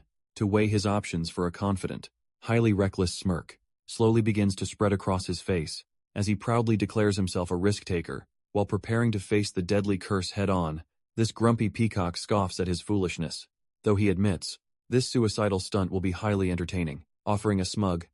thank you as the crimson energy begins to swirl violently around him, unleashing a massive torrent of dark, red power that completely engulfs his entire body. While a barrage of system warnings pops up, asking if he truly wants to bond with death. Noah braces himself as the crimson energy surges, ready to dive headfirst into the curse, only to immediately splash down into a literal, bone-chilling lake of fresh blood, finding himself surrounded by massive, towering piles of rotting corpses under a crimson sky. Our boy looks around in absolute horror, completely bewildered by this nightmarish landscape, wondering what kind of twisted realm he just stepped into, as a sudden presence looms, standing completely alone. In the middle of a literal river of death, he tries to orient himself, but the sheer volume of fallen soldiers lining the shores makes his stomach churn. Suddenly, a lone female warrior, holding a massive spear, appears through the hazy, red mist, prompting Noah to instantly draw his weapon and charge forward to defend himself, only to freeze when he locks eyes with a scarred, red-eyed woman staring right back. Noah realizes this battle-scarred warrior is the legendary Scarlet Valkyrie remnant he needs to bond with. She skips the pleasantries and immediately lunges forward with a deadly lightning-fast swing, unleashing a massive wave of crimson energy that threatens to tear him to shreds, forcing our boy to teleport away at the absolute last second to avoid getting skewered, as her devastating attack obliterates the ground behind him in a massive fiery explosion. Sliding backward across the river of blood, Noah quickly reassesses his highly aggressive opponent, only to watch in horror as she effortlessly rips her weapon back from the flesh pile, leaping high into the air to prepare another crushing, downward strike with terrifying speed, her glowing red eyes locking onto him with absolute, cold-blooded killer intent, before she unleashes a massive vortex of golden flames that completely engulfs the battlefield. Noah barely has time to process the heat, as the massive vortex of golden flames closes in, but the Scarlet Valkyrie isn't done, summoning a massive rain of crimson spears from the sky, forcing our boy to curse under his breath, as the deadly projectiles lock onto his position, and though he teleports away, the relentless barrage completely obliterates the ground right behind him, only for the warrior to instantly give chase, her foot splashing violently into the river of blood, as she dashes forward with terrifying speed, determined to end this fight once and for all. Our boy glances back in sheer panic, realizing this relentless warrior is already right on his heels. Swiftly pulling off a slick teleportation trick, he materializes directly behind her as she swings at empty air, seizing the perfect opening to swing his own spear, with everything he has left, cleanly impaling her through the chest, ending her relentless assault. In a sudden spray of blood, Noah winces in pain, as her acidic blood starts sizzling against his bare skin. The crazy warrior doesn't even blink, screaming as she charges right back through the flames, spinning her weapon into a massive fiery vortex, while Noah prepares for the next impact as she leaps high into the air to deliver a devastating downward strike, unleashing a brutal explosion of energy that our boy barely dodges, with a timely teleport, sliding backward across the bloody lake, while realizing just how close he came to dying before he channels his own dark energy into his spear for a final counterattack, rushing forward with absolute determination to end this exhausting duel once and for all, throwing his weapon with incredible force as he tells her to catch his best shot, leaving the legendary warrior staring in absolute shock. As the battle finally reaches its end, Noah's thrown spear hits its mark perfectly, impaling the legendary warrior right through her chest. Before she can even process the blow, our boy teleports directly above the bloody battlefield, landing a devastating follow-up slash that sends another massive wave of crimson blood spraying everywhere as the heavy droplets sizzle and dissolve into the boiling lake of death below. Sliding back to create some distance, Noah watches his stubborn opponent struggle to stand, quickly raising his hand to summon a glowing, blue magic circle to finish this, which instantly locks onto the spear, still deeply embedded in the warrior's back, ripping the weapon free with a brutal yank that makes her scream in agony. This crimson spear flies straight back to its master, cutting through the hazy red air, allowing Noah to deftly spin his weapon as his exhausted opponent finally drops to her knees. This blunt end of Noah's spear thwacks her right on the head, with a sickening crunch, leaving our boy panting heavily as he stands victoriously over his kneeling, defeated opponent. But this relentless warrior merely growls in fury, refusing to accept her sudden defeat. She suddenly unleashes a massive burst of golden flames that forces him back, leaping high into the air once again, to deliver another devastating downward strike, which detonates against the bloody ground, with a deafening, absolutely massive explosion, sending Noah flying backward, to crash violently into the shallow lake of blood. Clutching his bleeding chest, our boy groans in pain as he watches her closely, realizing to his absolute horror that her severe wounds are rapidly stitching themselves shut,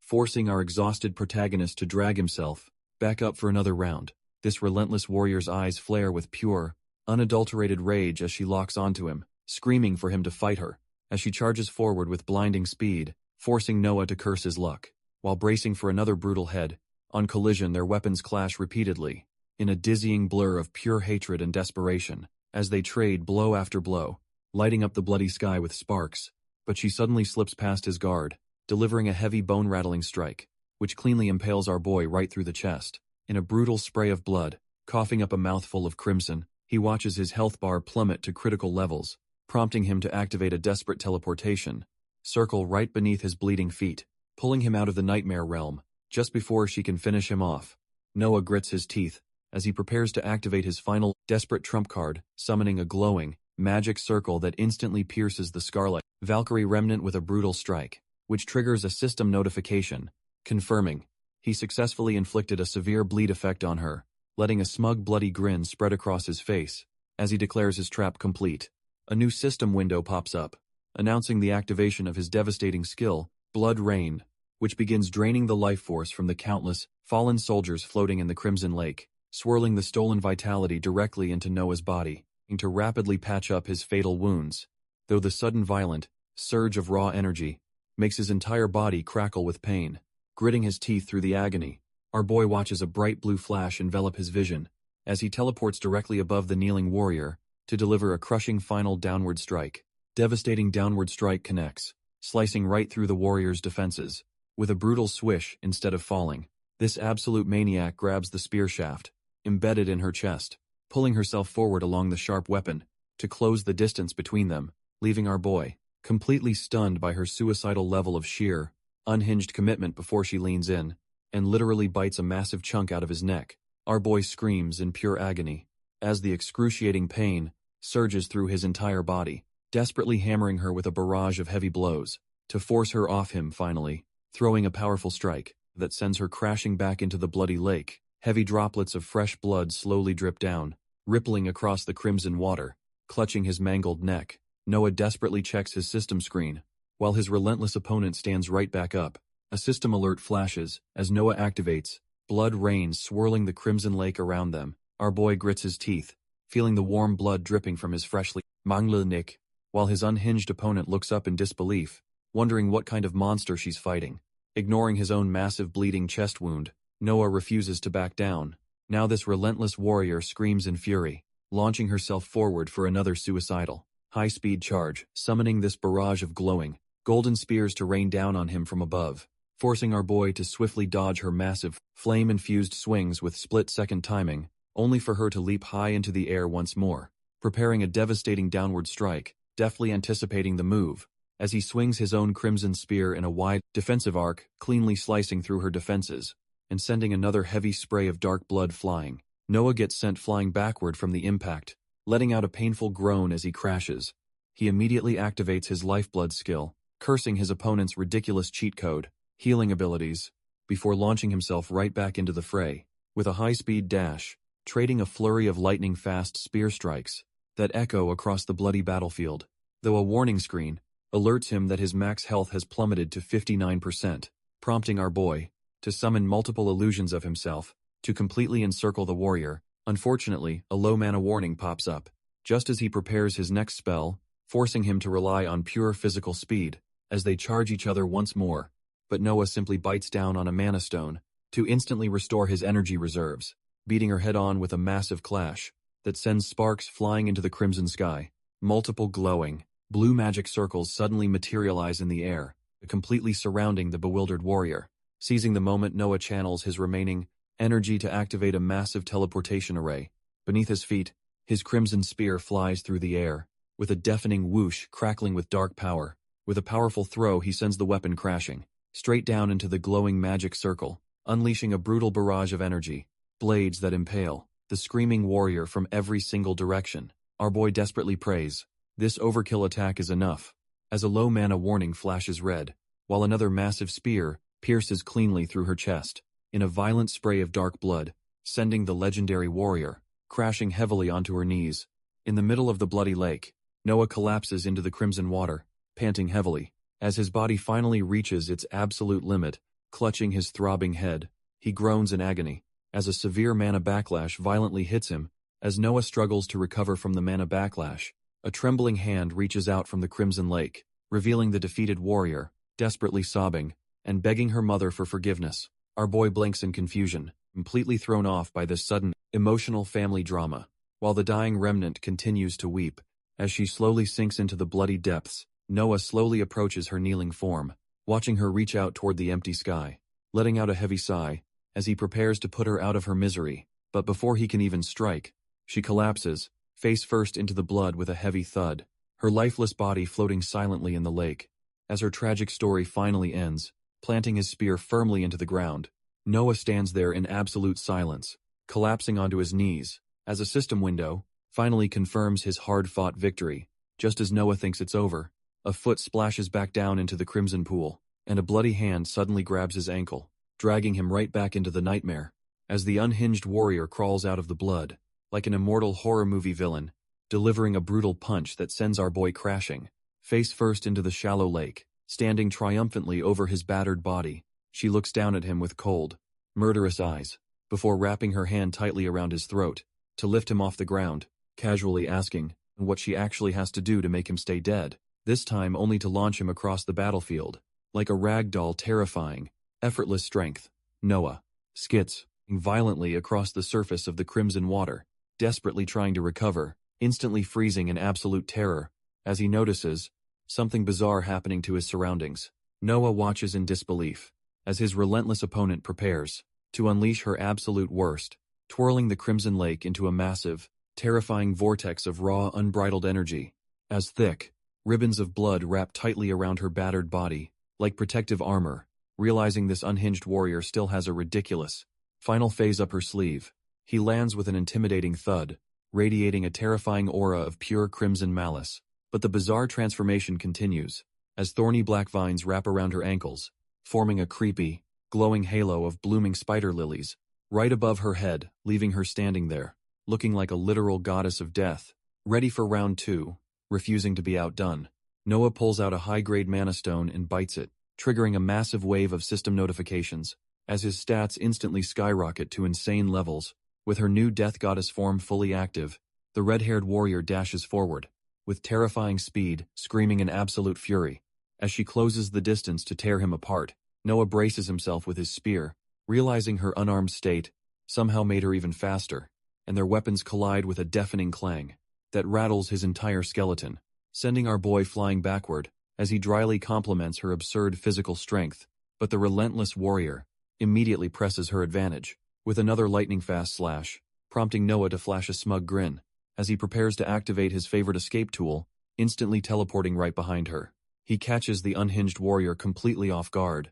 swinging his spear in a brutal arc that she barely manages to block in time, only for her to instantly grab him by the collar, completely shutting down his momentum. Noah gasps for air as her iron grip tightens around his throat, cutting off his oxygen. He effortlessly hoists him into the air, leaving our boy dangling like a helpless rag doll. Gritting his teeth, Noah desperately tries to pry her hand off, before delivering a sharp kick. His boot connects solidly with her chest, forcing her to release him. As his spear falls, he barely flinches, mockingly reminding him that raw, physical strength alone won't save his life today, and she immediately counters with a massive, swirling blood slash that catches him completely off guard, sending our boy skidding backward across the Crimson Lake. As his boots splash through the water, collapses onto one knee, coughing violently, while desperately trying to catch his breath. But a sudden memory of his dragon mentor reminds him of an even tougher opponent, parking a brilliant idea that just might give him the ultimate edge. To win this fight,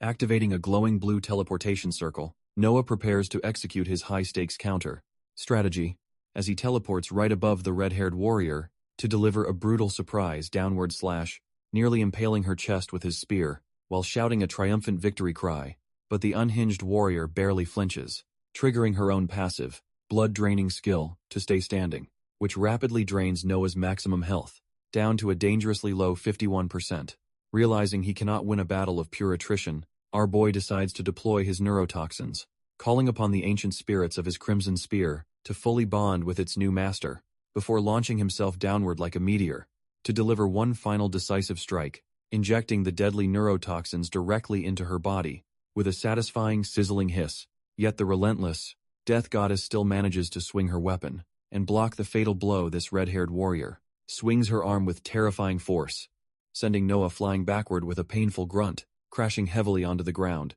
Our boy spits blood while cursing her. Relentless cheat code, physical power, but he quickly gets back on his feet as a dark, ominous aura begins to swirl around him. Unleashing his ultimate Void Hunter skill, Noah channels a massive vortex of destructive, black energy before swinging his spear to launch a devastating wave of dark power straight at his opponent, catching the unhinged warrior completely off guard. As the dark energy tears through her defenses, cleanly severing her entire arm with a sickening snap that sends blood spraying everywhere. Naturally, her ridiculous healing factor immediately kicks in, knitting the bloody flesh back together with creepy tendrils, prompting Noah to activate his next magic circle before she can even finish regenerating, charging forward with his glowing, crimson spear. To finally put an end to this endless nightmare, Noah drives his spear straight through her chest, hoping this final plunge finally ends her. But her passive blood drain skill instantly triggers, siphoning his life force directly through the weapon, as she takes a heavy splashing step forward.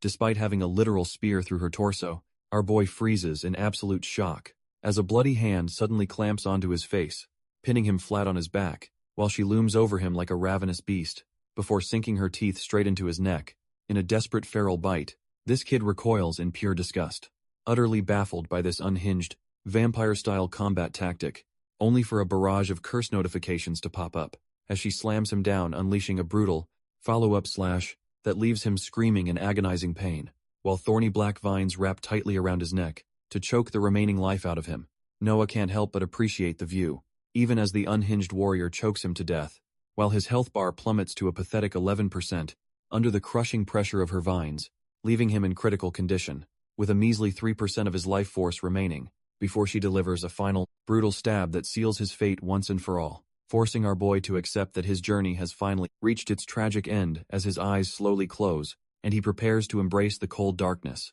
drifting away into a silent void, while a glowing, spider lily blooms beneath his falling body. A massive, bright, Lesustim notification pops up to officially confirm his demise. Suddenly, Noah wakes up in a cosmic realm, staring at his own death screen in utter confusion, only to freeze when a familiar voice suddenly calls out to him from the dark. Noah stares in disbelief as Tony, his bat-like familiar, suddenly starts speaking in a high-pitched voice. This little bat explains, they are currently floating in a bizarre realm, where reality and dreams mingle, confused by the cryptic spiritual jargon. Our boy demands a much simpler explanation from his pet. Tony warns that losing this mental battle of wills means his soul will be gone forever, revealing that the crimson rod is actively eating away at his life force. In the real world, looking at his glitching system screen, Noah realizes his body is technically still clinging to life. His familiar clarifies that his mind only thinks he died because of the brutal beatdown he took, prompting Noah to ask how exactly he is supposed to force his mind back into the fight. But the little bat's vague suggestion of fighting together only leaves him scratching his head, until Tony suddenly dives straight into his chest, unleashing a massive surge of dark energy. Noah suddenly gasps and clutches his throat, as a massive surge of dark energy floods his system, clutching his head in absolute agony, as Tony's power forcefully merges with his own consciousness, while his familiar urges him to focus and finally reclaim control over his battered mind, allowing our boy to shatter the illusion of death and blast his way back to reality. Back in the physical world, the red-haired warrior stands triumphantly over Noah's seemingly lifeless body, only for his fingers to suddenly twitch, as he forcefully drags his consciousness back to life, grabbing the shaft of his spear to pull himself up, despite the thorny vines wrapping around him, leaving the unhinged death goddess completely speechless. As her supposedly dead opponent stands right back up, she instantly leaps backward to gain some distance, her crimson blood spraying across the shallow lake, landing heavily on the water. As she prepares to defend against his sudden, impossible resurrection, Noah stands tall amidst the dark aura, declaring that this brutal deathmatch is far from over, though his battered body is still shaking violently under the crushing weight of her thorns, as his newly activated symbiote metamorphosis triggers a massive 25% boost to all his stats, giving him exactly 60 seconds to completely obliterate his opponent. Before his time runs out, he lunges forward, their weapons colliding in a spectacular shower of sparks and raw power before he delivers a devastating slash that tears right through her defenses with absolute precision. But as he skids to a halt, he suddenly senses something incredibly strange happening, realizing his bat familiar is actively modifying his body to handle this overwhelming, dark energy, as his left arm forcefully mutates into a massive, terrifyingly sharp demonic claw, and his eyes glow with a feral blood-red light, ready to unleash absolute chaos. Noah flashes a wicked grin with his newly mutated,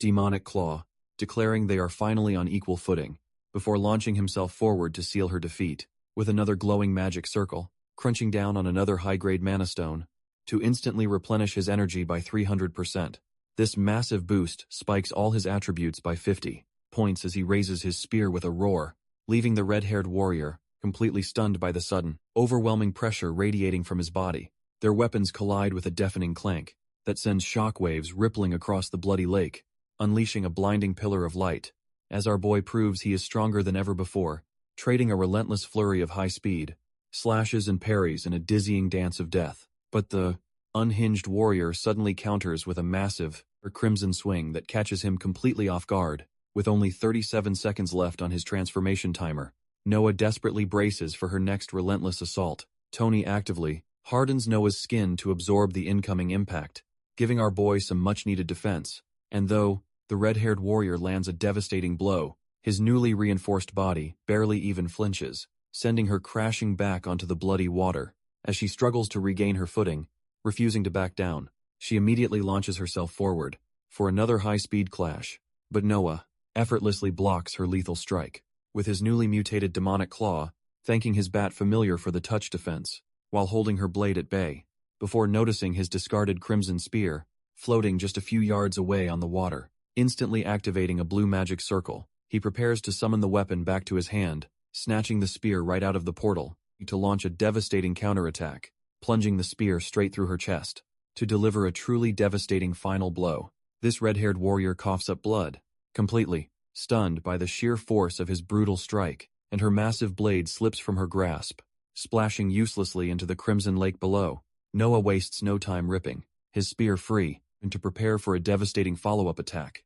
while the unhinged warrior spits more blood, desperately trying to steady her trembling legs. But Tony is already working overtime, eagerly offering yet another physical mutation to secure their victory. Lets our boy launch a gravity-defying high kick, wrapped in destructive purple energy, cleanly slicing through her thorny vines, and leaving her completely defenseless in the water. Suddenly, a barrage of bloody spikes erupts from the lake, forcing Noah to brace himself, as he effortlessly shreds them to pieces, with a flurry of lightning-fast spear strikes, leaving him with a measly 17 seconds to finish this crazy deathmatch. Once and for all, this red-haired warrior unleashes her full power, forcing Noah to block another desperate heavy strike. But as she tries to drain his life force, our boy activates his own counter-drain skill, leaping high into the air to prepare a devastating downward strike with his spear, pouring every ounce of his remaining energy into this one final make-or-break plunge, which crashes through her guard with a deafening, metallic screech that echoes across the lake,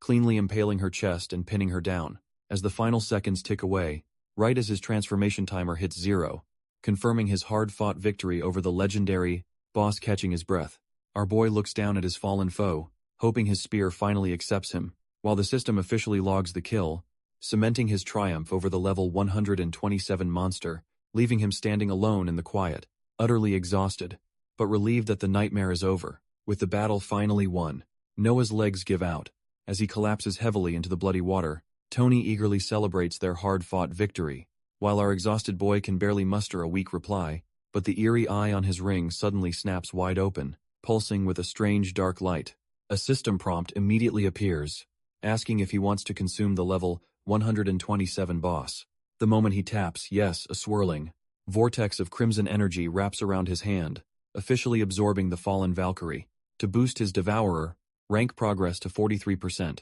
another notification pops up, to confirm that the legendary Spear of Crimson End has finally bonded with him, before he suddenly wakes up, floating naked in a glowing pool. While a sassy peacock watches him, this feathered spectator admits she never expected him to survive such a brutal, near-death experience, explaining that he is currently soaking in a tub of pure life force to heal his shattered body. This sassy peacock explains that the crimson rot completely devoured his clothes during the intense battle, prompting our boy to look down at his reflection, only to let out a shocked gasp as he stares at his newly mutated body. wearing a glowing red eye and intricate dark tattoos, realizing he now looks like a straight-up villain, instead of a heroic fantasy protagonist. But the peacock reminds him that this demonic makeover is what actually kept him breathing, pointing out that his newly acquired, legendary spear is now a permanent part of his soul, which he tests out by effortlessly spinning the weapon to feel its perfect natural balance, until a sudden system chime interrupts his practice,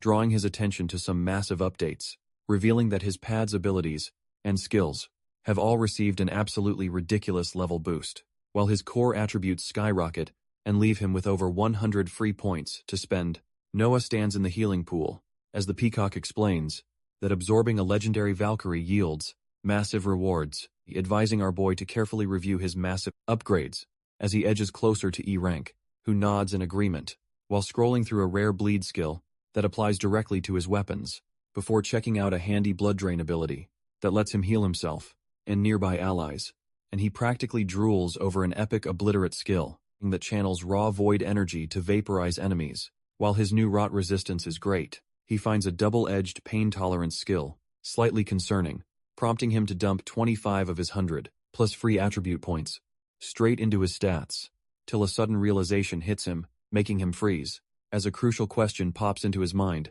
this sassy peacock quickly clarifies that he avoided deadly mana backlash because the fight happened in a dreamscape, sending our boy off to find his host. While the bird happily returns to her peaceful slumber, leaving the healing pool behind, Noah walks away while the sassy peacock watches him go, as a swirling, blue portal suddenly materializes in front of him to take him home. He offers a quick word of thanks to his avian savior, before stepping into the light, which deposits him right back into the middle of his host's massive, luxurious library. Our boy steps out of the portal, immediately greeted by a familiar voice, welcoming him back, only to find his host and the peacock goddess Aurelia casually playing a game of chess. They discuss his reckless behavior, noting that while he is lucky, luck is incredibly fickle, until his host dramatically surrenders the match, betting she was completely outclassed by her opponent. Walking up to the table, Noah remarks on how close the two ladies have suddenly become, but his host immediately roasts his new demonic look, which he proudly defends as pure badassery.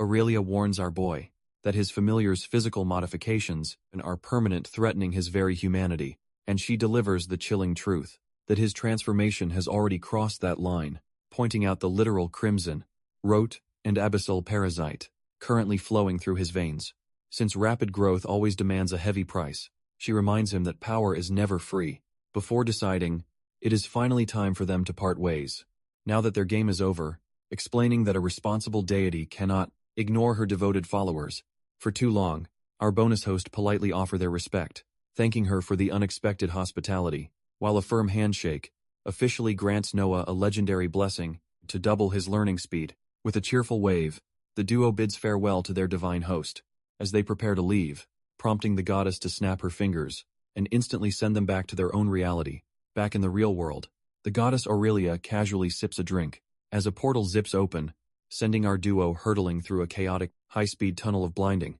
multicolored light, only for Noah to face plant spectacularly onto the floor, with a painful thud, leaving both of them groggy and nursing massive headaches from the sudden dimensional shift, but their recovery is cut short by the sudden, ominous sound of heavy footsteps approaching, as a squad of armed guards rushes into the hall to investigate the disturbance. Instantly spotting Noah's new demonic look, the guards mistake him for a dangerous void beast, and before our boy can even explain, they aggressively tackle both of them to the ground, pinning them down under a dog pile of heavy armor, while shouting to keep him suppressed, which triggers a system warning that completely locks his abilities and leaves him utterly helpless. Just as things look completely hopeless, a booming voice commands the guards to stand down, revealing a heavily armored lizardman captain, who immediately places them under arrest for trespassing, keeping our boy pinned to the floor, while the captain steps closer to inspect them, before ordering his men to throw both intruders straight into the local holding cells. This massive squad of guards wastes no time,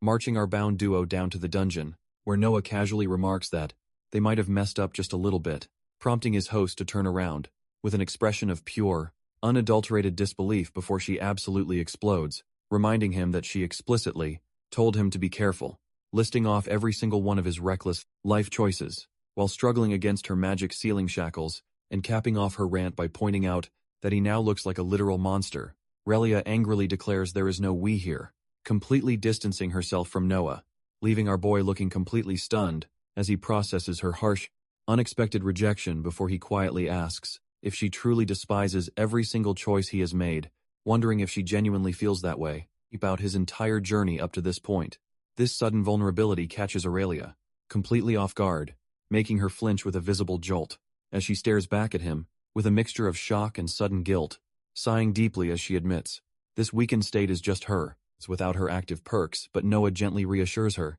saying he actually prefers this, much more honest version of her. Softening up, she quietly apologizes, admitting that he did not actually deserve her entire, angry lecture, though our boy just smiles, fully owning up to his own reckless and idiotic behavior. Noah sheepishly admits his habit of acting, way before thinking, which Aurelia immediately agrees with, and the two of them sit in silence, processing their ridiculous predicament in the dark cell, before they both burst out laughing, finding some dark humor in their shared misery, until the heavy echo of footsteps down the corridor cuts their little bonding moment short, as a guard approaches their heavy metal door and slides a key into the lock, swinging it open with a loud creak, to inspect his two bound prisoners, demanding their names while holding a glowing, blue holographic tablet to record their answers, which instantly pulls up Aurelia's official profile. As a registered near D-rank adventurer, he asks why she entered the rift, prompting her to blame it all on Noah, leaving our boy sweating bullets, as he wonders how on earth he will explain his paths.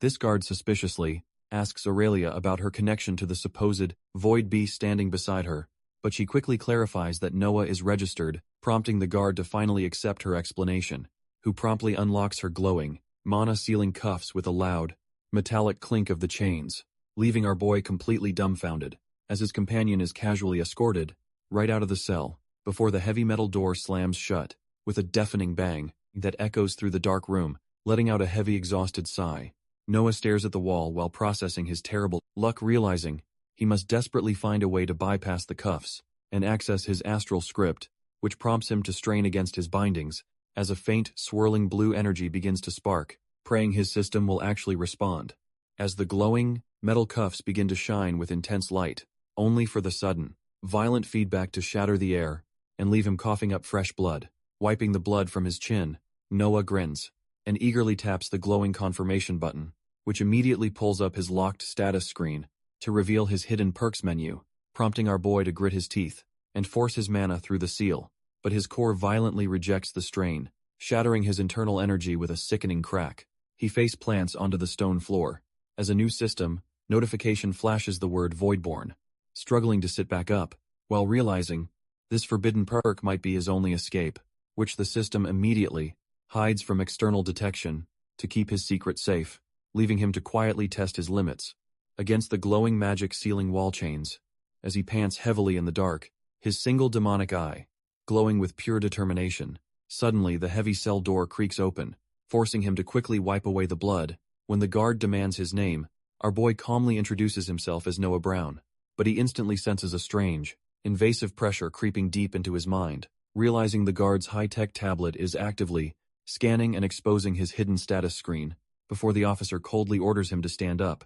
and follow him out, leaving Noah to ask for his cuffs to be removed, only to get rejected. He is brought before a fancy elven noble, who questions his status as an outer worlder, while Aurelia stands beside him, looking completely serious, as she prepares to defend him, explaining to the skeptical noble exactly why Noah lacks any official kingdom registration, before boldly stepping forward to personally vouch for our boy's character and safety, leaving the noble to ponder the bizarre nature of Noah's unique abyssal fusion. This elven noble points out that Noah illegally entered an astral rift, risking total destruction, but his companion calmly counters that a divine creation wouldn't collapse so easily. Though, the governor insists that laws must be respected to prevent dangerous precedents, until a guard suddenly rushes up to the desk to whisper some urgent news, delivering a secret update that makes the noble's eyes widen in sheer disbelief. Hearing footsteps behind him, Noah glances back to see who just entered the room, and his heart skips a beat as he recognizes the unexpected visitor, revealing Miss Ney walking in with absolute confidence and a very serious expression, as she casually strides right past our nervous hero to address the governor, politely apologizing for the trouble, while the noble quickly reassures her she isn't responsible. Miss Ney shoots a sharp glance, claiming her guild always honors its word to recruit new talent, meaning Noah is officially one of theirs, provided he actually agrees to join their ranks. This governor sighs and asks our boy directly if he plans to sign the contract, prompting the heavy, magic sealing cuffs to instantly snap open, with a satisfying metallic clink. Suddenly, Miss Ney delivers a swift kick to his shin, to keep him from hesitating, threatening to leave him to rot in this dungeon, if he doesn't sign immediately, leaving our boy with absolutely no choice, but to tap the glowing confirmation button. The paperwork finalized, Miss Ney politely apologizes one last time, before leading her group out, as they finally step out of the Grand Palace, and back into the warm sunlight, where Miss Ney immediately turns around to remind Noah that his troubles are far from over. Turning around with a sharp glare, Miss Ney reminds him of the absolute headache he caused her, which only earns a clueless, sweating response from our boy, as he tries to play dumb, prompting her to deliver a swift,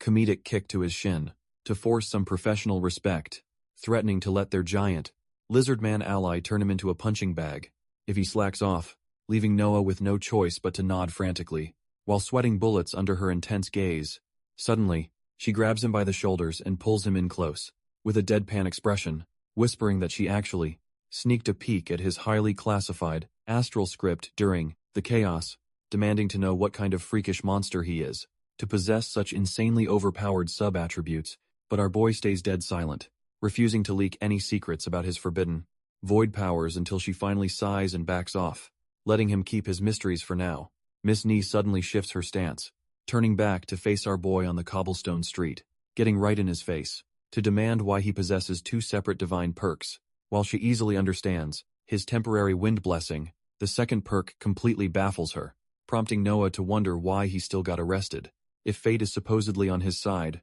But she explains that even gods must respect local laws to prevent absolute chaos, admitting she pulled some major strings with the governor to secure his incredibly lucky release, before asking if he knows anyone else, marked by this legendary fate-altering status, only for our boy to admit his memories of arriving here are completely blank. Stopping in her tracks, she sighs in disappointment, after realizing he isn't actually lying, casually kicking a small pebble away, while asking if he knows what an ascendant is. She explains that ascendants are legendary entities, whose names are completely hidden by 5 question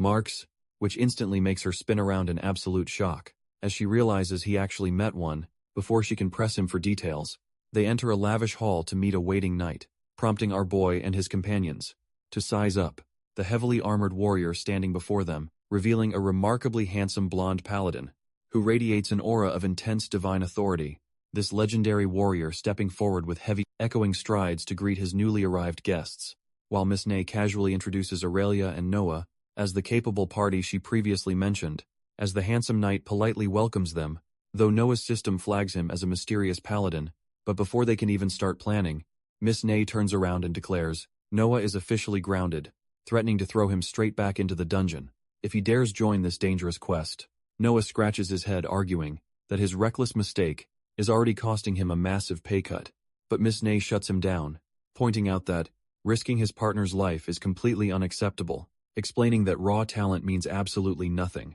if his own teammates can never trust him, while wondering how Aurelia has managed to stay so incredibly patient with his constant nonsense, prompting the warrior woman to step forward and defend him, admitting he is indeed reckless, adding that our boy has actually saved her life on 2 separate occasions, which is why she is fully prepared to give him another chance to prove himself, insisting that his unique skills will be absolutely invaluable for their upcoming high-stakes quest. Sighing at their stubbornness, Miss Ney relents and orders them to be vetted by West, first leaving the handsome paladin to lead the group deeper into the grand hall. For their test, West explains he is about to activate a specialized holy skill designed to sniff out pure evil, specifically targeting anyone associated with dark cults, necromancy, demons, or any other unsavory undead creatures, promising that innocent souls will feel absolutely nothing but a comforting and warm light, while Aurelia remains perfectly calm. Noah gulps hard, as his internal panic button starts screaming,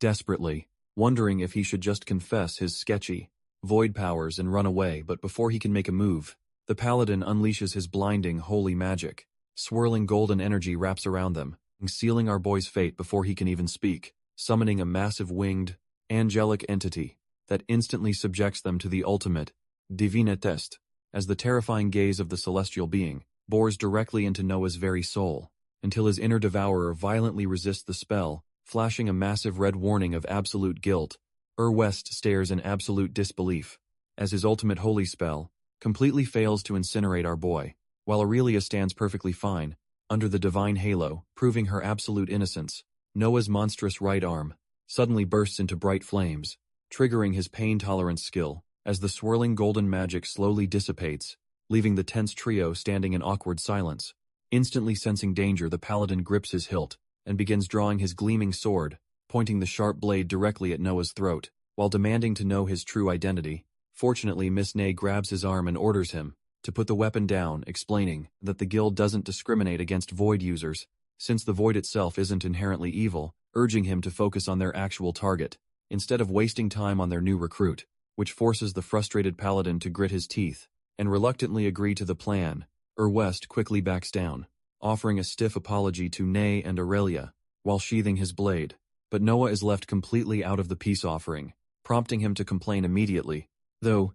the paladin coldly reminds him that he only survived thanks to his friends, which our boy responds to by casually flipping him off. The second his back is turned, moving things along, Miss Ney taps the mission files to finally get their strategy meeting started, explaining that their primary target is actually Aurelia's treacherous former party of rogue adventurers. Sitting around the lavish table, she asks the group for any intel they have on these traitors, prompting Aurelia to reveal that they are dealing with a highly coordinated trio of killers, specifically naming their targets as the dangerous combatants, Garrett Evans and the mysterious Alta, starting with Garrett, a heavy, hitting D-rank brawler, who leads the squad with a massive broadsword. Next is Evans, a versatile E-rank ranger, who handles both long-range sniping and dirty, close quarters, combat, and finally Alta, a creepy blood mage specializing in healing her allies. During a chaotic brawl, Miss Ney emphasizes that their best bet is a swift, brutal ambush to end things instantly,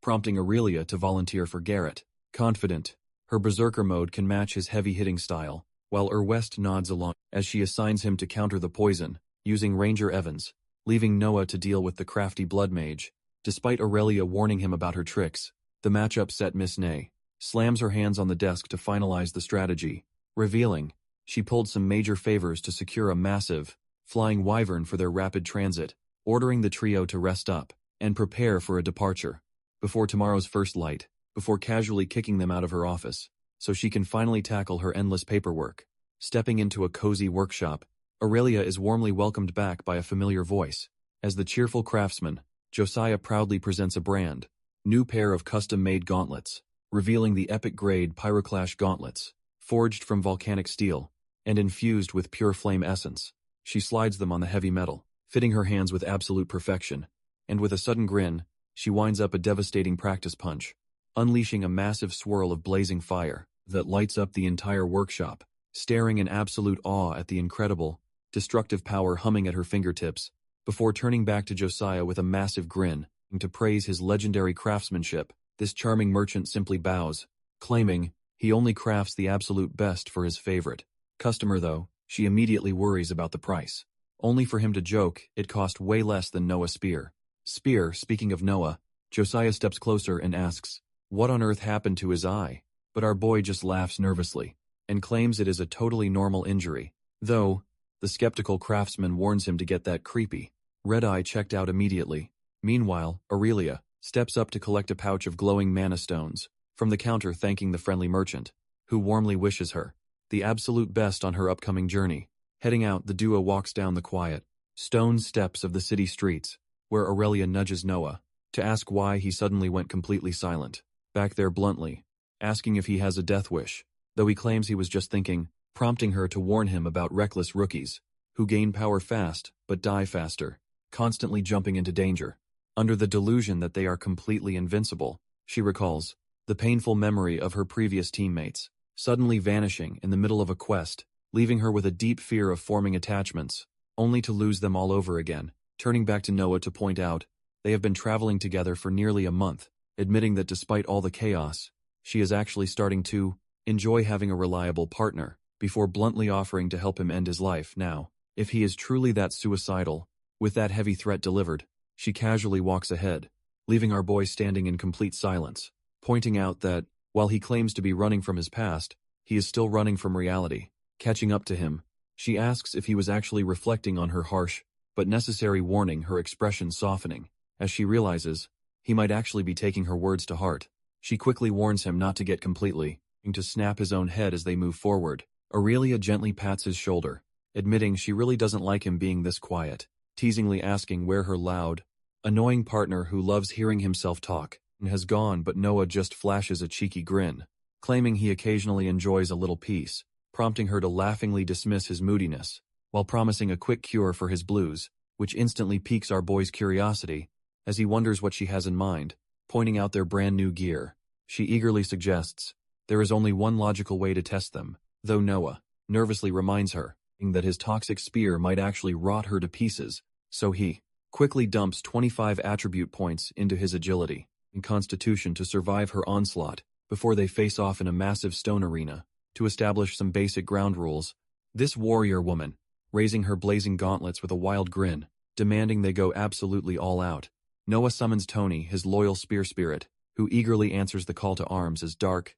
shadowy energy begins to hiss and swirl violently from his demonic ring, wrapping around him like a sinister cloak, while he readies his toxic red spear, leaving Aurelia genuinely impressed by how easily his multitasking familiar handles the transformation. Before the two partners take their positions and prepare to clash in earnest, Aurelia instantly closes the distance, launching a blazing punch straight at our boy's head, but Noah barely manages to block the heavy strike with his spear shaft, realizing with a nervous grin that her new gauntlets pack a serious punch. Suddenly she blinks forward in a flash of blue light to catch him off guard, forcing Noah to quickly tap into his newly upgraded agility to dodge her next move. Noah swings his toxic red spear with blinding speed, trying to keep her at bay, but Aurelia easily deflects the strike with her heavy gauntlets, praising his decent effort, before charging right back in with a fist, fully charged with blazing flame magic, forcing our boy to instantly blink high into the air to avoid getting incinerated.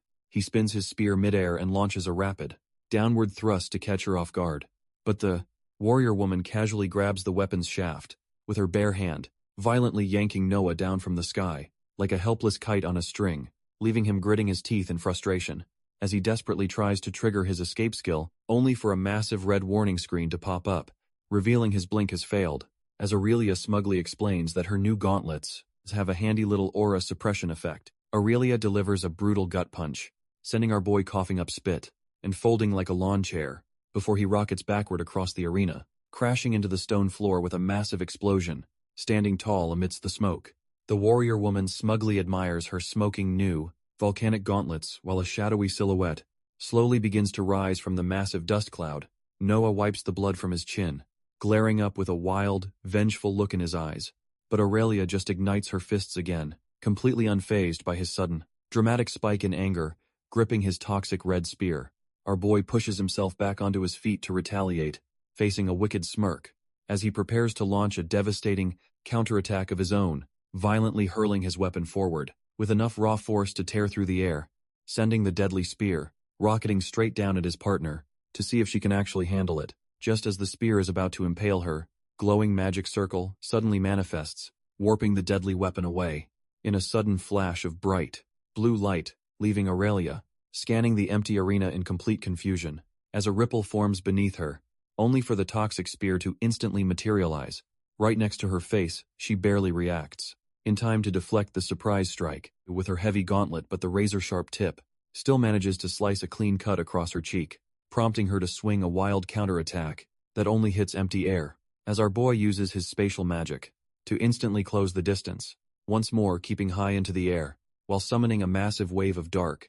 shadowy energy before bringing his spear crashing down against her raised gauntlets. In a deafening explosion, this impact of their clash sends a massive shockwave cracking through the stone floor beneath them, but Aurelia just grins and prepares to retaliate with a fully charged counterpunch, which Noah early manages to deflect with his spear shaft, as sparks fly everywhere, prompting our boy to flash a wicked smirk, while preparing his next magical trick, instantly warping around the arena, to launch a relentless barrage of strikes. From every angle, this warrior woman, gritting her teeth, as she desperately raises her heavy gauntlets to block, only for Noah to suddenly activate his blood drain skill to completely bind her, materializing right in front of her face. With a smug shout of victory, leaving Aurelia wide-eyed in sheer disbelief, as she realizes she's been completely outmaneuvered, but she quickly recovers. Igniting her volcanic aura to meet his final, devastating strike, Noah lets out a fierce battle cry, as he channels his spatial magic once more, triggering a massive explosion of fire and shock waves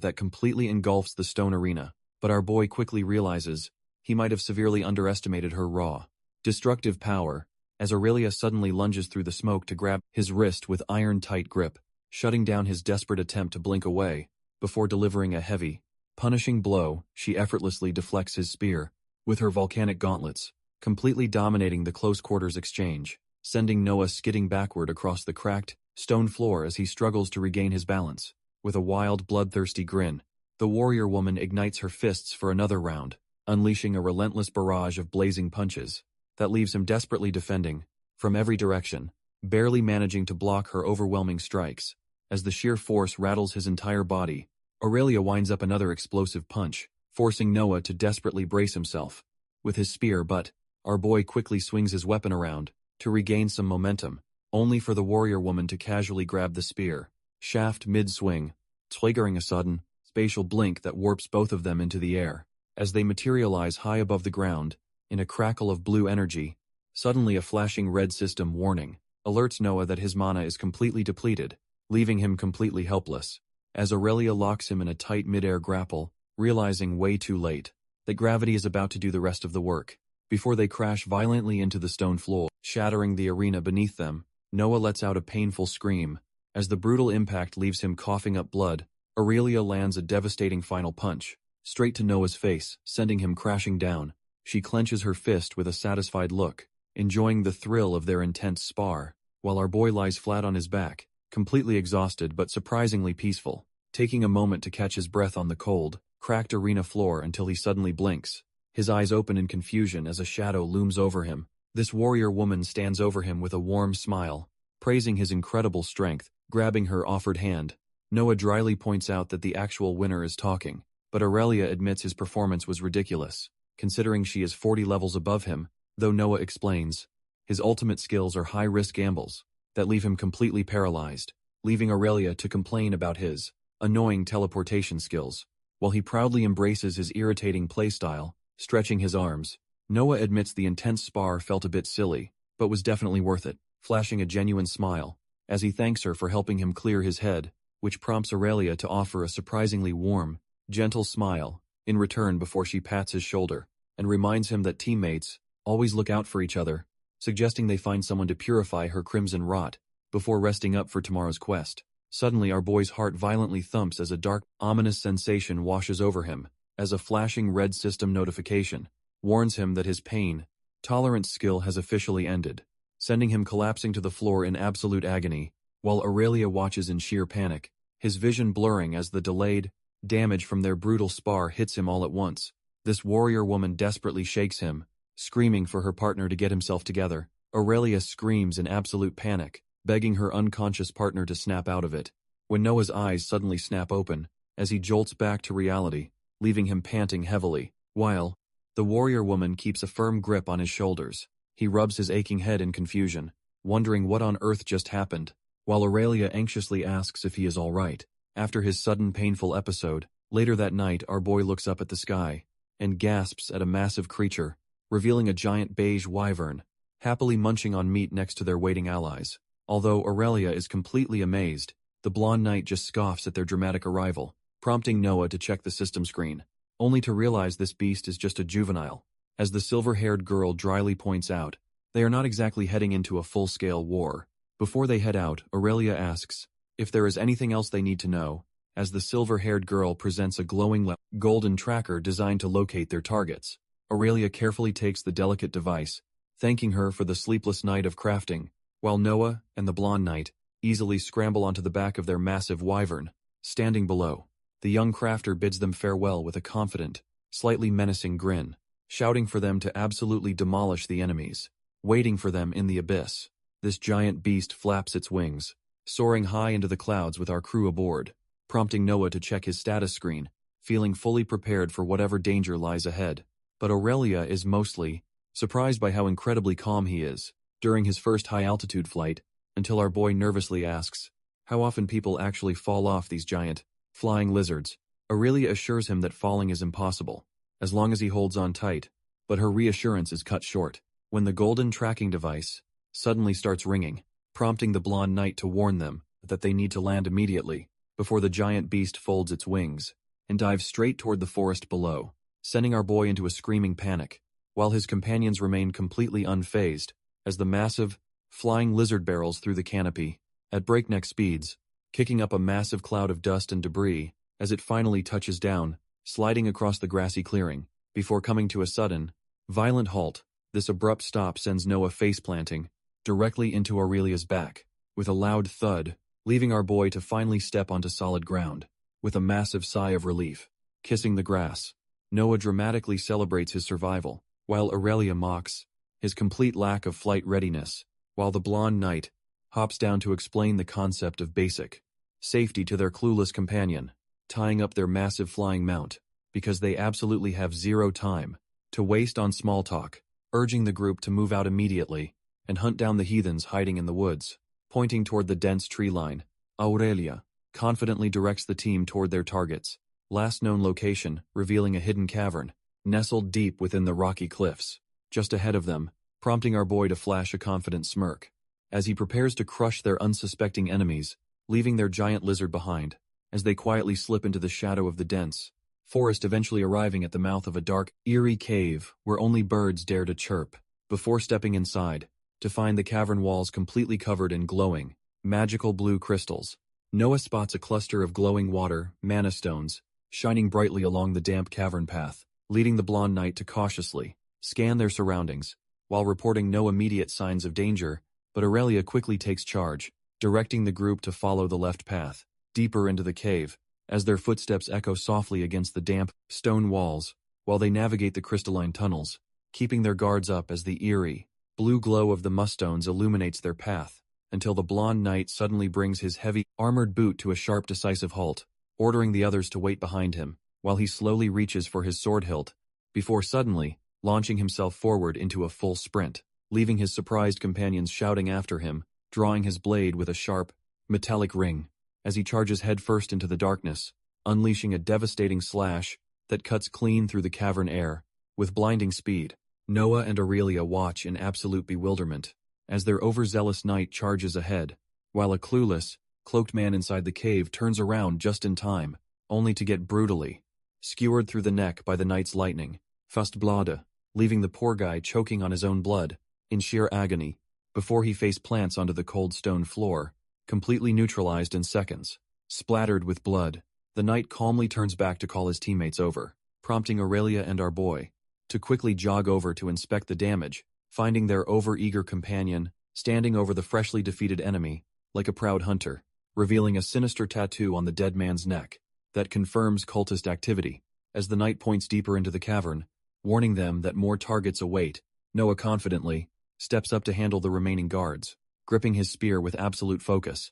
charging down the crystalline corridor. Our boy targets the two unsuspecting sentries stationed ahead, before suddenly warping directly above them. In a flash of blinding blue light, he drives his spear straight through the first guard, instantly ending any chance of an alarm, leaving the second cultist choking in sheer horror, as his partner drops dead beside him. Without wasting a single second, Noah activates his blood drain skill to siphon the survivor's life force, turning the helpless enemy's veins completely pale, until his hand limply drops to the floor, as system notifications confirm 2 quick kills and some easy experience points for our boy. Gesturing for his allies to keep moving, Noah leads the group deeper into the dark cavern, only to freeze as heavy stomps echo ahead, revealing a massive enemy, wielding a giant curved sword. This massive brute is labeled as an abyssal executioner, prompting Aurelia to volunteer as bait, as she channels her fiery energy, preparing to put on a convincing performance, and with a loud thud, she successfully catches the giant executioner's attention, dropping to the floor, and letting out a hilariously fake gasp of distress, before sprinting away while screaming for help, with the big guy hot on her heels, leading him straight into a narrow side tunnel, where their trap is set, completely unaware that he is charging directly into a deadly, 2-man ambush. Suddenly, Noah and the knight dropped from the ceiling to launch a coordinated pincer attack, closing in from both sides with their weapons, primed to slice him to pieces. But the massive brute miraculously blocks both of their strikes. With one sweeping swing, this brute counters with a devastating sweep, slicing through the night and drawing blood, sending both of our boys flying backward. Through the damp crystalline cavern air, Noah barely manages to stabilize himself, completely stunned by the monster's raw power. Landing firmly on his feet, the giant executioner turns his attention back to Aurelia, but his smug confidence instantly vanishes when he realizes she isn't running anymore. Channeling her fiery rage, the warrior woman charges forward with a massive, blazing fist, unleashing a devastating, explosive punch that connects straight with the brute's chest, sending a massive pillar of roaring flames, tearing through the narrow, stone corridor, slamming the giant executioner hard against the cavern wall, with a bone-shattering impact, seizing the perfect opening. A fast Siduet immediately dashes forward to finish the job. This blonde knight capitalizes on the distraction, delivering a brutal, decisive slash to the giant's throat, and as his heavy boots step forward, the massive brute slumps against the stone wall for a final clean decapitation, completely severs the monster's head from his shoulders, leaving the headless corpse to collapse. As a system notification confirms their high-level victory, massive body hits the floor with a heavy thud, officially ending the brief skirmish. Our boy casually suggests they keep moving, which Aurelia eagerly agrees to, without a second thought, as she presses her armored hand against the heavy stone door blocking their path, prompting the entire trio to put their backs into, pulling the massive barrier open. But as the door rumbles open to reveal a sinister, pink glow, Aurelia suddenly halts them. She holds out her hand to stop the boys, warily peering into the mysterious chamber ahead. Peering inside, they spot the notorious Iron Fists, gathering around a glowing ritual altar. Aurelia grinds her teeth in pure disgust, recognizing the vile cultists standing right beside them. She whispers that 2D rank cultist chiefs are holding 3 caged hostages at the altar, prompting Noah to warn them that they must strike before their trail of bodies is discovered. This blonde knight volunteers to hold the rear, sending our duo to quietly rescue the prisoners. And with a quick nod, Noah signals Aurelia that it is time to move in, slipping past the massive stone doors to find a sneaky path through the shadows, while Aurelia carefully creeps behind a pillar, keeping her eyes glued to the enemy leaders, as Noah uses his stealth skills to seamlessly blend into the dark, stone environment, while the angry cultist chief loudly complains about the disappointing lack of quality sacrifices. The silver-haired mercenary complains about how incredibly difficult it is to capture high-ranking targets, explaining that his team actually caught 5 before the hostages decided to end their own lives, which doesn't sit well with the cultist chief, who demands exactly 5 live sacrifices for their ritual. Suddenly, a flying dagger grazes the chief's cheek, drawing blood and cutting his complaints short, as the mercenary group's hooded assassin draws his blade, tired of hearing the cultist constant whining. Before things escalate, the red-haired cultist chief steps in to play peacemaker and de-escalate the sudden tension, reminding the mercenaries that their entire deal falls apart if they fail to deliver the correct numbers, prompting the hooded assassin to begrudgingly sheath his weapon and fall back into line. Watching this internal drama unfold, from the shadows, Noah carefully plans his next move, spotting a glowing blue magic trap right before he can reach the caged hostages. Flipping past the magical security, Noah quietly approaches the first cage to reassure the terrified hostage, realizing the heavy lock requires a specific runic slate key to open it, prompting our boy to ask if she can draw the pattern on the ground, which she quickly does, tracing the triangular symbol in the dust with her finger, allowing Noah to carefully carve the exact replica onto his own makeshift E, and with a satisfying click, the heavy magical lock instantly pops wide open, instructing her to slip away and find the blonde knight, waiting outside for rescue. Watches as the freed captive quietly sneaks into the shadows of the cavern, while Aurelia successfully guides another hostage out of the ritual chamber, at the exact same time, leaving only one final prisoner to rescue. Before their stealthy operation is complete, Noah slides his makeshift key into the final lock, ready to free their last captive, revealing a chained red lizard man, who looks up in absolute disbelief as the heavy door creaks open. But just as our boy offers a reassuring smile, a deadly shadow looms silently behind him. Sensing the sudden shift in the air, Noah whips his head around in pure panic, only for a glowing green dagger to slice through the darkness, with blinding speed, grazing his cheek and drawing blood before he can even register the assassin's presence. Before he can recover, a brutal, physical strike sends Noah crashing hard onto the stone floor, followed by a barrage of toxic, green projectiles that pierce straight into his chest, System alerts immediately flash red, warning him of severe paralysis and deadly toxin levels, leaving his hand glowing with a sickly green aura. As his body rapidly goes numb, Noah screams in absolute agony. As more toxic, green projectiles pierce straight into his chest, revealing a hooded archer, identified by the system as a deadly potioncraft ranger, who quickly pins our boy down, while the system locks away his magic abilities. Meanwhile, Aurelia finds herself bound in glowing red ropes, as the silver-haired mercenary smugly greets her, prompting the fierce warrior woman to glare back at her captor, and with pure, unadulterated hatred, as he leans in close, mockingly asking how she is still breathing, after their last encounter, but their reunion is cut short, when the red-haired, cultist chief furiously storms over, forcing the mercenary to defend his failed assassination, by insisting her death was supposed to be guaranteed, explaining that he personally delivered her to a secure, cultist hideout near the Lost Woods, leaving the angry cultist chief to complain about the absolute disaster this unexpected survival has created. Turning around with a desperate grin, the silver-haired mercenary insists he can still fix this mess, ordering his hidden muscle to track down the two escaped hostages and drag them back, prompting a massive, bald swordsman to step out of the dark, swirling smoke, while the red-haired cultist chief panics, demanding they just execute everyone and flee immediately. But the smug mercenary refuses to run, pointing out the guild only sent low-rank scouts, leaning in close to Macarelia about their pathetic, failed rescue attempt, only for the fierce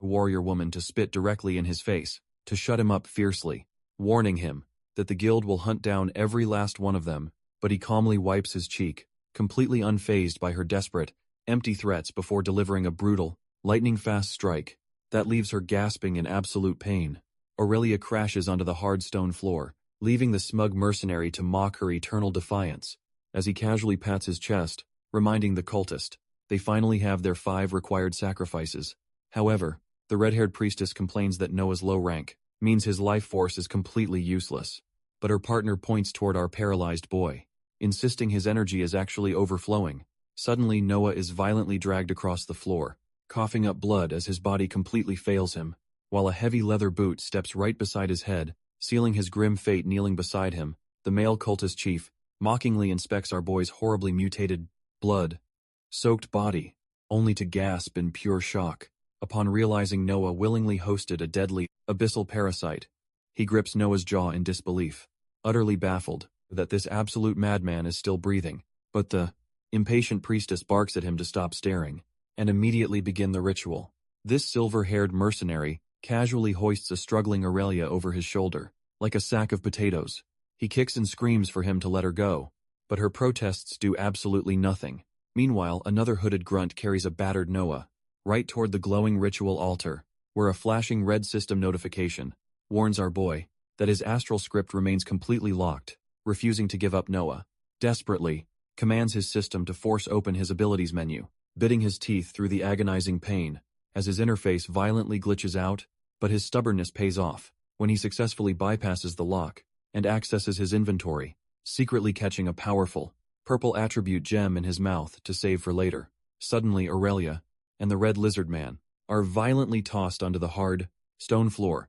leaving Noah to stare up at his captors. As they prepare to initiate the deadly ritual, an ominous pillar of pink light erupts from the altar, signaling the start of their dark ceremony. Wondering why their executioner is taking so long, the male cultist decides to go check, leaving his partner behind, as he walks down the dark corridor to investigate the delay. Meanwhile, the remaining cultists raise their hands to channel their magic into the glowing, sacrificial circle, where our boy lies completely motionless, bleeding from his nose, as the dark energy drains his life. But inside his mind, Noah secretly orders his hidden, abyssal parasite to await his command. All back in the corridor, a mysterious hand suddenly grabs a stone pillar from the shadows, unleashing a blinding flash of light that catches the unsuspecting cultist chief completely off guard, as the blonde knight charges into the corridor, unleashing a devastating slash with his glowing sword, determined to rescue his allies and put a violent end to this twisted ritual. This blonde knight's sudden ambush catches the cultist completely off guard, instantly taking down one of their own, leaving the male cultist chief to scream in absolute, vein-popping fury at the sudden intrusion. But meanwhile, Noah crunches down on his hidden mana stone to trigger a massive stat-boosting metamorphosis, unleashing a violent explosion of dark energy that sends the surrounding cultists flying in every direction, prompting the terrified grunts to completely abandon their posts and scramble for the nearest exit, while the raw surge of power instantly shatters the heavy iron shackles binding our boy's wrists, which also allows Aurelia to ignite her fists with a blazing torrent of pure fire as she roars in fury, ready to unleash absolute hell on her captors. Meanwhile, Noah's eyes glow a menacing crimson as the dark symbiote fully takes over his body. She launches herself straight at the silver-haired mercenary, determined to turn him into a pile of ashes. Aurelia crashes her flaming fists directly against the silver-haired mercenary's massive blade, while the sneaky,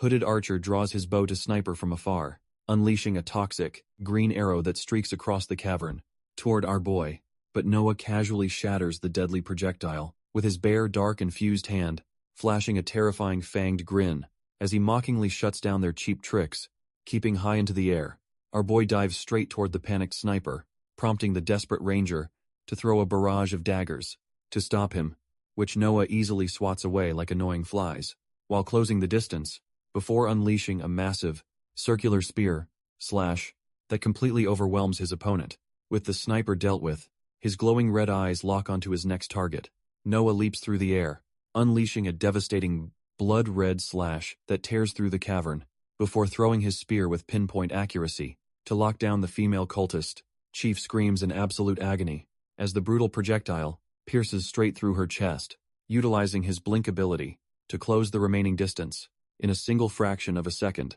our boy instantly materializes right in front of her and grabs her throat in a crushing chokehold, pulling his weapon free to finish her off. While she desperately gasps for air, suddenly a barrage of toxic, green arrows pierces straight through Noah's back, with a sickening crunch triggering a system alert, warning him that he has just been inflicted with a deadly life drain. But he merely glances back, with glowing red eyes, completely ignoring the agonizing pain, casually spinning the priestess around, to use her as a meat shield against the next incoming barrage. Suddenly, glowing red chains wrap tightly around Noah's body, pinning his arms to his sides, but our boy just flashes a terrifying fanged smirk, as if it was his plan all along, instantly shattering the bindings and slicing the cultist priestess in half with a single brutal strike, leaving her lifeless body on the stone floor. He immediately blinks toward his next target, closing the distance to the hooded archer, with his dark infused spear raised to strike, although the agile ranger leaps backward, desperately firing a volley of toxic,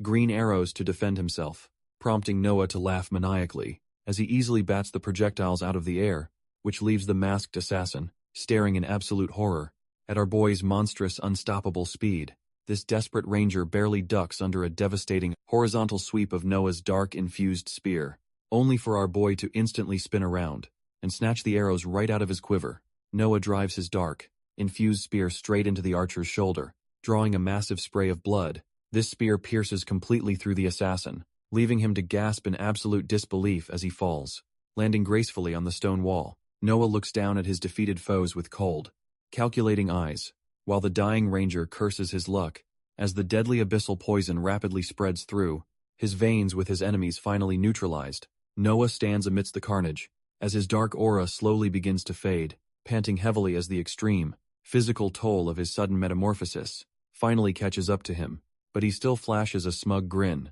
even as the system announces his powerful transformation has officially ended, triggering a massive wave of debuffs, alongside a glorious notification that he is finally ready to rank up. Meanwhile, another hidden sniper draws his bow, aiming directly at Aurelia as she battles the mercenary, unaware that the fierce warrior woman is already roaring in fury, her fist engulfed in fire. Aurelia unleashes a relentless barrage of fiery strikes, forcing the silver-haired mercenary onto the defensive. Sweat drips down his face as he struggles to hold his ground against her overwhelming fury, screaming that he lied to her as she shatters his guard with a devastating blow, before burying a solid, fire-infused fist directly into his chest and knocking the wind out of him. With her target completely off balance, she pursues him through the air like a heat-seeking missile, sending him crashing violently into the stone floor with a bone-shattering impact that cracks the earth. Biting her teeth in pure rage, the fierce warrior woman tightens her fist for the final blow,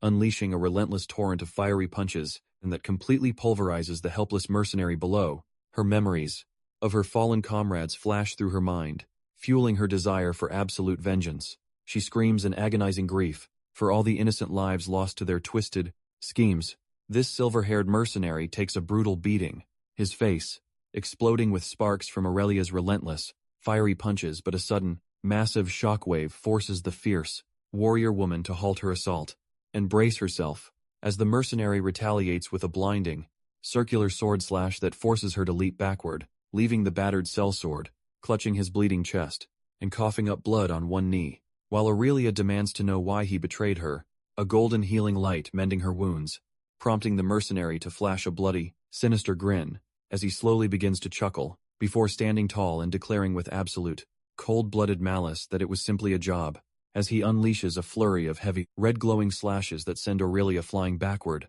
forcing her to cross her armored forearms to block a devastating downward strike, only to realize with dread that each of his incoming attacks is growing heavier than the last. Aurelia braces herself as the silver-haired mercenary prepares to unleash another devastating strike, but she quickly realizes she cannot afford to play defense any longer, leaping high into the air to dodge his incoming slash, with perfect agility for spinning upside down, to channel a massive burst of flame into her fist, crashing down like a meteor, and unleashing a violent explosion of fire, which shatters the stone floor, and sends a massive shockwave through the cavern, forcing the mercenary to slide backward across the stone floor, to keep his balance, though he merely sneers, mockingly pointing out that her low level made her an easy target. Hearing his smug words, Aurelia silently remembers the horrific tragedy of her past, recalling the agonizing screams of her loved ones as they were mercilessly slaughtered, reliving the horror of being forced to slay her own mutated, screaming family members.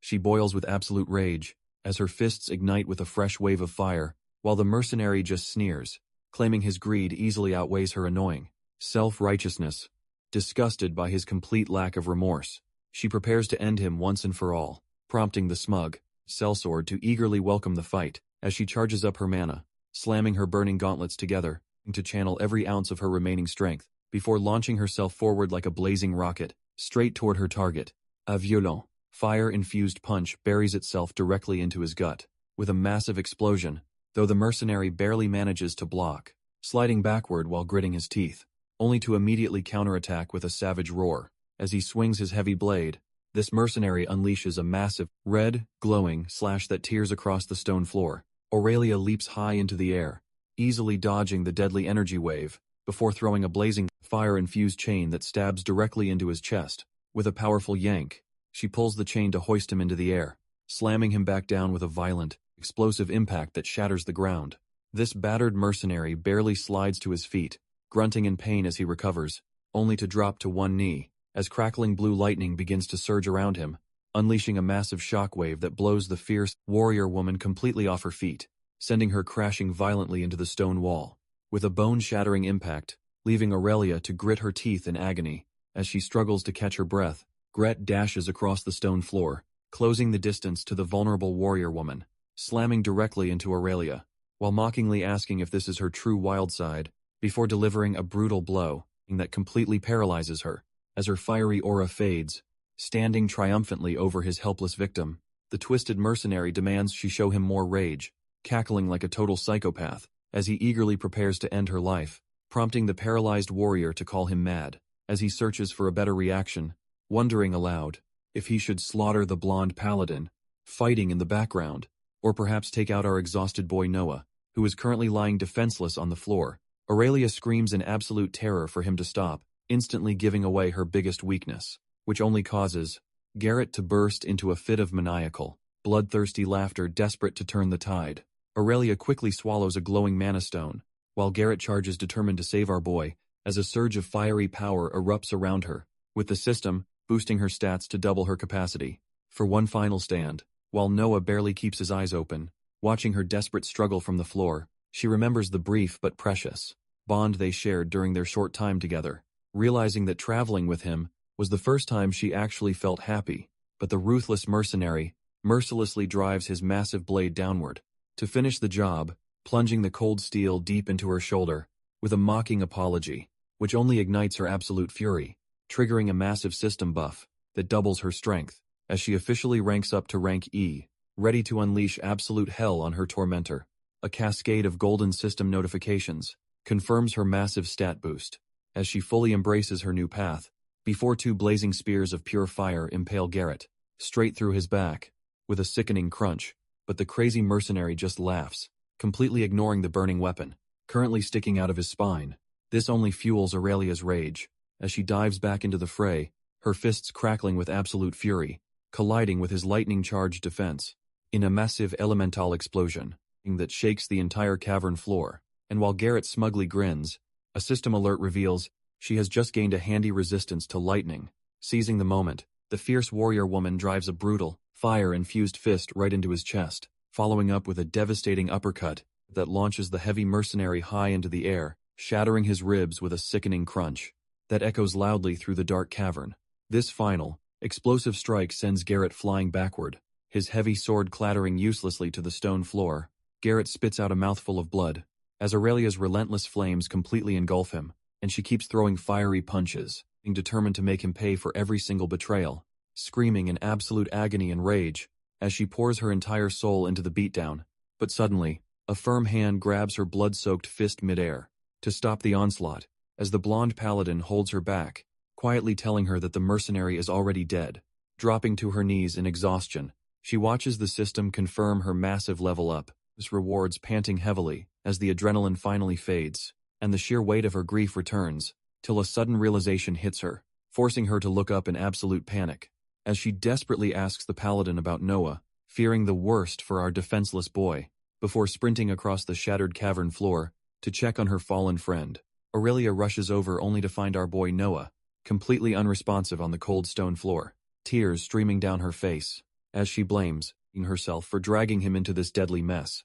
sobbing uncontrollably while cradling his limp, blood-soaked, body close to her chest. The blonde paladin steps forward with a grim look, admitting his healing magic has limits, though his eyes suddenly widen as he senses a faint, lingering spark of life inside Noah, explaining that while he can technically save the kid, there is still one major catch, since his holy goddess might not look too kindly on Noah's dark, demonic powers. Sometime after the chaotic eclipse finally ends, the peaceful night sky returns to the forest, where a tiny, panicked fox dashes frantically through the thick undergrowth to escape some unseen threat, letting out a terrified screech, as a massive shadow suddenly looms directly over it. A vicious horned rabbit with glowing red eyes pounces on the helpless little fox, tearing into its prey with a brutal, blood-splattering strike that ends the chase, instantly, revealing its terrifying system status as a level 27, cannibalistic murder bunny. Leaving the poor fox behind, this bloodthirsty rodent immediately dashes back into the shadows,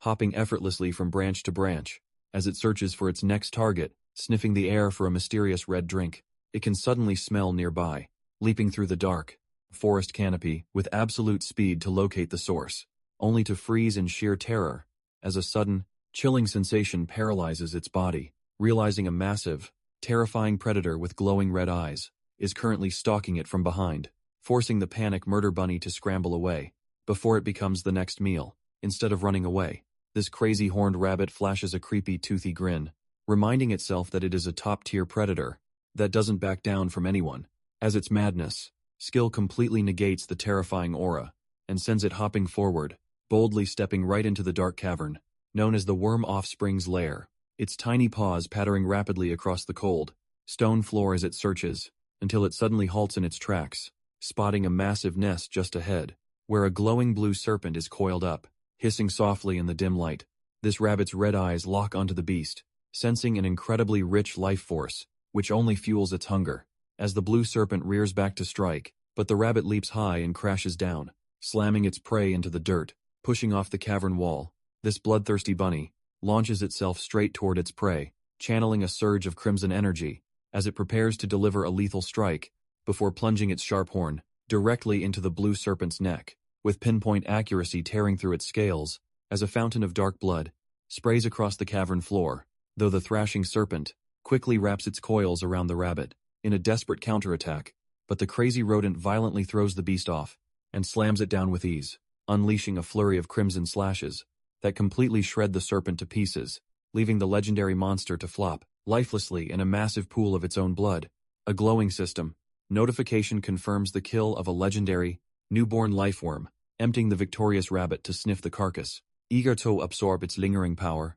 this crazy rabbit eagerly licks the fresh blood, hoping to gain a sweet power-up from its meal, before happily nibbling on the carcass, to absorb every last drop of the serpent's energy, letting out a massive burp. The satisfied rodent stands, triumph emphatically over the leftover scraps, but suddenly a violent surge of crimson energy erupts, deep within its tiny body, unleashing a terrifying high-pitched screech. As the raw power completely takes over, while its single horn splits into multiple, sharp antlers amidst a creepy toothy grin, cascade of red system alerts, it confirms its evolution into a terrifying, draconian jackalope. Meanwhile, a stressed-out guild official slumps over her desk, completely overwhelmed by the endless paperwork, until a sudden loud knock on her office door abruptly interrupts her miserable thoughts, prompting a muscular, blue lizard man in a leather jacket to politely ask for permission to enter. Walking into her office, the muscular lizard man asks if the grim news is actually true. When he asks if the council knows, she reveals she is about to deliver the news.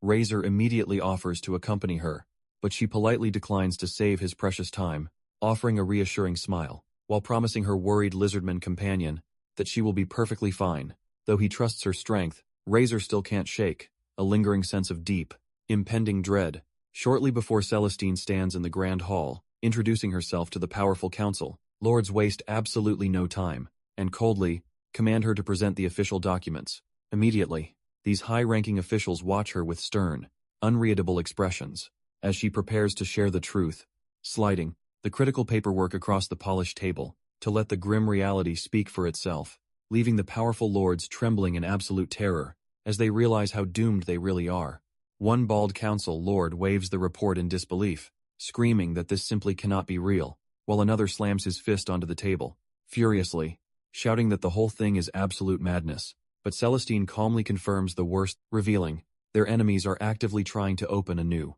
Abyssal Rift, leaving the remaining lords completely speechless, as they slowly connect the dots on what this actually means, realizing that a massive unavoidable war is now the only possible outcome left on the table. Meanwhile, our boy, Noah, is resting peacefully in a quiet clinic room, with Aurelia watching over him, until he slowly opens his eyes, revealing a single, glowing red pupil that hints at his demonic side. Turning his head slightly, he spots the exhausted warrior woman, fast asleep in the chair beside him, and the slight rustle of his movement instantly wakes her up, her sharp eyes snapping wide open. Sitting up with his torso heavily bandaged, Noah quietly stares back at his loyal companion. In silence, Aurelia stares at him in absolute silence, her eyes wide with sheer disbelief, before suddenly reaching out to pinch his cheek, to make sure she isn't dreaming, only to pinch her own face next, and realize that yes, it actually hurts. Tears instantly well up in her eyes, as the overwhelming relief finally hits her, but instead of a warm hug,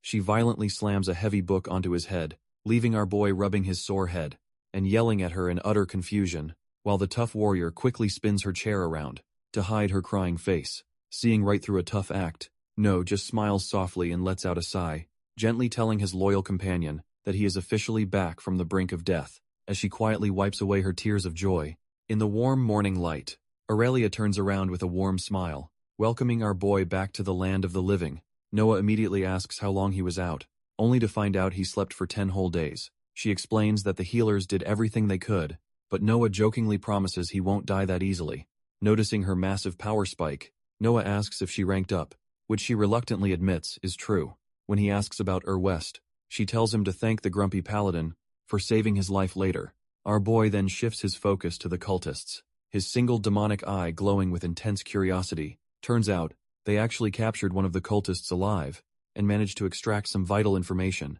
Before she can leave to fetch a healer, Noah calls out to stop her from walking away. He brings up her previous question about his death wish, catching her completely off guard at the door, explaining that, while a goddess offered him eternal paradise, he ultimately chose to return and keep fighting. Noah flashes a confident smirk, pointing out that he has a very important promise to keep, which earns him a supportive thumbs up from Aurelia, before she heads out to find a healer, leaving our boy alone to witness a massive cascade of completed quest notifications, flooding his vision, stretching his limbs. Noah grins, as the system unlocks a brand new party feature and multiple path upgrades, while his passive skills level up to intermediate, boosting his resistance to soul attacks and rot. Now has 34 free attribute points to distribute, as he pushes open the clinic window, letting the cool morning breeze wash over him, as the system prompts him to rank up. Looking out at the horizon, he reflects on the incredibly long, brutal road he has traveled so far, remembering the desperate struggles,